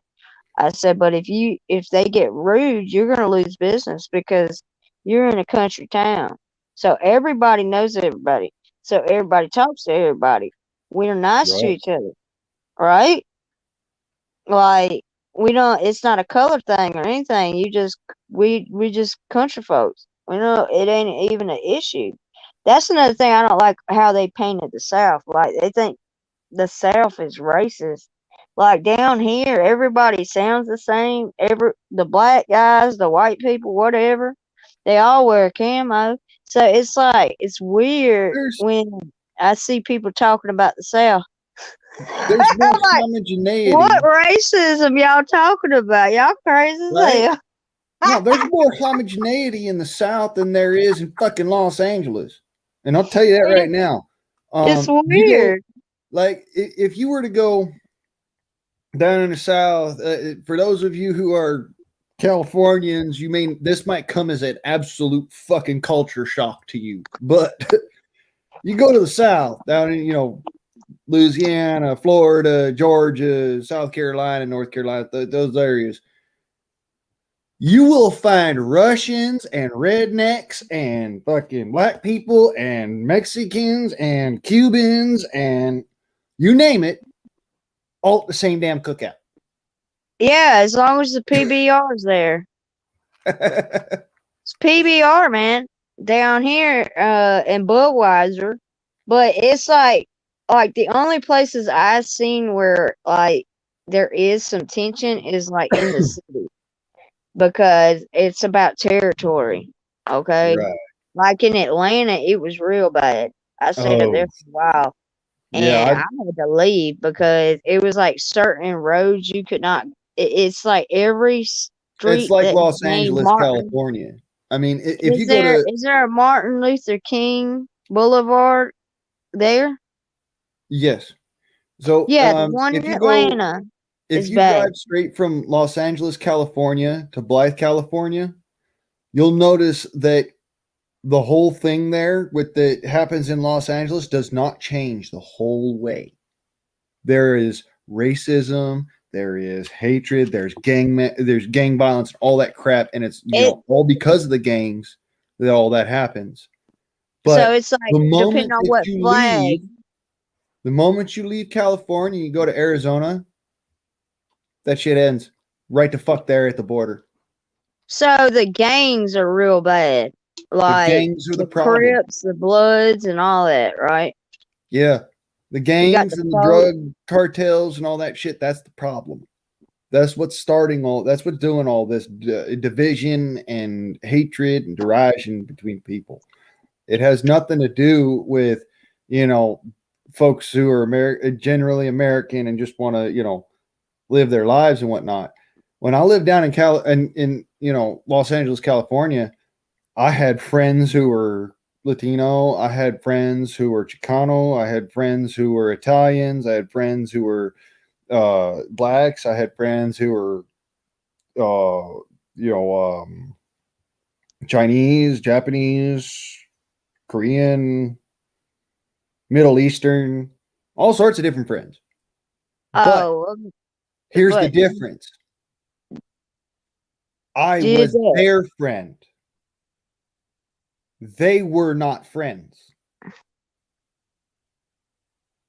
Well, let me ask you, like when you talk about the Chicanos, that's the Mexicans, right? Actually, Chicano is a way of saying somebody who's born in California, but either has a Hispanic or some form of Latino background. Okay. So, like, if we were to actually say, I'm kind of Chicano, so sort of, because I'm Latino. I'm Italian and Native American, which is not the same as being Hispanic, Latino, Native American sort of thing, Yeah. Well, It's did they like have the big parties? Because like holy shit. down here, like you knew it was the weekend. Oh, Okay. no. Let me put it this way. The corona disappears out the shell. Oh, and no. it's all weekend. When somebody is having what's it? What are they? A birthday or a wedding? No. 16th birthday. Oh, You the know 16th. when there's a young lady going through her 16th birthday down there. Because Okay. all of the piñatas are gone. All of them. Oh. All of the Corona is gone. All of the Modelo's is gone. All of the carne asada is gone. All of the corn fucking tortillas are gone. And for some fucking reason, the hot dogs are gone. Yeah, because they're cooking out.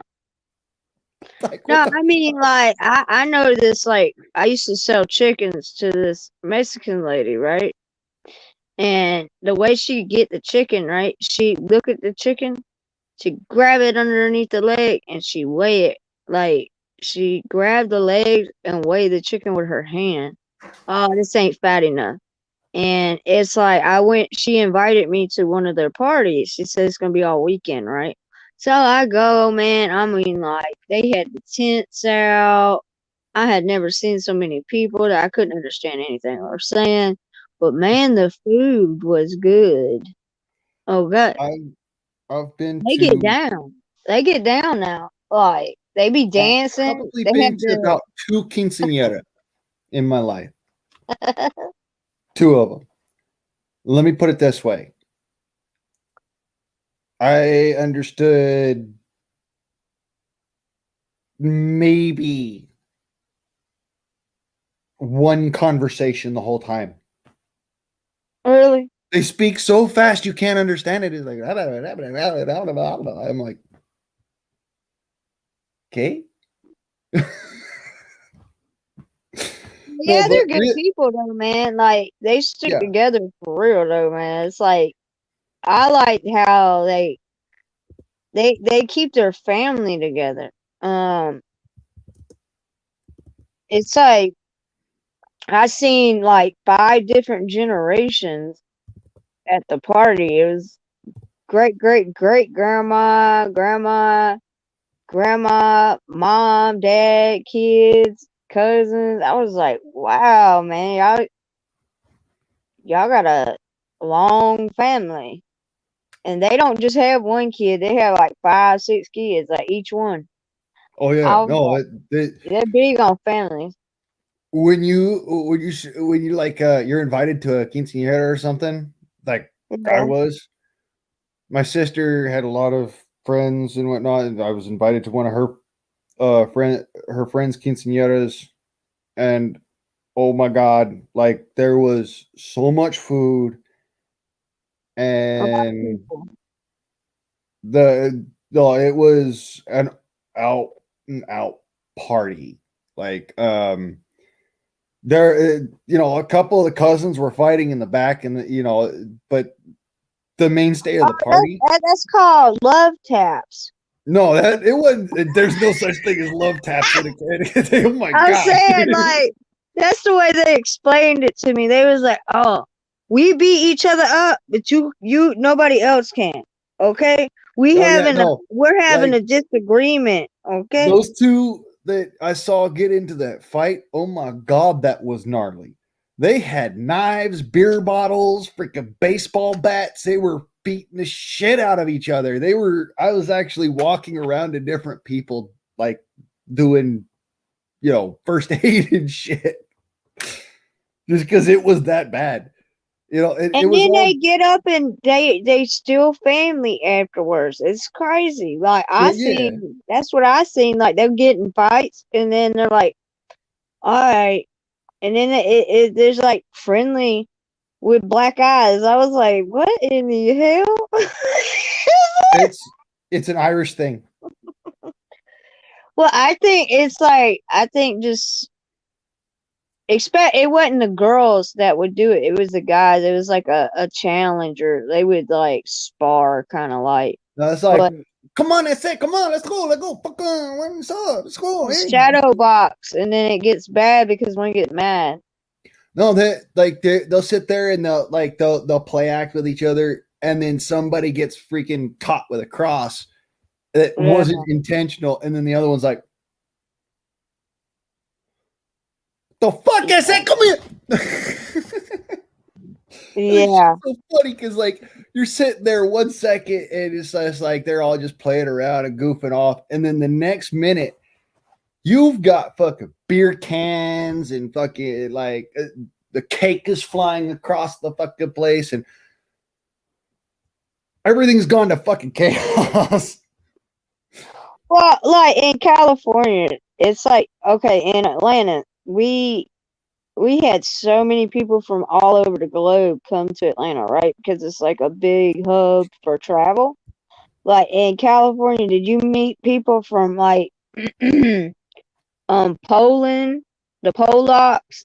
Did you meet people from like all over the globe Let being me put there? it this way. I had no idea that I was related to the Gillette family until I met my uncle. Well, my great uncle. That's the ones that make the razor, ain't it? Yeah. Hell no. And you grow a beard. Right? No, I had no idea that I was related to the people who I was buying freaking Mach 3 razors at the time for. Oh, that's nice. That's pretty cool, man. Oh, no, here's the funniest shit. I'm not just related to the Gillettes. I am related to this is gonna fucking blow your mind. The Popovs. Oh, wow. Yes, the people who make the vodka. That's pretty cool, man. Holy shit, I'm that was related to fucking hilarious when I met my cousin from Poland. That was funny.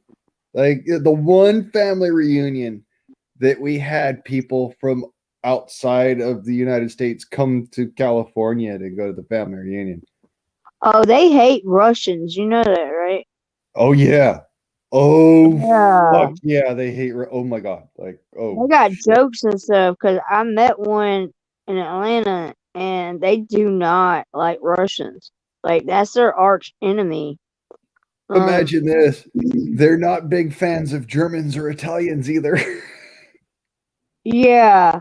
Like, They their own people, man. the Polish part of the family was all sitting off in like one back section of the whole thing.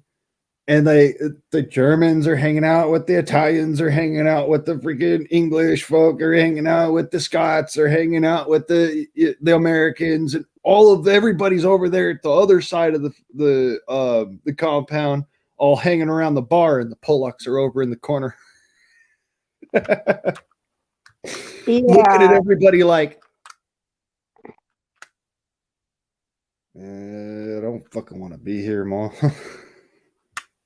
Yeah. You know what's funny? When some of the Irish people get mad at the Scottish people? Like, y'all are basically the same people, man. But they get mad. If you call an Irishman a Scotsman, he gets mad. Like, Oh, because I no. met some of those Irish what is it? The Irish Whatever you do, do not tell somebody who is, who's from Ire, that they sound Scottish, or that, don't, whatever you do, don't call them a Scottish bastard. Holy shit. Yeah, they get mad about that. Holy shit. No, they don't just get mad about that. That's like, we're going to go ahead and we're going to both pound a beer, and then we're going to fight until one of us passes out. Yeah. It's like, holy crap, dude. But those Irish gypsies are everywhere, though, man. Hey, America's made up of a lot of Irish folks. Yeah, actually, the Irish had a lot to do with building America. They don't talk about that, like the Irish and the Scottish, the ones that came over here, because they were bonded passengers. Some of them that came here, like that's how England unloaded their prisons. Did you see where they're releasing the Venezuelan prisoners and sending them here? Yeah. Like the ones that's coming from Venezuela are being released from prison. Like they're sending their worst pick to America, to our border. It's just, Biden opened the gates wide open. But But that's one of those reasons why I'm like, they won't let us shoot them,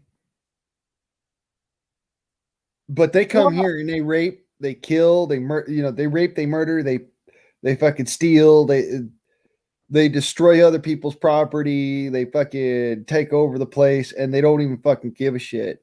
And the most that happens is they get fucking, at the very most, mind you, it's very it's unorthodox for it to happen anymore.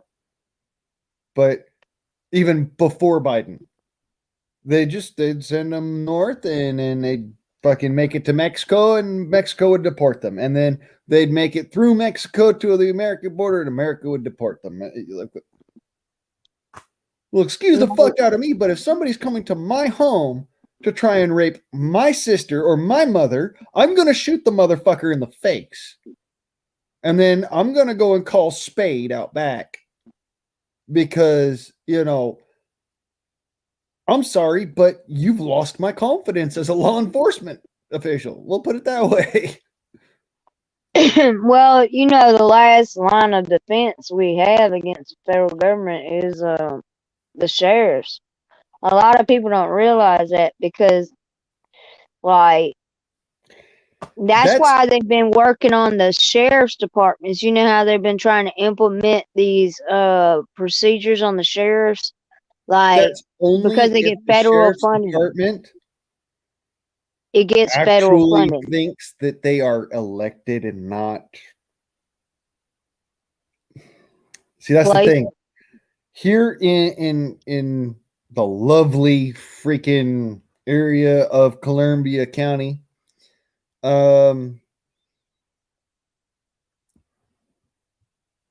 especially in Vernonia, it's illegal to have a firearm.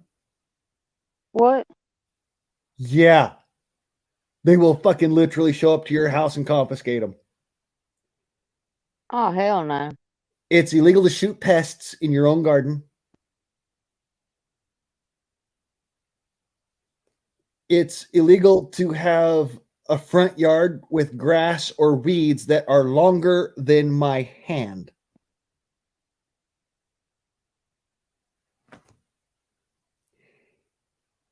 The No. and guess who I see why enforces they're that, by the calling way? it California now.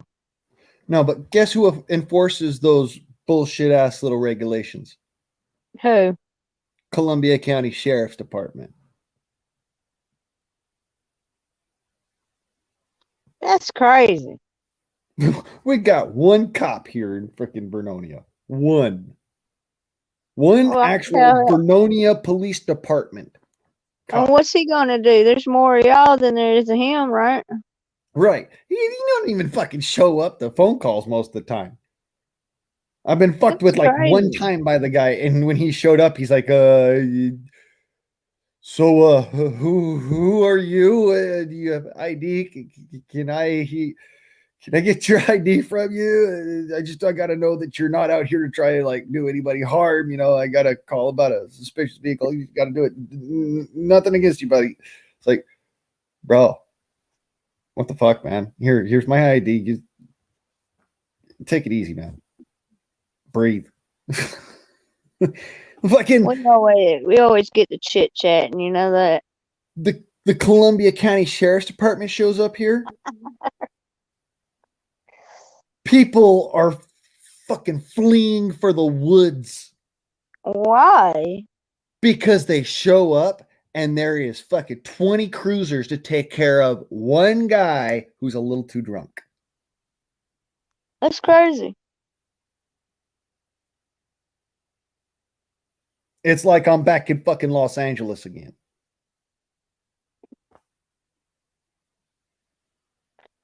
Yeah, so y'all don't elect your sheriff. Apparently not.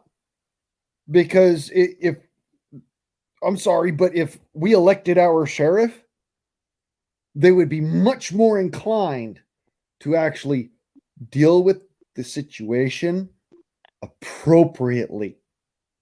Yeah. Instead of, well, we're going to send Excessive you force. a freaking notice of the fact that we're going to come and steal your property in the mail. And then if you don't check your mailbox, too fucking bad for you, because there's going to be a dozen motherfuckers that show up. And then they're calling their buddies and their cousins and their family members and all their fucking cohorts. And the whole damn precinct is going to show up at your house to confiscate your property. So if they can do it by mail, they could just steal people's property. Oh, I got some. I don't even think have I shown you this, Alice? There's were you there when I did the whole last live stream about my dog and whatnot? Are they trying to take your dog? Yeah. Why do they want your dog, man? What's your dog do? Because the neighbor went and complained, and the police department turned it over to the county sheriff's department, and it's a falsified report, but they don't care. The fact that she's related to a lot of the people in the freaking sheriff's department got me this enjoyment. That's See if I can crazy, get that man.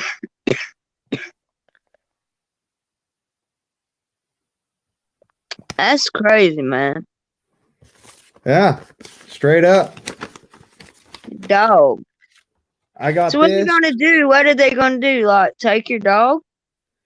Well, reports were reports plural, but it's actually one of your neighbors reported to Vernonia police. The reports plural were that you were hitting the dog with a flagpole. Do Now, what? let's specify flagpole real quick. How the fuck am I supposed to take that big ass steel pole out of the ground and beat my dog with it? You're not, Right? because Not to that thing mention was. that there are no big steel flag poles around here. But this is the accusations, as is according to the literal freaking right here. Here you go. You don't. That's crazy. You were hitting the dog with a flagpole. You got grumpy neighbors. No, I have a neighbor whose husband is an iron worker, Okay. and I'm a blacksmith. Oh. Competition. Oh. That's exactly what this is. It's all about competition.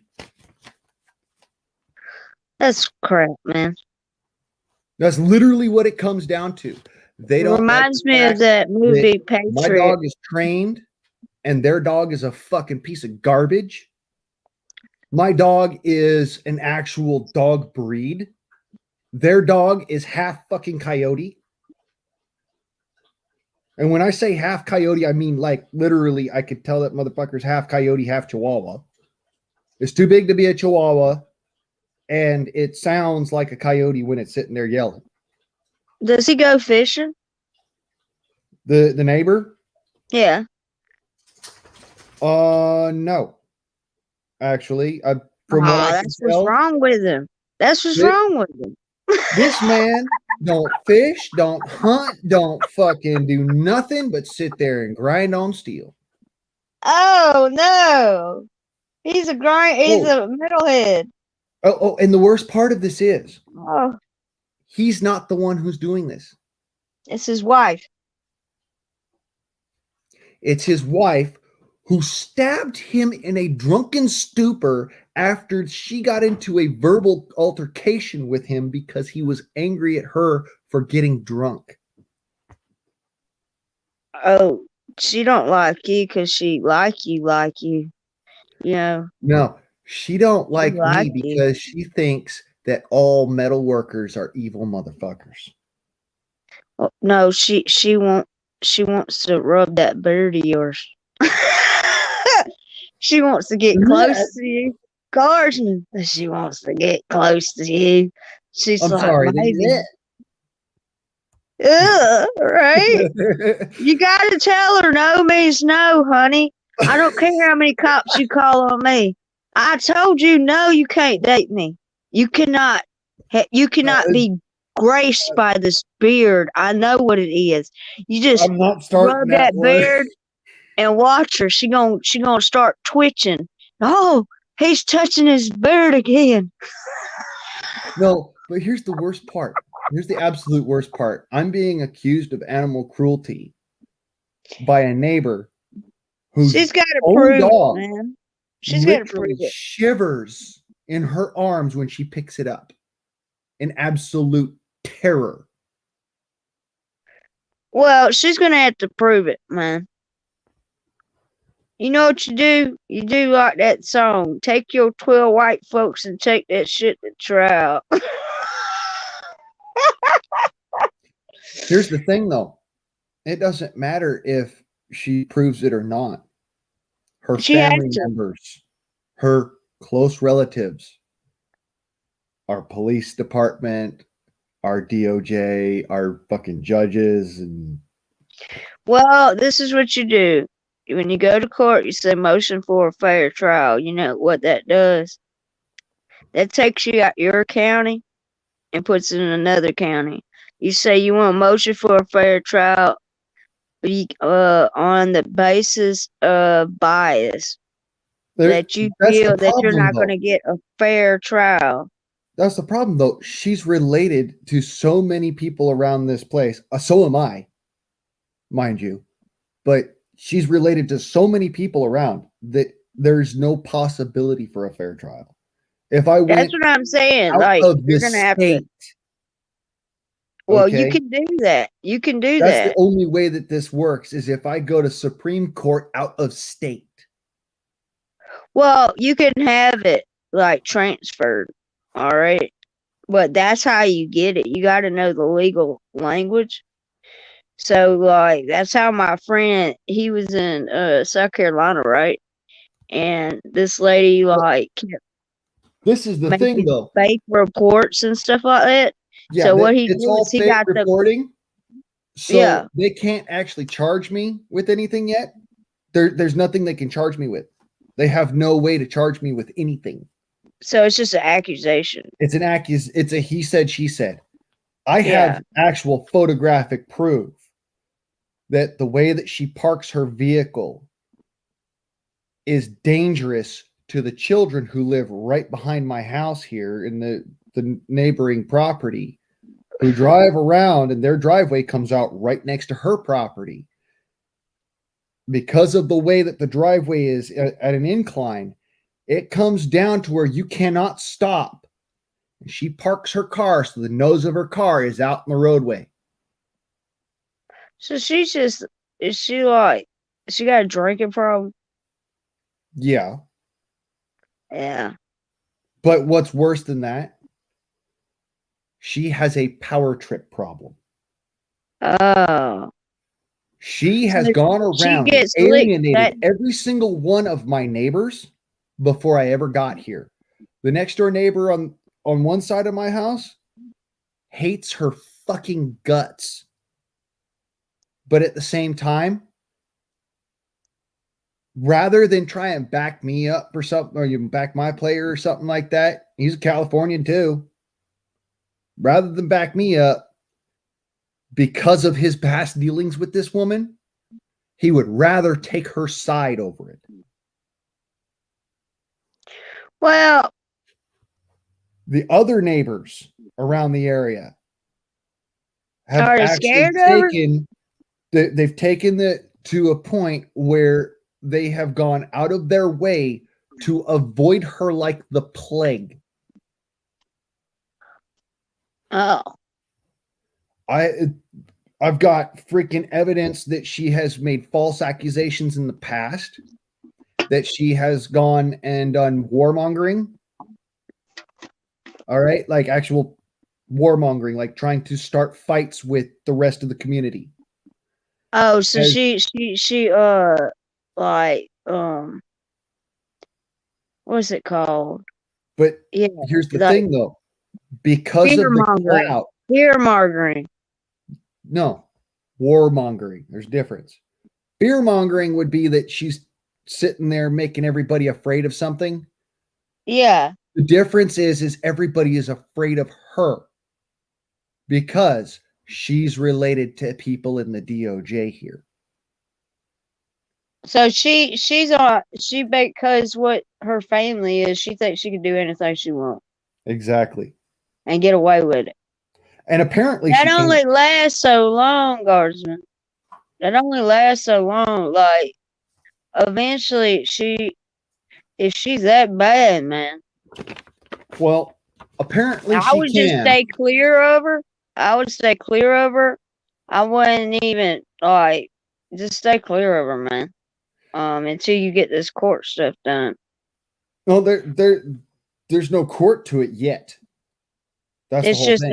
It's just a report. Yeah, it's a simple CAD report. Well, what you can do, CAD 2200372250. what you can do is get some of them dare cameras.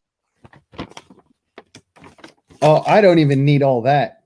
Let No, me I show mean you. just in case, like that's got a lot of people out of trouble with their neighbors because it's like you ain't never seen that show Neighbors from Hell.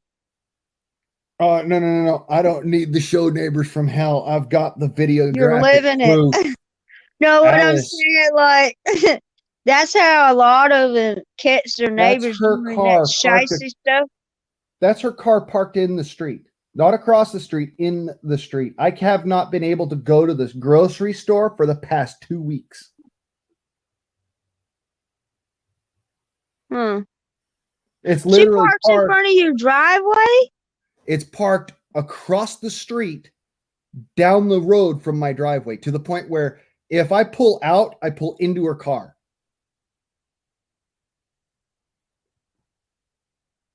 There's no other way out of this area. She's blocked off the dentist, who is the person who lives behind my house, like lives in the house behind my house. She's blocked She's off. holding y'all hostage. Yeah. It's That's crazy. this is what she's Where doing. the hell I is she literally from? got her on camera doing it. Oh, Jesus. That's what I'm saying. Look, Guardsman, I'm going to pray for you that you find some kind of relief. Lord Jesus, be with this man. May he be relieved of this insanity. Somehow, some way, make a way. Be like the Moses and just spread the car out the way so you can go get some groceries. Man, that is crazy. I thought I had some weird neighbors. And the worst part is, Mine just get with their flashlights at 2, 3 o'clock in the morning and be this outside. photographic evidence is not all that I have. I have got tons of it. I've got actual backlogs of it. Well, when you have to go to court, if you ever just I've presented print all that stuff up and say, here, this is what we're dealing with. Oh, I went beyond that. I presented it to the sheriff's department. Like, what are y'all going to do? They said, and I quote, "Well, I'm sorry, but there's nothing we can do about that." What? I presented it to the police department.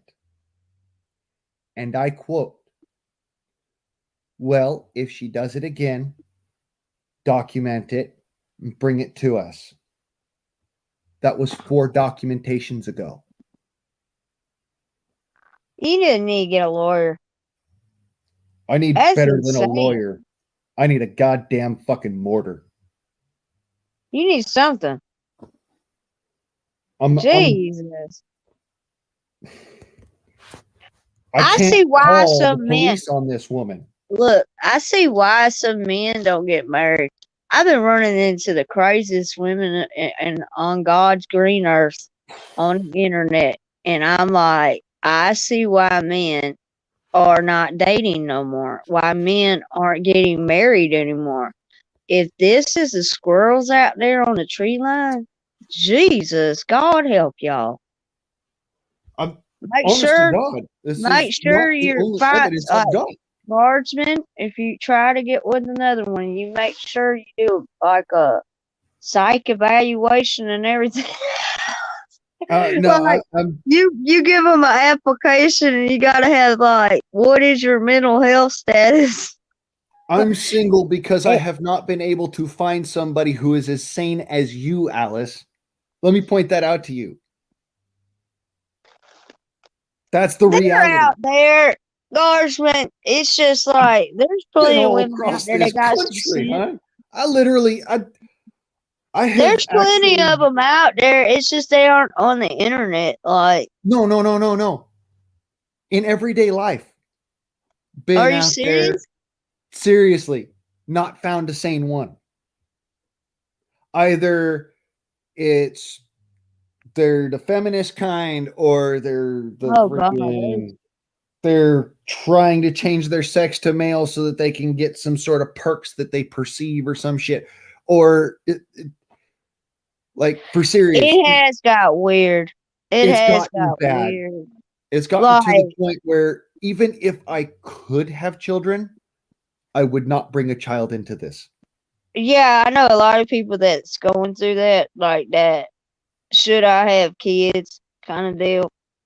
I say, no matter how bad the world gets, like, I'm glad I had mine, even though I am on edge with all the indoctrination and everything, but I wouldn't change it for the world. I mean, we could still teach them to make it and maneuver in this world. Now, what's scary is knowing that there is a lot of people that are transitioning, like, what is the dating going to be like for my boys? Because when they get out there, when they get older, like, how are they? Because they're doing it younger and younger, transitioning them. So it's Right. like, what will they be bringing home is the question. So it's like, it is scary, like, with everything that is going on. And then the hypersexualization, it's like people don't even want to get to know each other. They'd rather jump into bed with each other before even knowing each other. It's strange. Like, it's weird. I've Like that. When did that like they don't want to even know you until you they call it test driving. I said, the hell is that? Oh, I need to oh, know. I went down to the No. local dealership and got a girlfriend. The fuck? Right? Like, rent a chick. What the fuck? Just like they were talking about body count, I'm thinking they done murdered people. I was like, what are y'all talking about? They was like, body count. I'm like, people are actually admitting to murdering people. What is going on here? It No, was like, no, no, no, no, no, no. it's your sexual partners. I See, was like, what the hell? we used to call it bedposters or bedposts. You know, we used to count bedposts Well, they called it notches down here. or yeah, notches Yeah. How or many notches you got? That's what kind of stuff they like would say. what was it in Los Angeles? I think there was something special in Los Angeles. I can't remember what it was called, but it was back in my, my time when I was more inclined to be dating. I think it was like something like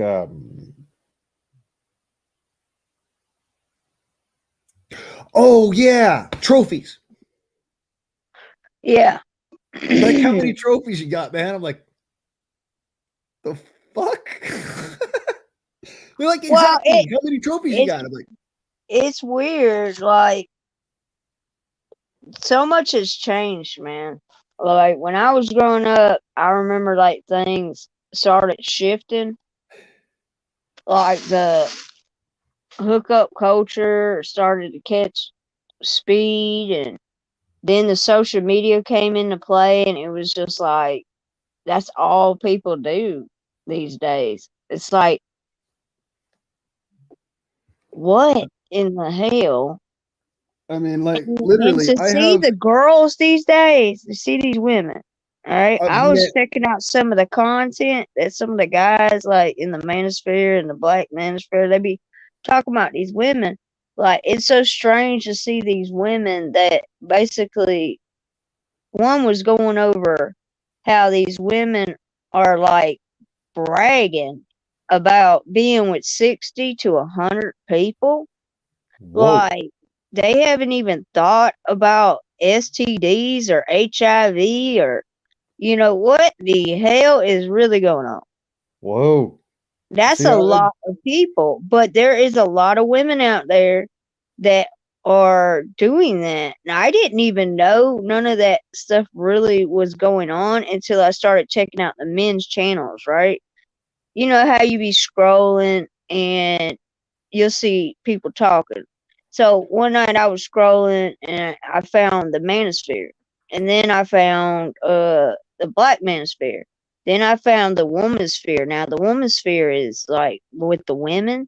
Now that gets interesting. Okay, because I'm like, these cats in this house is kind of crazy. So I scroll along. And then, they got all these little sectors.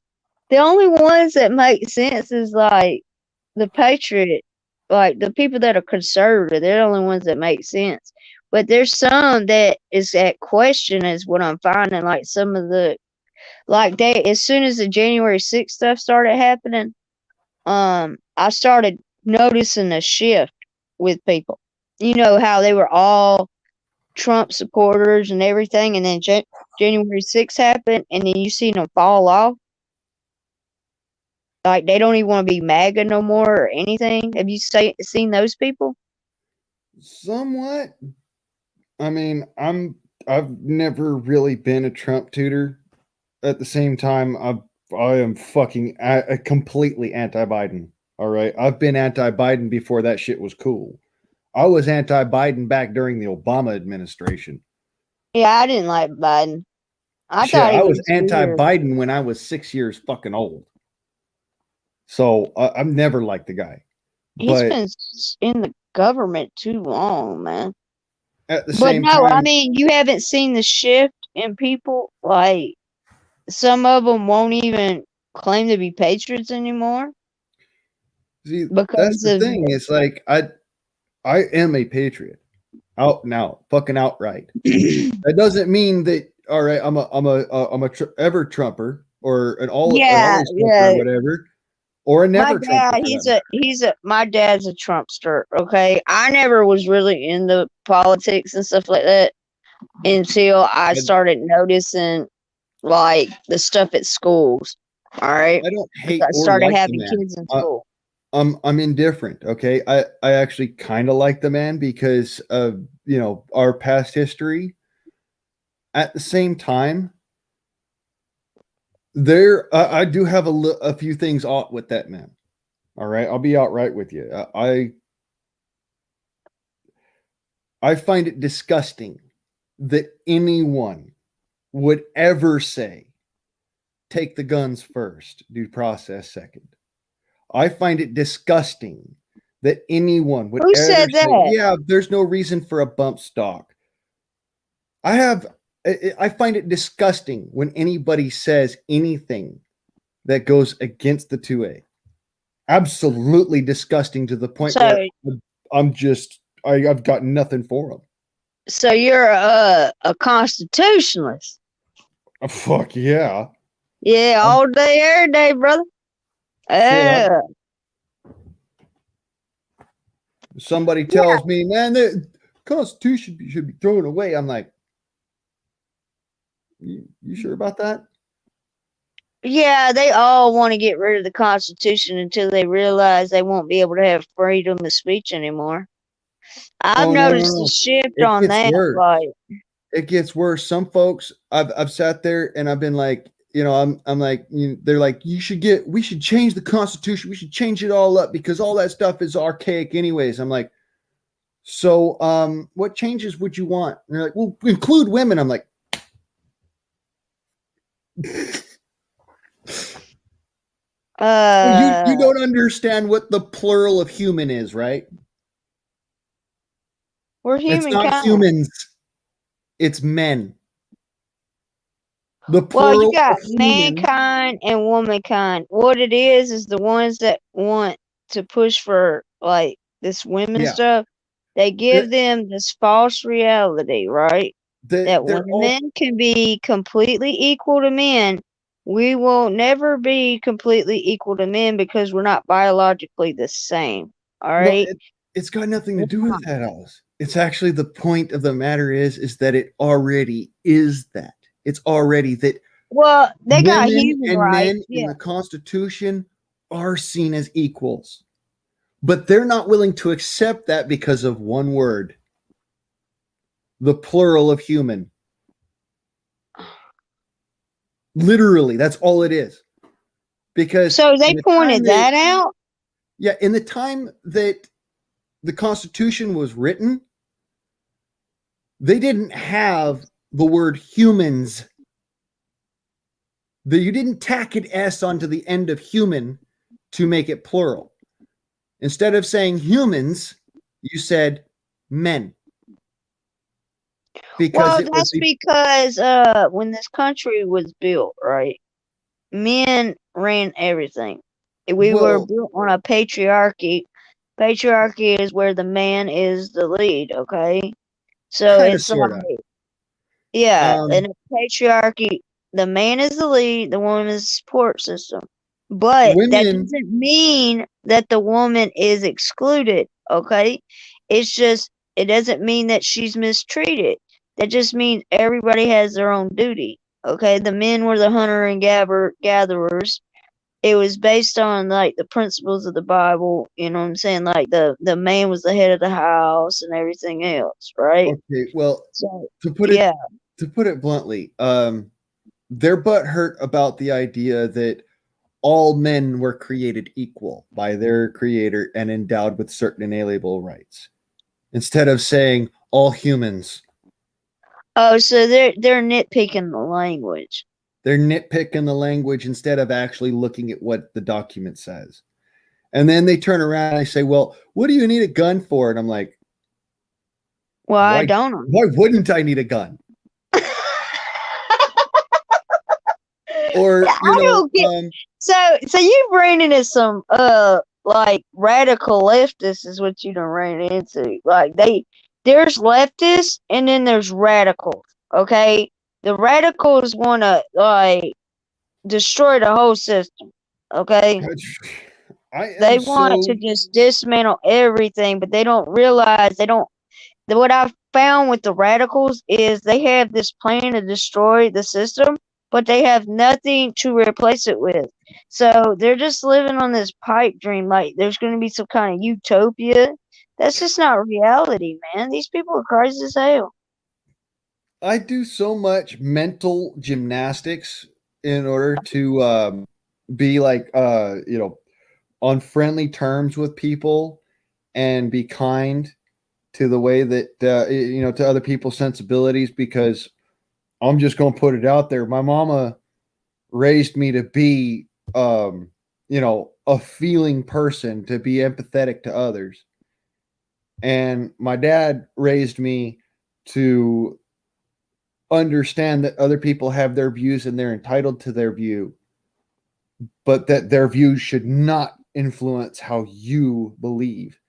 And so I learned that if I can't agree with them, I just shut up and I just let them talk, because at some point in time, they're going to talk themselves into a roundabout where they go, you know what? That sounds pretty stupid. Why'd I say that? Well, some of them do. Some of them like just to Some of say them are crazy, just not crazy. capable of it. But I found out when you call one of the radicals a commie, they go crazy. You know what's fucking hilarious? They go crazy. I'm serious. Like, yeah, Now, if they go real crazy. Like, yo, crazy, crazy. yeah, they go absolute ape shit crazy. They're like, so what? Communism is better than capitalism. Like, Yeah. are you fucking serious? You're sitting there using a device created by the actual effect of capitalism, which is technology, to tell somebody that capitalism is. You see my point? That's so funny. It's so funny when you think about it. They talk about we need communism while they're using capitalism to promote communism. Right? It's Oh no, crazy. the worst Yeah, part. you're The right. worst You're part. right. You're using the thing that is protected by the Constitution They think they're so smart, don't they? to sit there and tell us that the Constitution should be changed. Yeah, it's like they only use the Constitution when they're trying to get entitlements. That's what we're dealing with, okay? Is people don't want equality, they want entitlements. So they No, think because here's the they're a thing. certain group, they They should be don't able want to have certain equality. things.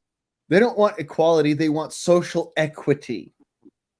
Yeah, the Social equity is value. about equal outcomes. The only equal outcome we have is we're all gonna die. Get over it. Equity, as in value. They want Yes, social equity.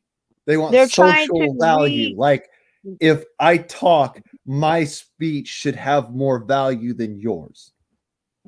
yeah, basically what they're trying to do is redistribute the wealth with this equity stuff, right? So that's why inflation has gone up. That's why they've done all these bills. They're trying to redistribute the wealth so that there's no more middle class. They're trying to get rid of the middle class. They're They want trying to two take classes. away value in multiple different areas. Like the value that you have when you speak. If you don't have the money to spend, your speech in law already doesn't mean fuck all. But if you have the money to speak in American society, like you are an entrepreneur or you work hard or you have the money to go and, keep a roof over your head or have like, these nice things that we use, the internet and the computers and whatnot, then you have actual value. They're trying to take that value away from people. They actually are trying to make it so that if you're rural, you can't get internet access. And if you want to vote, you have to have internet access. Yeah, because they're trying to make everything electronic. But that's not a good idea. Because Oh, what if a storm comes or it something gets like that? even worse. It gets even worse than that. They want to make it so that this has actually been fucking put out there in the mainstream. They are saying that if you are like me, have a beard and are light-skinned, that your words don't count. You don't have any rights. You don't have any value. See, You that's when shouldn't be no, paid no, for no, the no, no, job no, you no. do. Listen to me. They're trying to brainwash people, and you know what you need to tell them when they try to bark that crap at them. You say, "Kiss my American ass." Oh no, I look them right Will in the eye and you tell them? You I tell tell them them I like this. will not comply with your insanity. Honest to God, Alice, I have said That's this what you on the need to internet tell 100 times, and I tell this to folks all the fucking time. You kiss my yellow ass. Yeah, I mean, these people are crazy. They think we're supposed to listen to them. Hell no. Because the truth of the matter is, That's what I they're might trying look to like white here on brainwash the, people. I might look That, white here, but that's actually the computer itself. That's the lighting around me. If you actually saw me like face to I face don't in I daylight, don't see what color you are. I see my you're skin is Dominican. yellow. You're an American man. I, We're I, proud. I'm yellow, but my skin looks white here on the computer. My skin's actually olive yellow. You're a man with a bird. Oh man, what a bird. But no, they don't want me to be able to earn my own keep. Well, they Like, can. You know what my papa said about people like that. You put two hands out. You put once in one hand and shit in the other. See which one fills up faster. but this is what I'm saying though. Like, and it comes down to that same thing I showed you on my phone. All right, Yeah. I've had in the past week 2 job offers from 2 different people to go and work as a handyman, do my basic job, what I used to do with my dad, be a handyman. Yeah. For the past week, she's been Go get parking that like that. money, man. Go get that money, man. There ain't nothing like a good, hard earned money. Okay. Right. But I for the mean, past week, she's been parking like that. As if she knows that these people are offering me a job, offering for me to come out there and work for a couple of days. there ain't a Earn ditch some right money. beside the driveway. I'm at this point where I'm about ready to go and buy me a push bar. Well, no. Is there a way on the side of the road? There's no trees. My tree is right at the edge of the easement. Okay. The roadway is 6 foot across. Okay. And I'd be where she off-roading parks it. her car at is only about 3 foot of grass. I'd be off-roading it. She can literally park so that you can get around it with a bicycle. But I drive a Suburban, a 2-wheel drive Suburban. Don't you have tow service be like there's an abandoned vehicle? I can't do that actually. If it's in the road, that is a if it's in the road, like a public road, she can't just park like that, dude. No, she can't, but it's a private road. It's a private road. But that It's doesn't mean she the owns it. doctor's driveway. Okay. This road but that goes out between our houses here belongs to the dentist. okay, It's his does driveway. okay. But she can't So block it when there's other people that live there, man. I can't make that call. He Well, can. maybe you need to talk to him. Who's the dentist? I would love to be able to talk to him, but he's been out of town for a couple weeks. Oh His wow. kids drive this road all the time. She's been doing this for a week. Monday, she had to have her car towed because one of those kids got into an accident, smashed into the side of her car, completely destroyed their vehicle. Well then, does she have any more cars? That's her new car that I showed you the picture of. Oh God. Yeah, her old car was so destroyed from this person hitting her car that I thought it was me who did it because I drive a Suburban. Come to find out, somebody ran into her with a freaking VW. Coming down that That's hill. dangerous. That's dangerous, man. You're telling me. I'm sitting here going, I get freaking, I've gotten 2 tickets so far for cluttering up the driveway, cluttering up the, stuff like that. My trailer being parked right there so you can't see around the trailer, except you can see around the trailer. That's not the issue. If you're driving on the roadway, you can see around the trailer. And my neighbor on the one side that's over the other way, you can see over the top of the trailer down the street. So that's not an issue. But she parks her car out there, nose on into the road. All right. And she's got like 4 or 5 other vehicles that clog up her driveway. All right. All of those vehicles work. My vehicles, my motorcycle isn't running. My quad isn't running. I have another motorcycle that's in the driveway, doesn't belong to me, doesn't belong to anyone here. It's been sold, but the guy won't get it out of our driveway. So I'm about to go and repo it and go get the freaking title locked over to me and just fix it up myself because it's a nice bike. But my Suburban is in the driveway right next to my trailer. What kind of bike is it? It's a Yamaha Midnight or Windjammer Virago. You need a Harley, man. I have a Honda 1970 CB754. That's What do I not need a Harley man. for? Man, there ain't nothing like Harleys. That's what I Oh, yes, ride. there is. My No, no, 1970 no. Listen up. The only That one thing I is think louder it, than a freaking panhead. that That Indian. bike. You ever seen the Indians?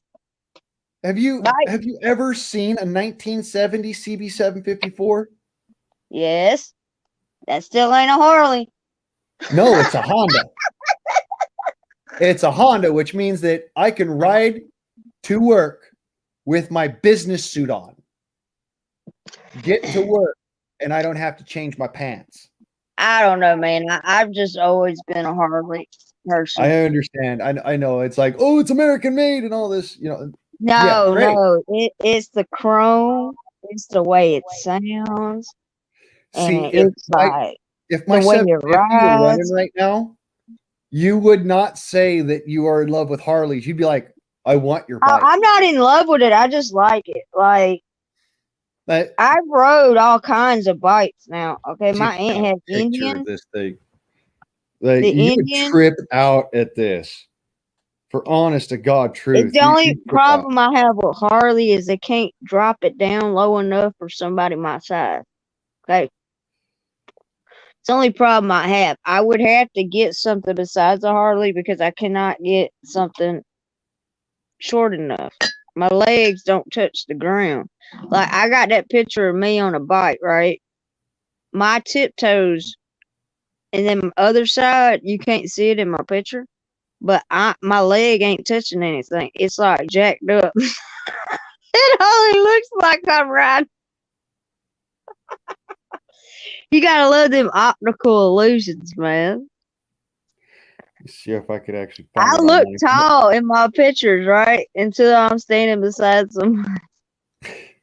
The worst part is, Alice, is I literally I was sitting there I was watching one of your videos and you got a picture of yourself. I was like, holy shit, is she like 14 years old or something?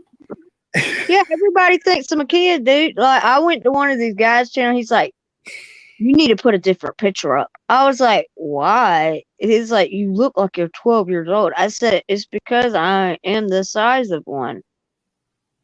Like it's like they think I'm young. Like I'm 37 now. Okay, but it's like how small I am. They think I'm a kid. And plus, I don't wear a whole bunch of makeup and stuff like that. So it's like they're not used to seeing women that don't wear makeup. Like me and Latin are about on the same page on that. We both don't wear makeup. We're not all that into makeup. We agree on that now. Yeah. Me and Latin been friends for a good minute now. She's good people, man. Yeah. She don't like Biden either. I She's got a van. She's got a van. She told me I be cranking that F Biden. I'm like soccer mom going wild. I gotta be honest. I for a minute there, I got lost in your grill when I was watching. I was actually I saw you in the picture you got there. I can't. Yeah, bright silver when you smile. I'm like, yeah, I did that cat video. People like the one when I turned myself into a cat. They said that the cat's got a grill. I said it's grilling, man. It's grilling. But I like to throw a little monkey wrench in there. Like I'll braid my hair, and then like the black girl at work was like, "You did your hair." I said, "Yeah." I said, "You need me to twist you up real good, girl?" Next thing you know, I got work. It's like a walking advertisement. It's like when you got a truck, right? And you work on stuff and you put that sign on the side of your car, like you're a handyman or whatever. Well, all I got to do is braid my hair up and I'll get side work. Like, I'll be braiding my friends' kids' hair and stuff like that. Um, there's all kind of stuff. Like, I see it as art. Okay. Like, when I do my hair, when I do the different clothes and stuff like that, it's like a way to express myself. And when I do my biker rides, like I did red, white, and blue for the 9/11 thing. yeah. I get all colorful. They know me when I come because I'm the wildflower or whatever, wild child. All right. So this is my bike, but with different colors. It's a pretty bike. I'm just saying it ain't nothing like a Harley though. Oh no, my bike's louder than a Harley. You think I'm lying? I wish I had that What thing kind of running pipes right you now. got I'd on go out there? and I'd start it up and piss off all my neighbors with it. What kind of pipes you got on there? What kind of pipes do I have on mine? Yeah.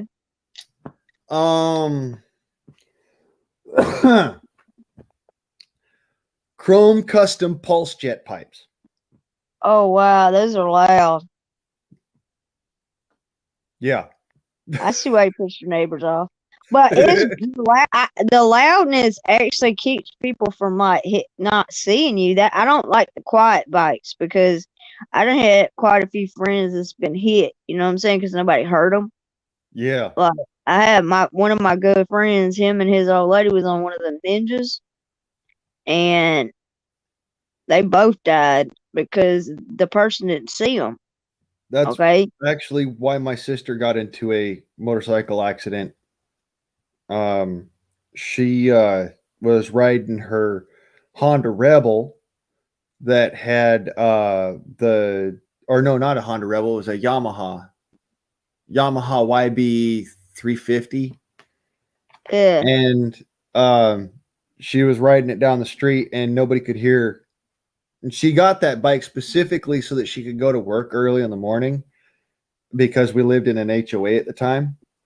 Yeah. And she was driving to work, riding her bike to work, and she was riding down the road, and this lady pulled out from a blind corner without looking into the road and stopped right in And she front of ran into it.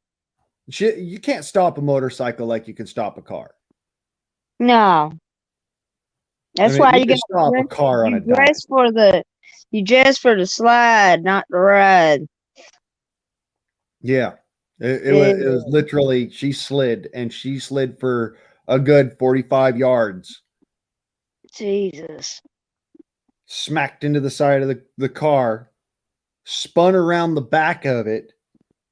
She hit so hard that her helmet came off. And when it was coming off, it actually caused an internal decapitation. She didn't realize that she had her neck broken. She stood up and punched the fucking driver's side of the car so hard that she left her knuckle impressions in the door of the car. Yeah, The I bike can was believe it. entirely total. Say, The only it damage to the car was from her punching it. Jesus. Yeah, I've lost some friends on some bikes, man. That's why I like how loud the Harley is because you can hear 'em. Well, It's my a bike is quiet so bike. loud. I had an Indian and a Harley pull up next to me when I was down in Blythe and I was riding my bike. And they're sitting there, blah, blah, blah, blah, blah, blah, blah, blah, blah, and my bike's sitting there just going, blah, blah, blah, blah, blah, blah, blah, blah, blah, blah, blah, blah, blah, blah, blah. And we go to take off, and I open up my bike, and you just hear, blah, blah, blah,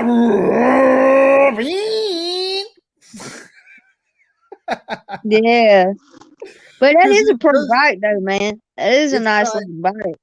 it's got the loud pipes on it, but at the same time, it's got a dual stage carburetor, so it'll go from the slow wind to the fast Yeah. wind.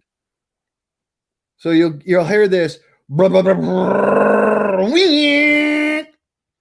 Oh, Jesus. yeah, it Yeah. jumps from one rev speed to the next rev speed. That's the So dual is stage that carburetor. considered like that year? Like, isn't it like every 20 years that's considered like a classic or something? Isn't it Something a like 20 that. years? My bike's I what's know called with an cars antique. it is. My bike's an antique. Okay. Yeah, it's a 1970, so it's actually an antique. Yeah, that will be. Yeah, because Um, that's like what? How many years? It's been at least 40. Ooh, That bike is at least 40 years old. it's probably This year, older than that. Let's see, it's 70, 70 to 90, 22. 2000. That's almost 50 years old. That's 52 years old. Goodness, that's older than me. That bike's older than me. It was my granddad's. Oh man, that's classic. I like the old pickup trucks. You know the old Ford pickup trucks, the humps on the side. Speaking of which, that's what the neighbor kid drives. Not Oh the man, Ford. he got him a nice one then. Yeah, but not the Ford. The Chevy. Oh, it's a Chevy. He drives the But old I like Chevy. Chevy. I like Chevy. Like I wasn't really big on Ford. I was really a Chevy chick. And then like It's a Chevy S10 Big 10 Custom. that's not 1976. It's a sweet fucking truck. yeah. And They come down their driveway pretty quick because otherwise you burn out your brakes coming down that incline. Yeah. I'm I'm expecting it to happen. Honestly. That truck is going to get totaled. Hopefully it don't, man. That's a pretty truck. Yeah, very pretty. Fire engine red, chrome lines, white Oh, pinstripe, white wall man. tires. Oh You my ever he ain't ever god. put it in the car show? It Like might have he been could in the car probably win some show. competition. Like Yeah, my and friend, it's a he does grandfathered those. zero catalytic. Like in California, right? They had those lowrider shows, didn't they? Yeah, I've been Those to are them. big in California. I used to take my bike to the bike shows down there. Like, what's the best artwork on one of them lowriders you've ever seen? Because you know I how would to have to airbrush it. say that would have to be the what was it?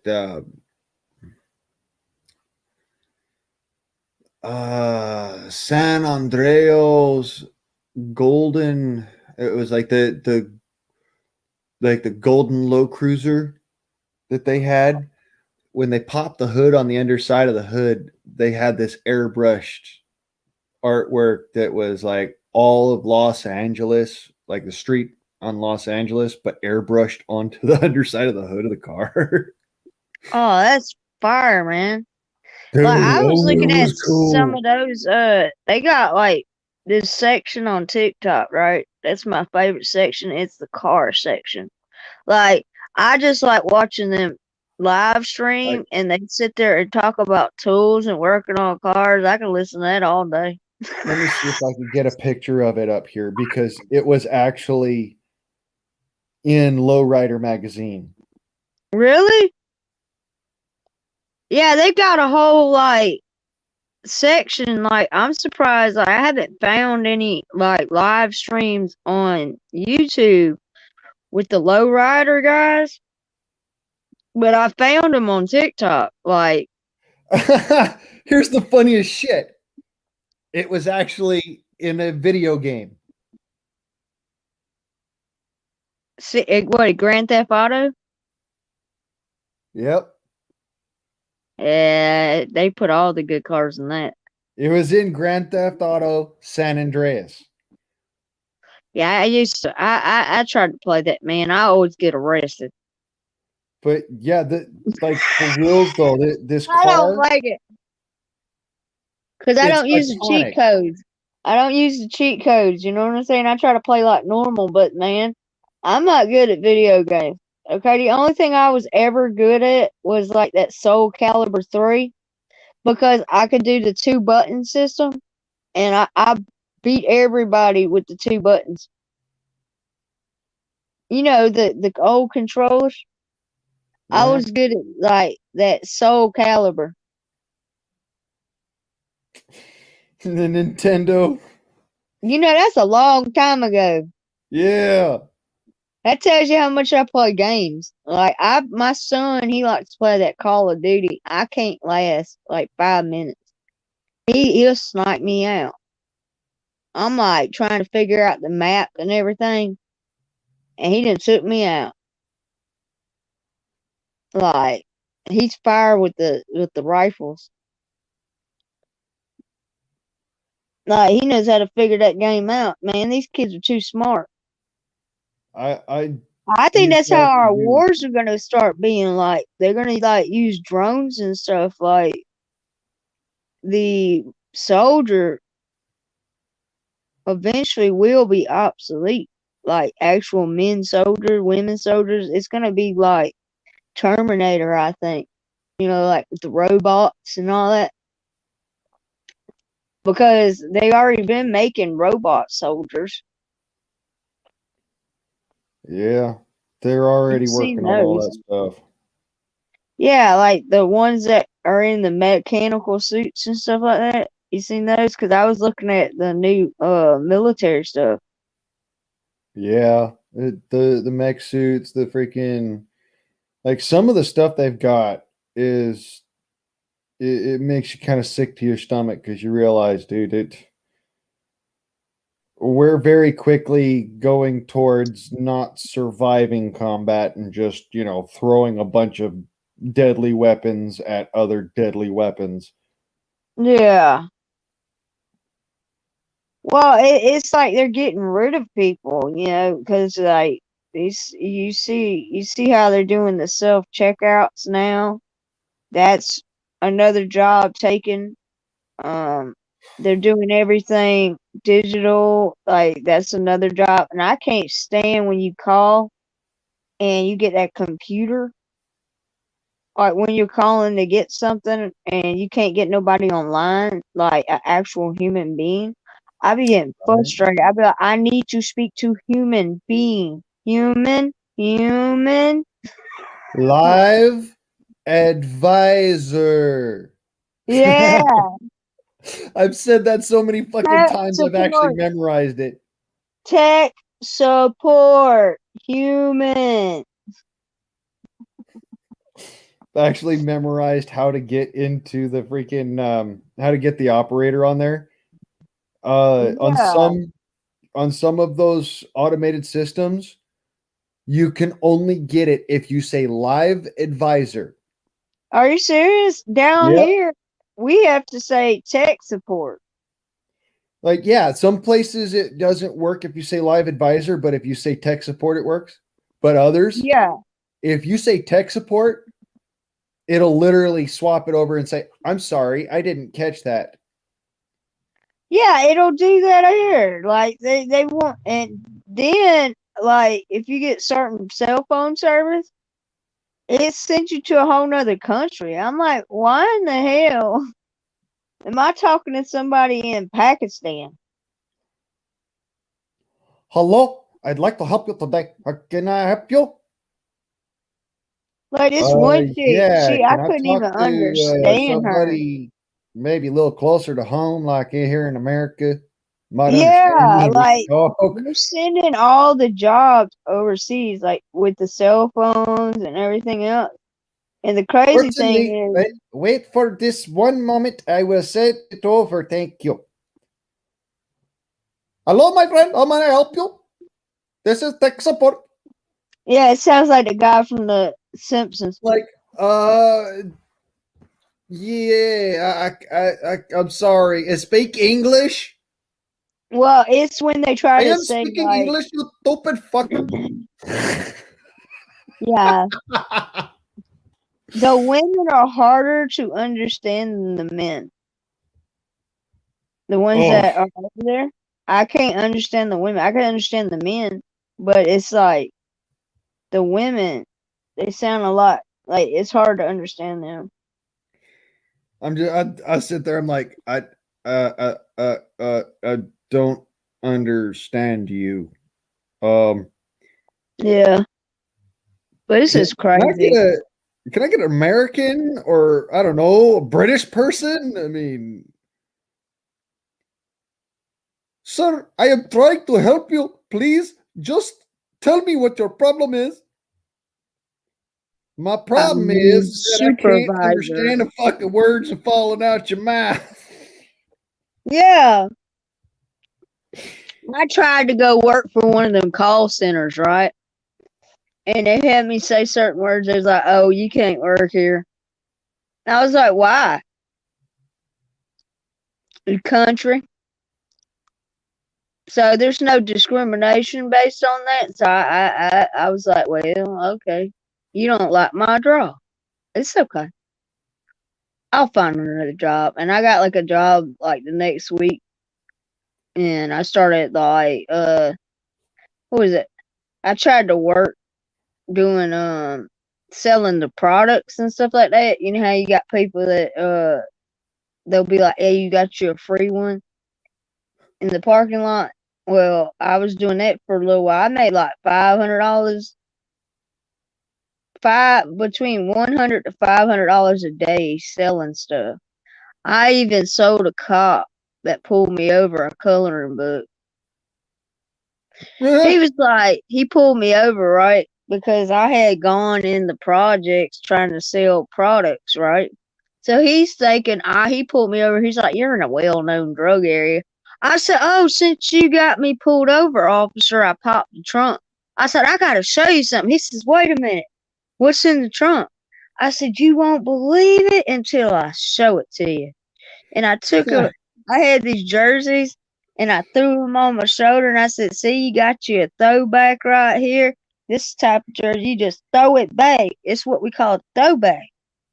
And then I showed him the coloring books and I was like, these cost like $50 at the Disney store. So if you buy two now, I'll give you something for free. He says, what do you get for free? I said, this throwback jersey right here. He says, is this what you're doing? I said, hey, man, I don't discriminate. Everybody gets some of these good deals I got in my trunk. And he was like, well, this is bad area. I said, well, you going to give me a ticket or you going to buy some? He's like, do you have a business license? I had to show him my small business license that I had. And I sold a cop some coloring books. Sure did. But you know how they will pull you over, like they'll say, well, this is that's how they try to get you. Yeah, They'll say, I know. I've you're been in a pulled over doing drug that. area. Like, you do understand this is a well-known drug neighborhood? Yeah, I Yeah. know that, sir. Can I help you with something? You step out of the car, please. Yeah, sure. What's all this about? I need to be sure that you're not selling drugs. Well, I'm going to tell you now, officer. The most you're going to find inside of that car is a freaking mess of napkins and stuff like that. You ain't going to find no drugs. But you're welcome to dig through it. Let me tell you what I'll get a clean car out of it. Let me tell you what he did, right? He got pulled over. It was one of them roadblocks. You know how they do those every now and then? Oh, yeah. Well, the cop was like, you been drinking? Yeah, He's the like, sobriety check. Yeah. yeah, he's like, sure have. So he gets him out the car. He passes the DUI test and all that, right? He says, you passed the breathalyzer and this test I gave you. Huh. You said you were drinking. He says, yeah, Mountain Dew. He says, you made me go through all this. He said, well, you didn't ask me what I was drinking. You asked me had I been drinking. And yes, I just was drinking my soda. Have you been drinking anything this evening? Yes, sir. Yeah. So now what they do is they go, are you under the influence of any drugs or alcohol? They don't say, have you been drinking no more, because he made them realize that they had been wasting their time. So they don't ask you if you're drinking anymore. They ask you if you're under the influence, because he was a smart ass. I said, man, that's the funniest thing. I've been asked before, are you under the influence of drugs or alcohol or anything else for that matter? And I said, yeah, I'm under the influence. And he says, would you like to tell me what you're under the influence of? And I said, yeah, I'm under the influence of being stopped and harassed for something that I didn't do. Yeah. It pissed the fucking cop off. He's like, get the fuck out of here, man. Well, I had a cop one time. He pulled me over. See, I look like a 12-year-old. So I didn't realize how young I looked until my friend, she's like 2 inches taller than me, right? I seen her driving her car and it clicked. Damn, is that what I look like driving? But I had a cop. He pulled me over. He was like the 15th time that month. I was like, dude, y'all just need to get on the radio and tell them a childlike woman is driving and she has not stole her car. I said, y'all have pulled me over and pulled me over. I have not stolen my vehicle. I am legal. I don't know what your deal is. You just look like a little kid. I said, but this is harassment, sir. So he asked me for my papers. So I handed him my pocket constitution. He says, I need, your papers, your license, registration, and everything. So I gave him my constitution. He's like, where's the rest of your papers? I said, no, I need you to understand you have been harassing me. Okay, you see that you wanted my papers. Now, are you going to stop violating my constitutional rights and my due process and all this other crap that you're doing? Because this is what, 15 times you done pulled me over? That devolved quickly. Yeah, he got kind of pissed off. He's like, I need to search your vehicle. Probable cause. Probable cause for what? I said, I ain't got nothing in here. Well, you need to give me your license registration. I just wanted to make sure you knew I knew my rights. So here's my license registration. And he basically, I had to get in touch with the sheriff. I said, listen, I have been pulled over 15 times. I said, this one cop has pulled me over 5 times. He keeps forgetting. I said, you look at me, look at that car, put a note in your officer's little things. I have not stolen my car. And I am legal. Because it got really bad. Like, every time I would come and visit and I'd be traveling, next thing you know, I'm getting pulled over. You know how embarrassing it is when you got people that's known you all your life, and every time they see you, you got blue lights behind your car. And they're like, what you do this time, Miles? I said, well, they still think I stole my own car. They need to leave you alone. Oh no, it's even Well, worse. why don't you call him and let him know, man? Shit, get on the damn radio. It's even worse when But you that's get pulled crazy. over for Isn't that having a suspicious vehicle. What's suspicious? Right. No, it's a green Chevy Suburban. Oh, they Long thought you was a travel. drug dealer? No, and there's this guy sitting in the front seat, big old bushy beard. You get Oh, pulled God. over, parked. Yeah, how does that work? I remember my friend got pulled over in the parking lot. He's like, I pulled you over. He says, I was parked. You ain't. You ain't pulling shit over. You basically Hey, parked you behind see, a parked car and turned your lights on, son. ain't that some shit though? They try to get you while you're parked. No. The funniest shit was the fucking cop comes up. You know why I pulled you over today? I'm like, I have no idea why you pulled over to the side of the road, sir. I was parked here. You can't park here. Oh no, we got a call of a suspicious vehicle. I'm like, Oh, God. it's fucking South Central LA. What vehicle isn't suspicious? Right? No, they had a big thing like, okay, rims are big in Georgia, right? Oh. Like in Atlanta. So they got this idea if somebody's got rims on their car, right? And they got a nice car, like a Caprice or whatever, they automatically stereotype them as drug dealers. Oh man, it gets even worse. Like when I was in LA. Do they do that like over there? Like, do they think because you got rims on your car? Like I said, it gets even worse. I was down there in my truck. All right. My brother's in the passenger seat. He's black. All right. Like dark black. Like he's my dark adopted too. brother. All right. So just bear with me. He's so He's your black. brother from another mother, man. Yeah. He's so black. He's purple. Oh, wow. They That's pull us dark. over. parked in a parking space Okay. across the alleyway from his house. What they thought he was selling you drugs or something? No. Here's the funniest fucking part of it. All right. The vehicle is registered to my mom.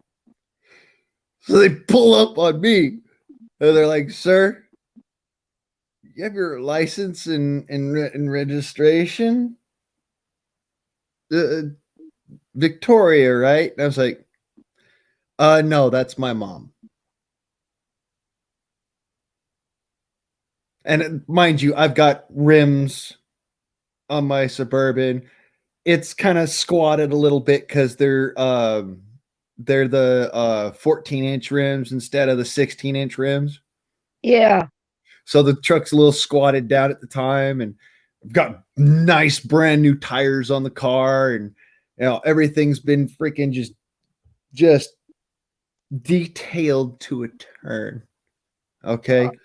My car is pristine.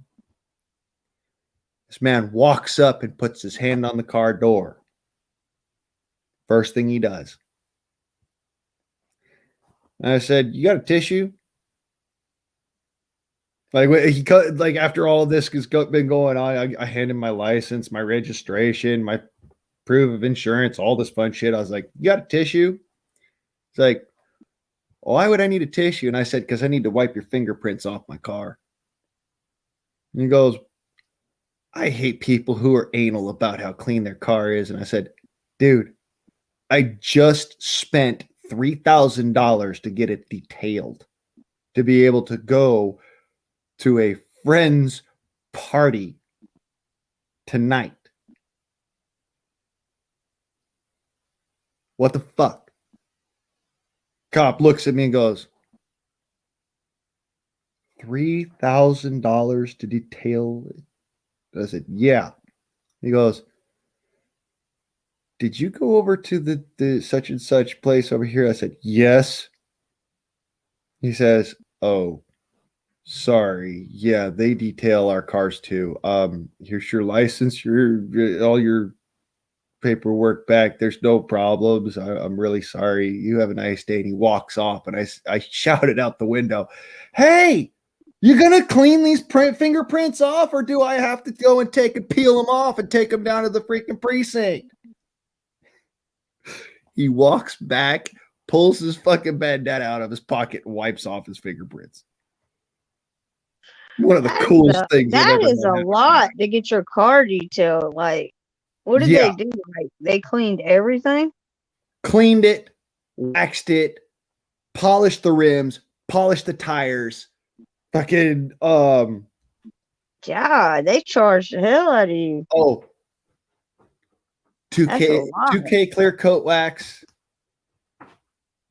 high sheen polish, chrome polish, and taped and detailed. So it was like really nice looking. It was the first time I've ever had it like that. It's the only time I've ever had it like that. Now it looks like a catastrophe, like somebody freaking drove it through the desert. But that day it was ready to go to a party, and I just bought it, and it was living in LA or not in LA. I was living in Blythe at the time, but I just bought this truck in LA and drove it over to my brother's house, and we're hanging out. And the funniest shit is they were trying to pin a drug charge on my brother. Here's the craziest part of all this is that even though they tried to pin the drug charge on my brother, because when they ran my background and everything, they found out exactly who I was. They're like, don't fuck with this guy. I literally watched them get into a shouting match in their cruiser behind us. So, like, they be chumping charges up in Cali, don't they? Oh, big time. Big fucking time. Like, I this is another instance from another time. I was riding down the street on my bicycle, riding down the street with a freaking It's actually the pole, the rake pole that I made my Native American peace pipe out of. Yeah. I just bought that from the fucking Home Depot, and I was riding with that over my shoulder on the bicycle down the street. These cops pull me over, and they come up On a on me, and they're bicycle? like, On a bicycle? on a bicycle. They pull me over on a bicycle. They start harassing me, and they're like, we, and they finally get a hold of my ID, and they see that I've got a receipt for the piece of wood, and they see that the fucking bicycle is registered to me, and oh, it went freaking deeper than To that. register your bicycle? They actually put me in the back of the car, went in order to run my information. They ran my information. They got me out of the car, and they both formally apologized for pulling me over. That's crazy. Like, Dan, like in Georgia, the craziest DUI I ever seen? A man on a damn lawnmower. A riding lawnmower. Let me tell you what he did now. He had the beer in the back. So he's just a chugging along, right? And I mean chugging. He's like drinking his beer, riding his lawnmower, and he got a DUI on a lawnmower. I said, you can get a DUI on a lawnmower? It's motorized, ain't it? That's crazy, ain't it? You could get a DUI on a lawnmower. You think that's bad? That's I was crazy, down in though, Venice man. Beach. I watched a guy get a freaking DUI on a freaking pair of those wheelies. The ones that like the Hurleys or whatever, the shoes that have the wheels in the back end. Yeah, I watched a guy get a DUI in a pair of those. that's crazy, man. But yeah, you can get a DUI on a lawnmower. You can get if your bike is motorized, you can get a DUI on that. You can even get a DUI in Georgia riding what it's called a BUI, boating Yeah. under the influence. Like you can get a DUI for like a truck driver. He had to do a DUI school, and he was on NyQuil and some kind of cold medicine. And because the NyQuil had alcohol in it, it made it where he got a DUI for that, and that other medicine said may cause drowsiness, and they gave him a DUI. He's like, but I wasn't drinking. They said DUI is driving under influence. That covers like All prescription different drugs and drugs, everything, prescription drugs as well. Yeah. and over the counter. I was like, wow, I didn't know that. But yeah, they'll give you a DUI for medicine. It gets You got a hella weird. doctor tell you, like, they give you that script. Anytime it says may cause drowsiness, if they see your script and you're driving, they can give you a DUI, man. Did you know you can get a DUI That's if your crazy, horse is man. drunk in Arizona? A what? A DUI for your horse being drunk. No, for real. For reals. In Arizona, I you can get a DUI for your horse being drunk. Well, every law that has been written was written by someone who broke that law. Ain't that some shit? Now you think about that. Every law we have has been created by someone who broke the damn law. Who the fuck gets their horse drunk? Well, they got some crazy, like, have you ever looked up the crazy laws in different states? Like in Georgia, there's you can't eat your chicken with a fork in one county in Georgia. Oh, hey, I'm all for that. I'll be with you. I'll be Like, honest it's with against you. the law to eat chicken with a fork. Like, Yeah. you got to use your fingers. Did you know that just north of me in Washington, it is illegal to cross the road with a duck on your head? Do what? Fucking God's honest truth. This is an actual law. In South Carolina, you can't park your horse on the left side of the road. It's against the law. You can't park your horse on the left side of the road. Yeah, it's still on the books, man, but it's like people don't use horses no more. And I think it's because like there was all kind of like laws that are still on the books that they never updated. Kind of like that law I told you about with the sterilization, like they could still legally sterilize people because Yep. it's on the books, but like there's some crazy ass laws. Like just that one day when you go down a rabbit hole of looking up like crazy laws in different states, You're telling me there's there's like a some law. weird ones. I believe that it's a law. There's a specific law in Louisiana that if you make a gumbo without Tabasco, you could be placed under arrest.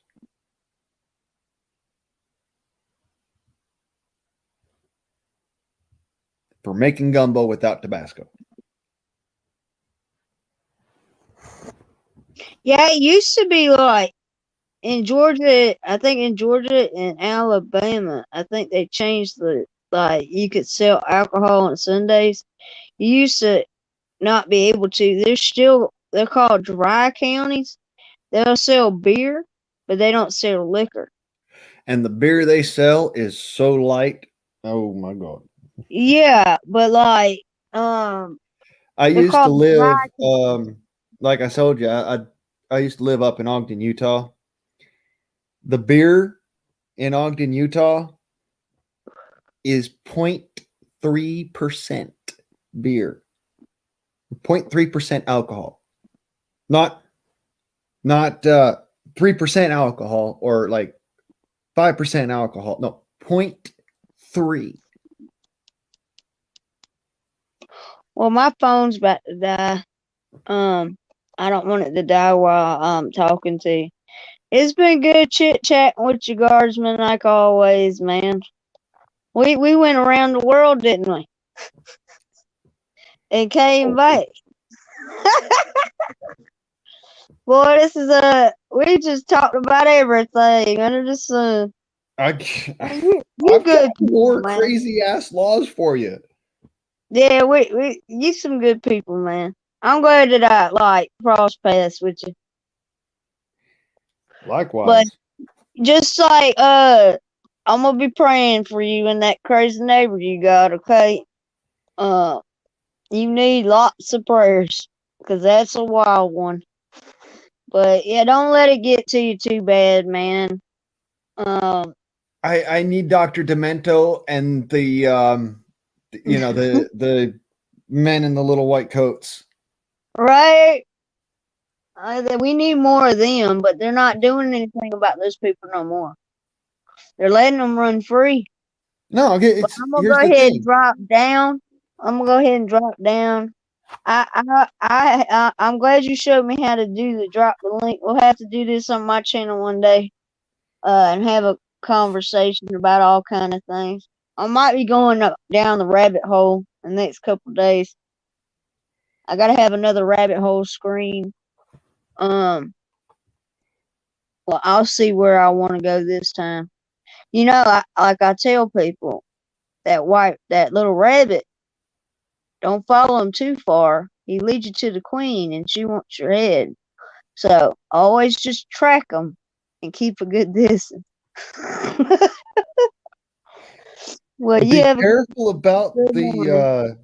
about listening to the caterpillar who's sitting there smoking, by the way. Yeah, he'll lead you down some wild roads. And by the way, a very merry unbirthday to you too. Right?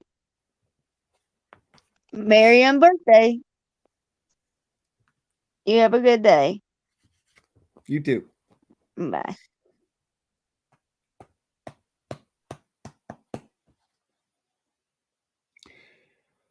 So, how's your day?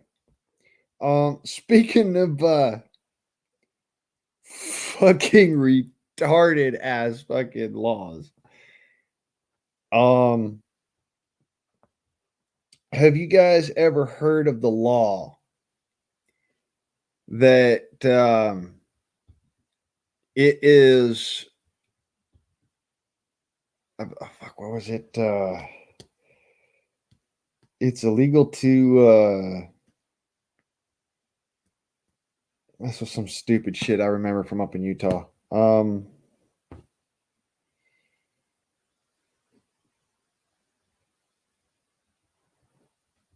It's illegal to have an air gun of a caliber greater than 22 in the state of Utah. I'm pretty sure that thing was repealed, but it was kind of fucking retarded because it was like, why?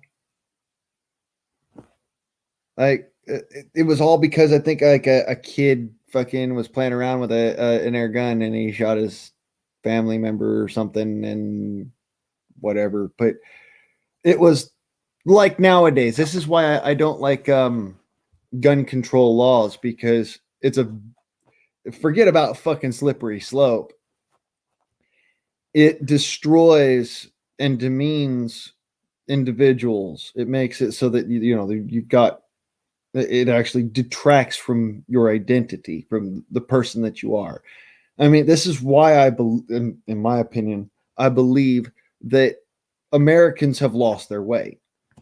We've allowed law to overrule our individuality, our identities, what we identify as. And I'm not talking that flu bullshit, all right? I'm not saying like, oh, I identify as a fucking green lawn or some a fire hydrant or a cheeseburger or fucking cake. What? No. I identify as an American, not as a Mexican, not as a Briton, not as a Frenchman, not as a somebody from another country. I identify as an American. It's where I come from. It's where I was born. It's where I was raised. It's where I was living. It's where I fight till I die. Part of that identity, being an American, you have the right to keep and bear arms if you so choose. Being that you are the militia, you actually have an obligation to, but that's here nor there. So taking firearms away from people, taking any kind of projectile weapon away from somebody, taking explosives away from somebody, whatever it is, saying you're not allowed to have this because you're this kind of person.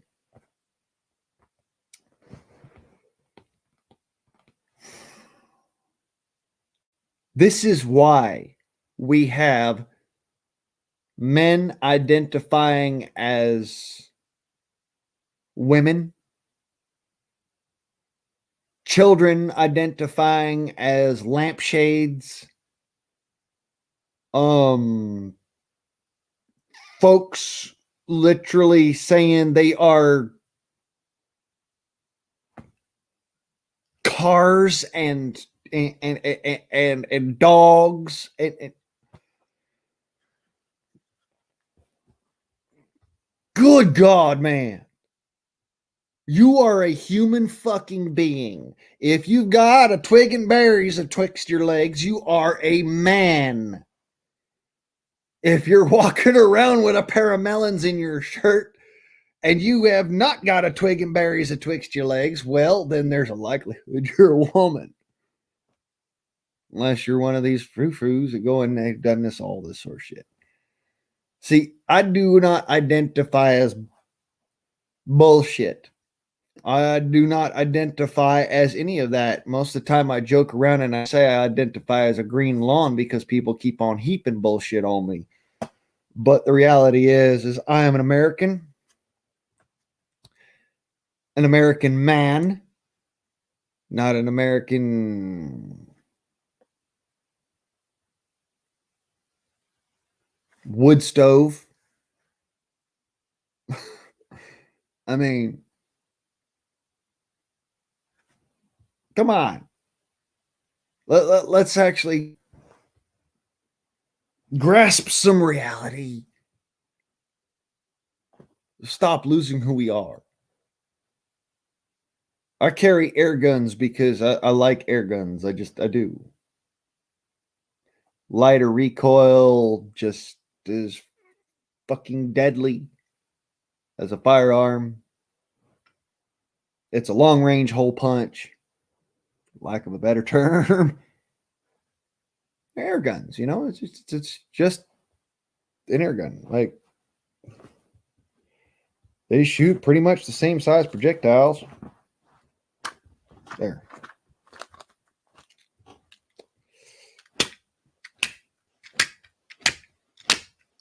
There you go.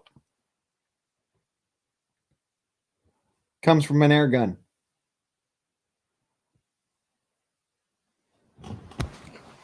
Now, do I still have that little fucker over here?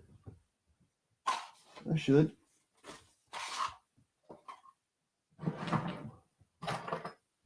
Aha. Comes from an air gun. Comes from a firearm.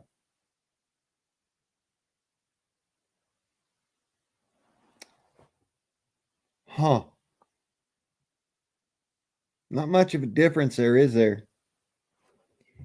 This is why I don't like it when folks tell me, oh, why don't you go get a firearm?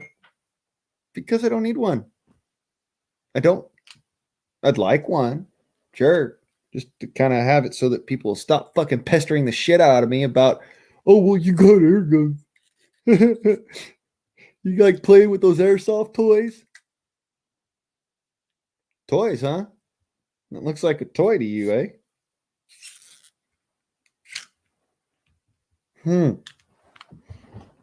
Yep. Oh, that's 15 pounds of toy. Oh, I love this thing. 15 pounds of pure toy.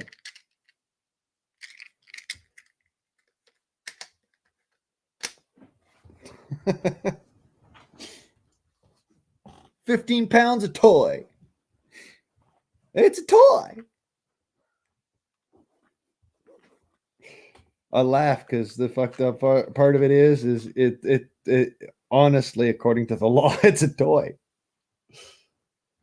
It's not a firearm, so it's a toy.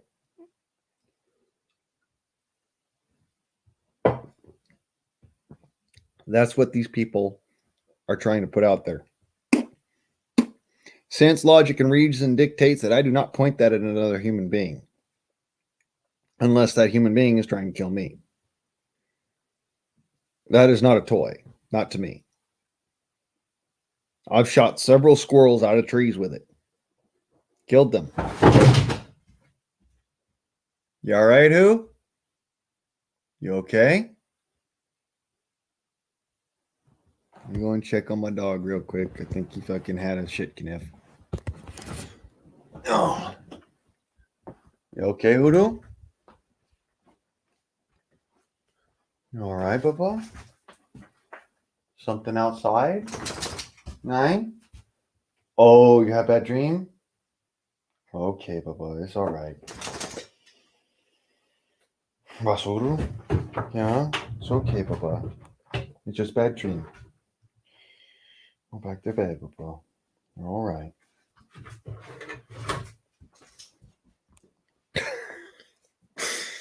My dog flipped his shit, man.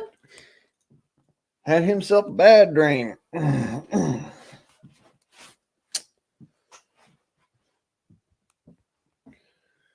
So yeah, actually I'm gonna go outside and have me a smoke. You're welcome to tag along, who? But I do not want to be pestered, all right? All right. Here you go.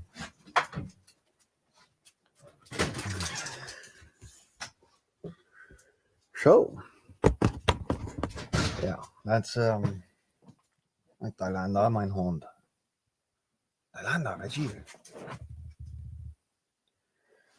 Oops. Let's see here.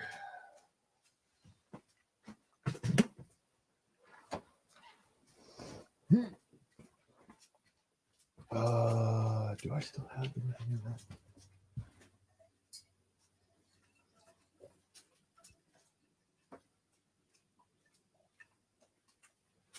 Nope. Nothing in there. Well, shucks. Let's see if I can't fix the lighting here. Just off en wonder. It's bright and it's still not enough.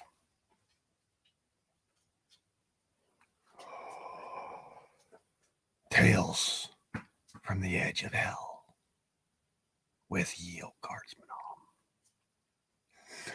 on. I'm joking, y'all. I'm just trying to be like, I'm trying to get some form of light on my face so that you can see me, so you know that I'm not just sitting here trying to troll y'all. I mean, you know that I don't do that shit, but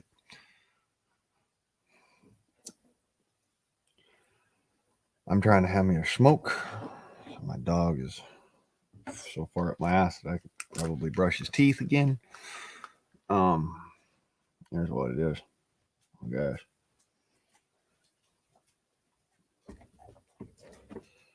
One of these days, I'm going to make like a fucking thing that it goes right on top of my computer, so my computer says like this, so you can't really see the flashlight, you know, but it's pointed at my face. It's really bright. Doesn't look like much to y'all because, like, you know, but it's LED, so it's really bright to me. What'd I say about pestering me? Yeah, that's bright, isn't it? What'd I tell you about pestering me? Just the old thing. Hold on.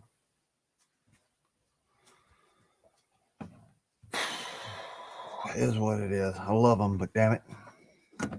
He don't always listen. He listens most of the time. In fact, it's 90% of the time. 99% of the time. It's just that other 1%. Nein, bist aufhäng. Vigil. Schnell. Bist aufhäng, Hund. One of the downsides to having a Doberman, they don't listen to shit.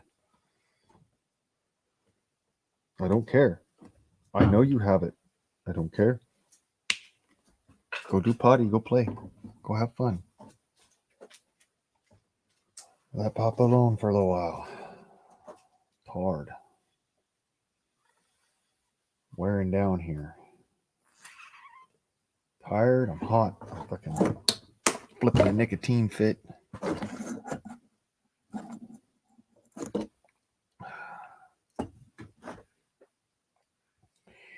And at some point, I'm going to get this damn thing to sit straight.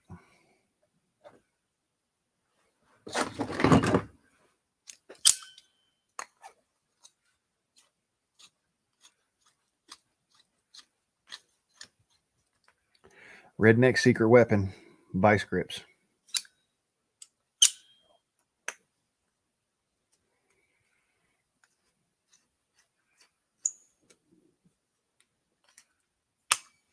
It works.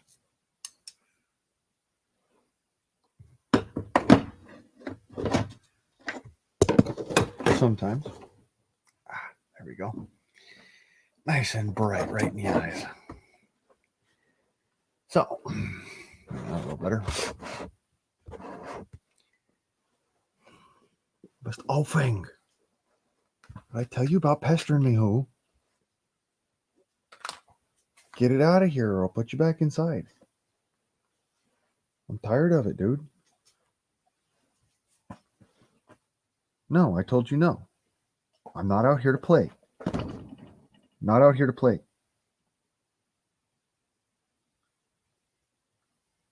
Really? Stop. Stop. It's not funny. I will put you inside.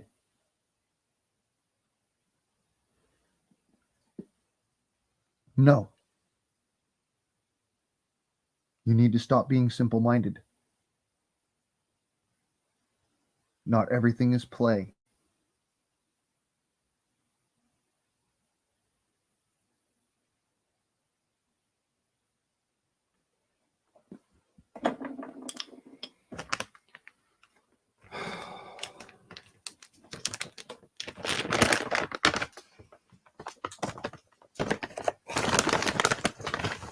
Not trying to be an asshole to him. I love him, but at the same time, not everything is play. Sorry if I've offended some folks. Honestly, not really.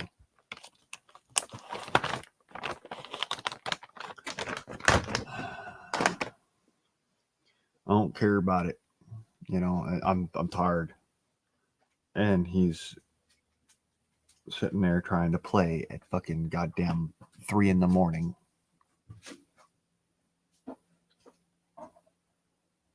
Trying to be somewhat quiet here.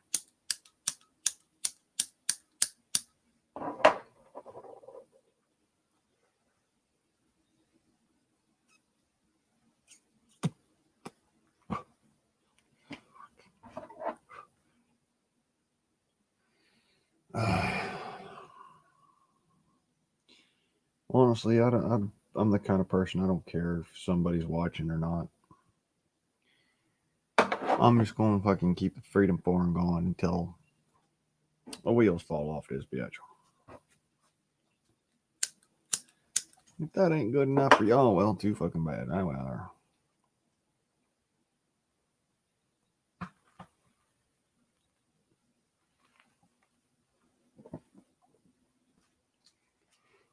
This is therapy for me, so I'll go out doing something stupid.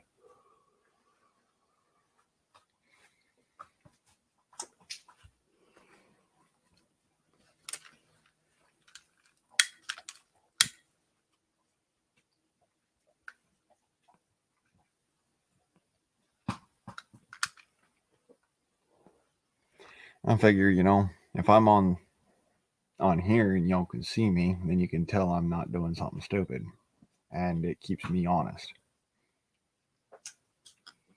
So I'm going to do it that way.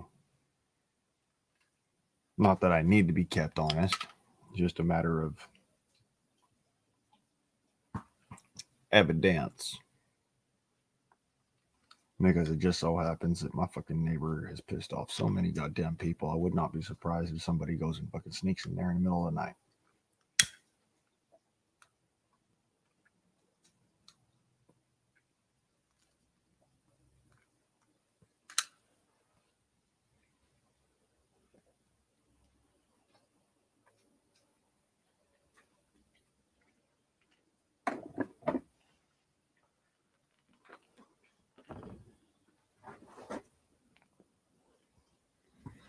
So,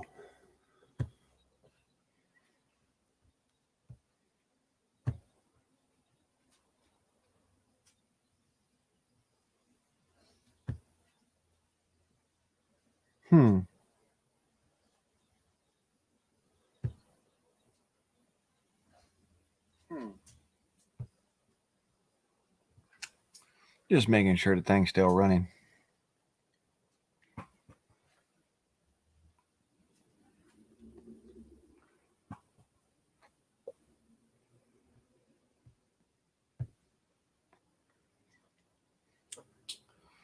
Because apparently YouTube likes to frick with the freaking algorithms. A little bit of fluid left.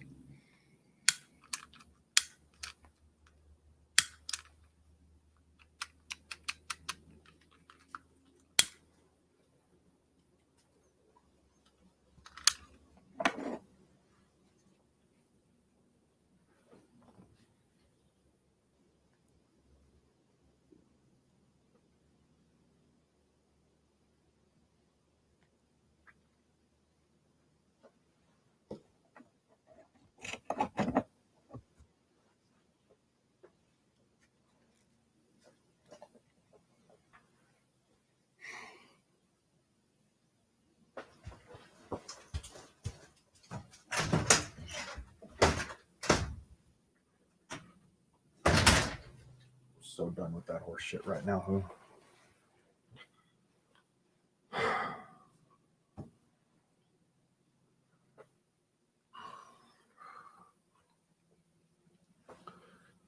I'm tired. I let you out because I thought you had to use the bathroom, not because I thought you wanted to play at fucking 3 a.m. in the morning. Dog does not have a concept of time.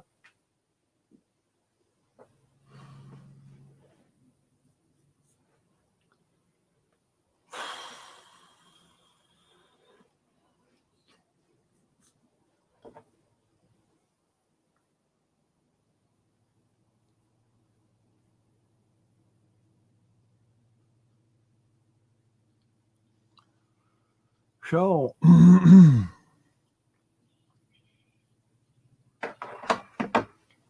howdy doodle. How are you?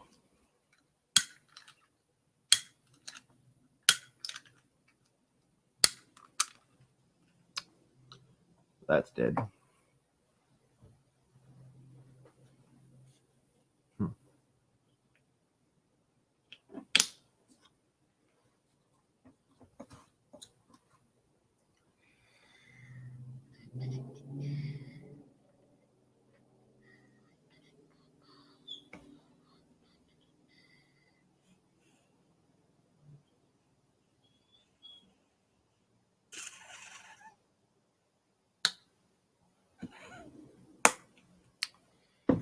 No, it could always be worse.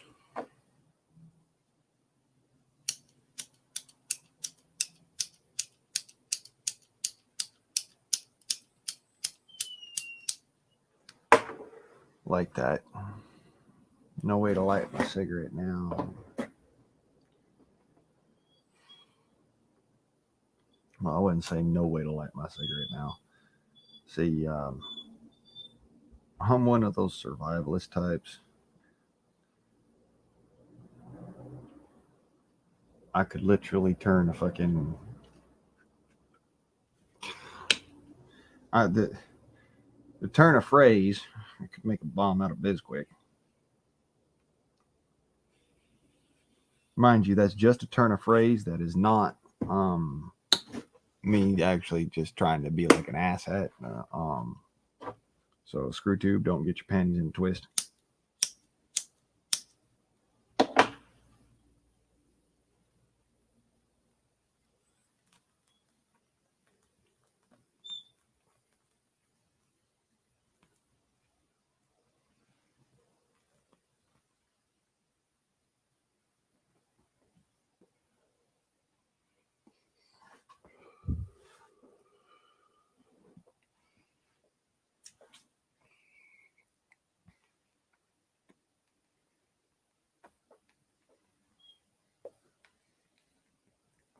Well, if I could get it to light now.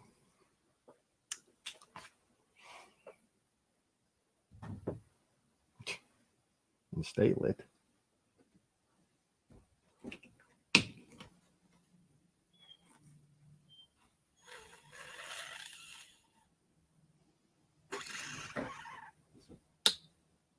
A little bit of rubbing alcohol. And a Bic lighter. That ain't got no gas in it. Don't care who. Pack it in. It's 3 in the fucking morning.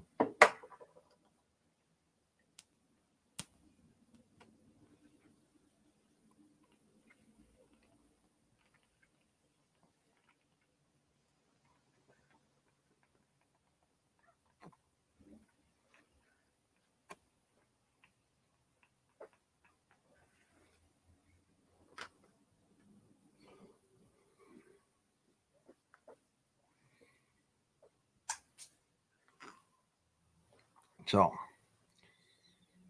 tobacco.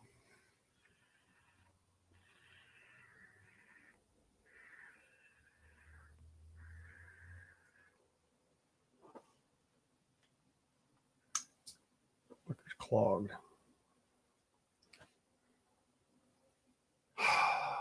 swear to God, I can't even catch a break for a fucking minute.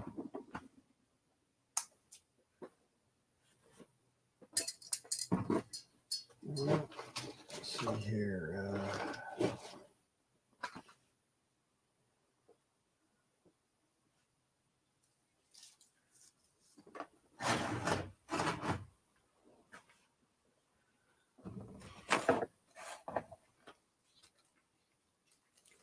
Nope. Nope.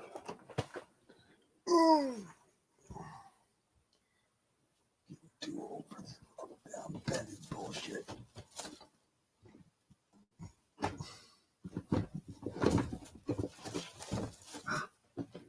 Paper. Thank you. Actual fucking rolling paper. Might be a little bit worse for wear, but I'll make it work.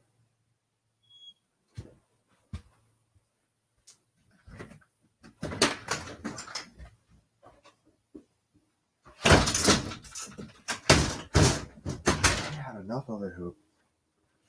Fucking 3 a.m. People are sleeping.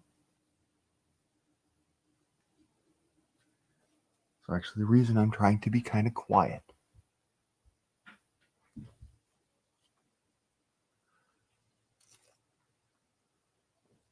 God, I love that dog, but damn it, he's gonna end up catching me a fucking case.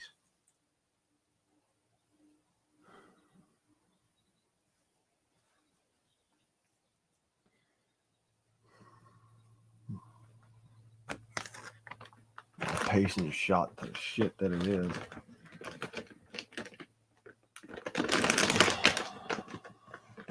I need to fucking just calm down.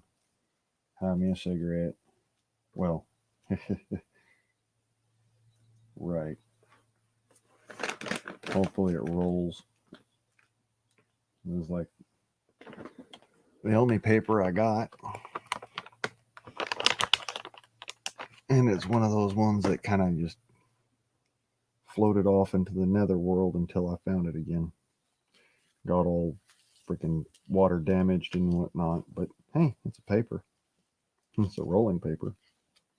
Sort of. Ain't got much in the way of gum.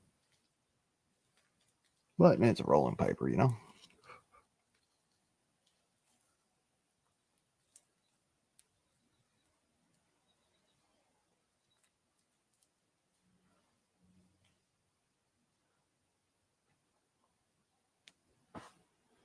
Hopefully it holds.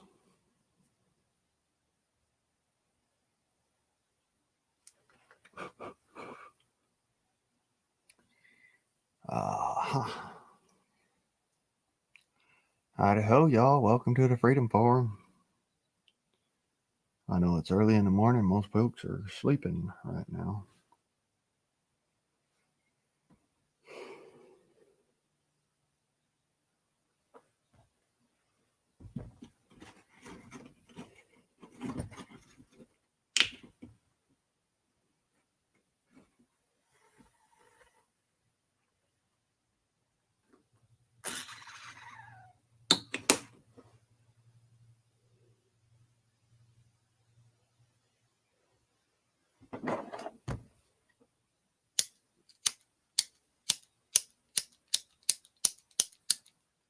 There we go.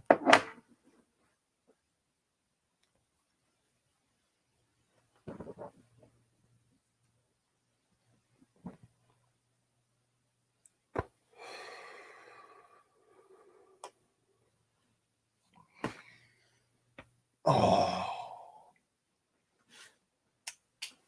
a knot out of my neck. It ain't holding, damn it. Fucking paper don't want to hold. Swear to God, I don't fucking catch a break for nothing.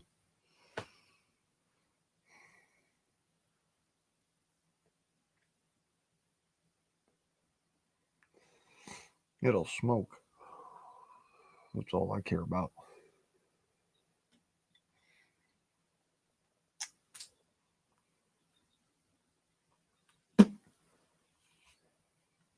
Oh, well.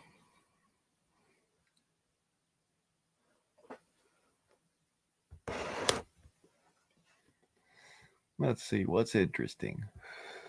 What's happening right now that is interesting?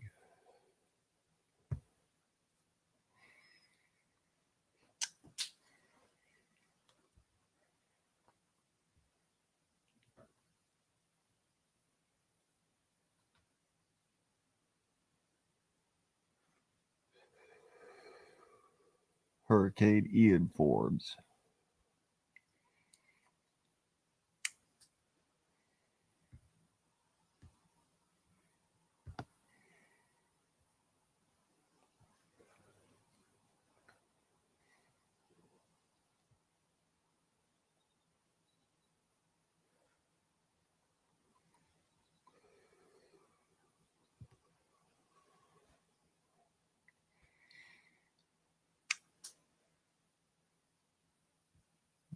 Top news, it says. Italy's right-wing coalition set to win the election. Yay, Italy. I think. I could be wrong. Fuck, I don't know. Hurricane Ian projected for landfall in Florida. State of emergency declared.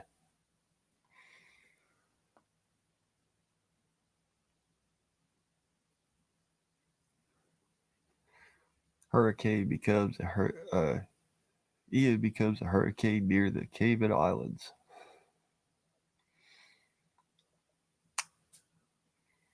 Putin raises stakes in the war in Ukraine. You know, I'm fucking getting sick and tired of this fucking war in Ukraine crap. Like it's actually gonna make a damn difference.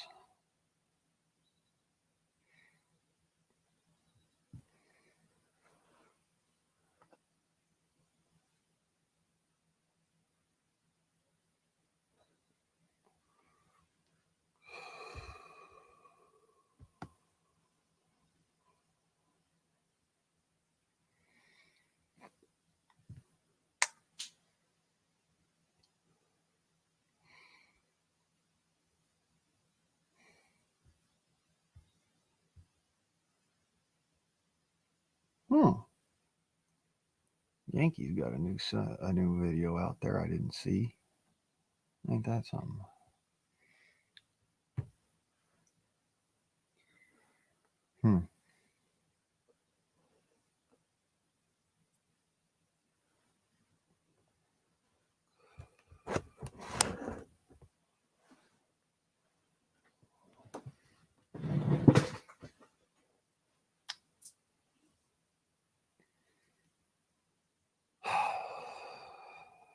Fuck, it's kind of chilly out here.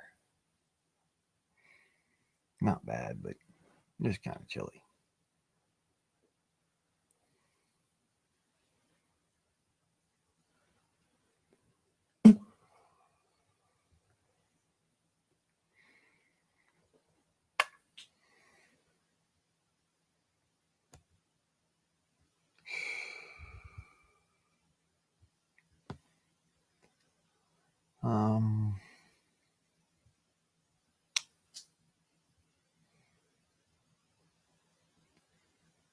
See here.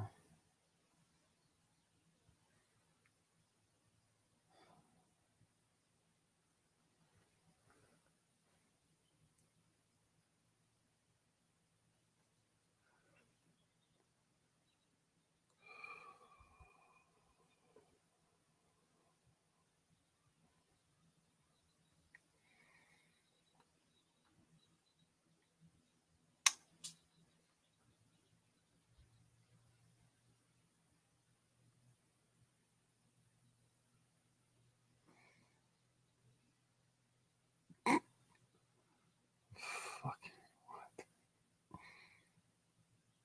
All right. So yeah, there's not a whole lot that's interesting going on.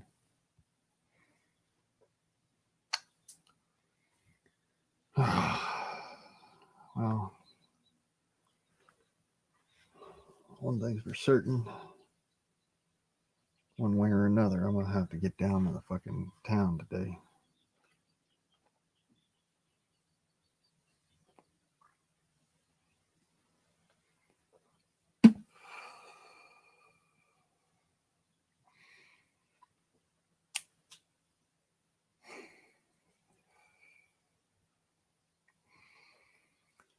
Even if I got to drive the old logging road to get into town, I really used it. My truck don't like that fucking road.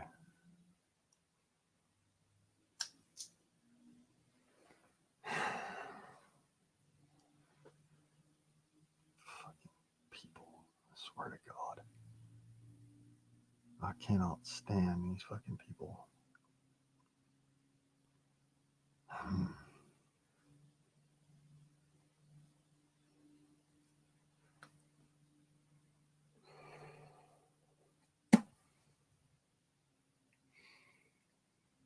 Home, home on the range, where the deer and the antelope play, and where never is heard such discouraging words, and the skies are not cloudy all day.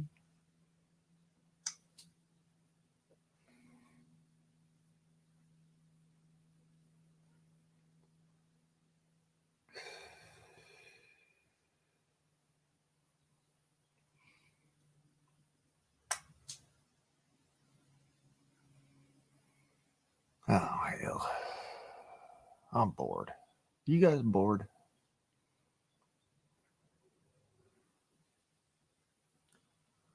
Let's go find a hammer and get nailed, you know?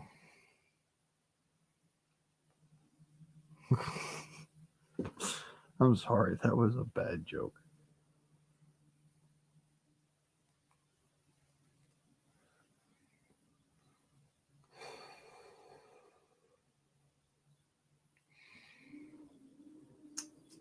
Well, I think I'm gonna call it quits here.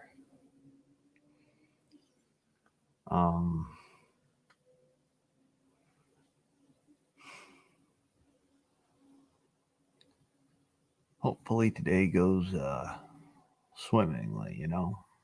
Hopefully today's a better day than yesterday.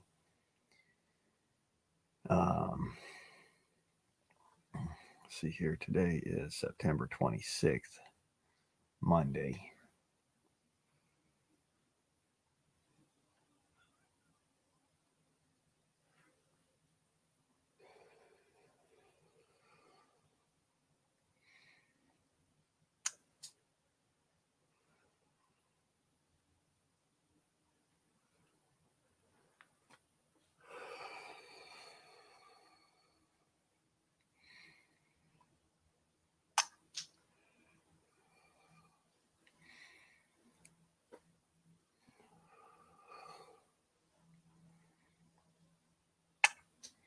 So, anyways, this has been the rantings of a crazy patriotic bastard. Y'all, much love. God bless you. And stay free. As always, I am ye old guardsman. And motherfuckers, I am out.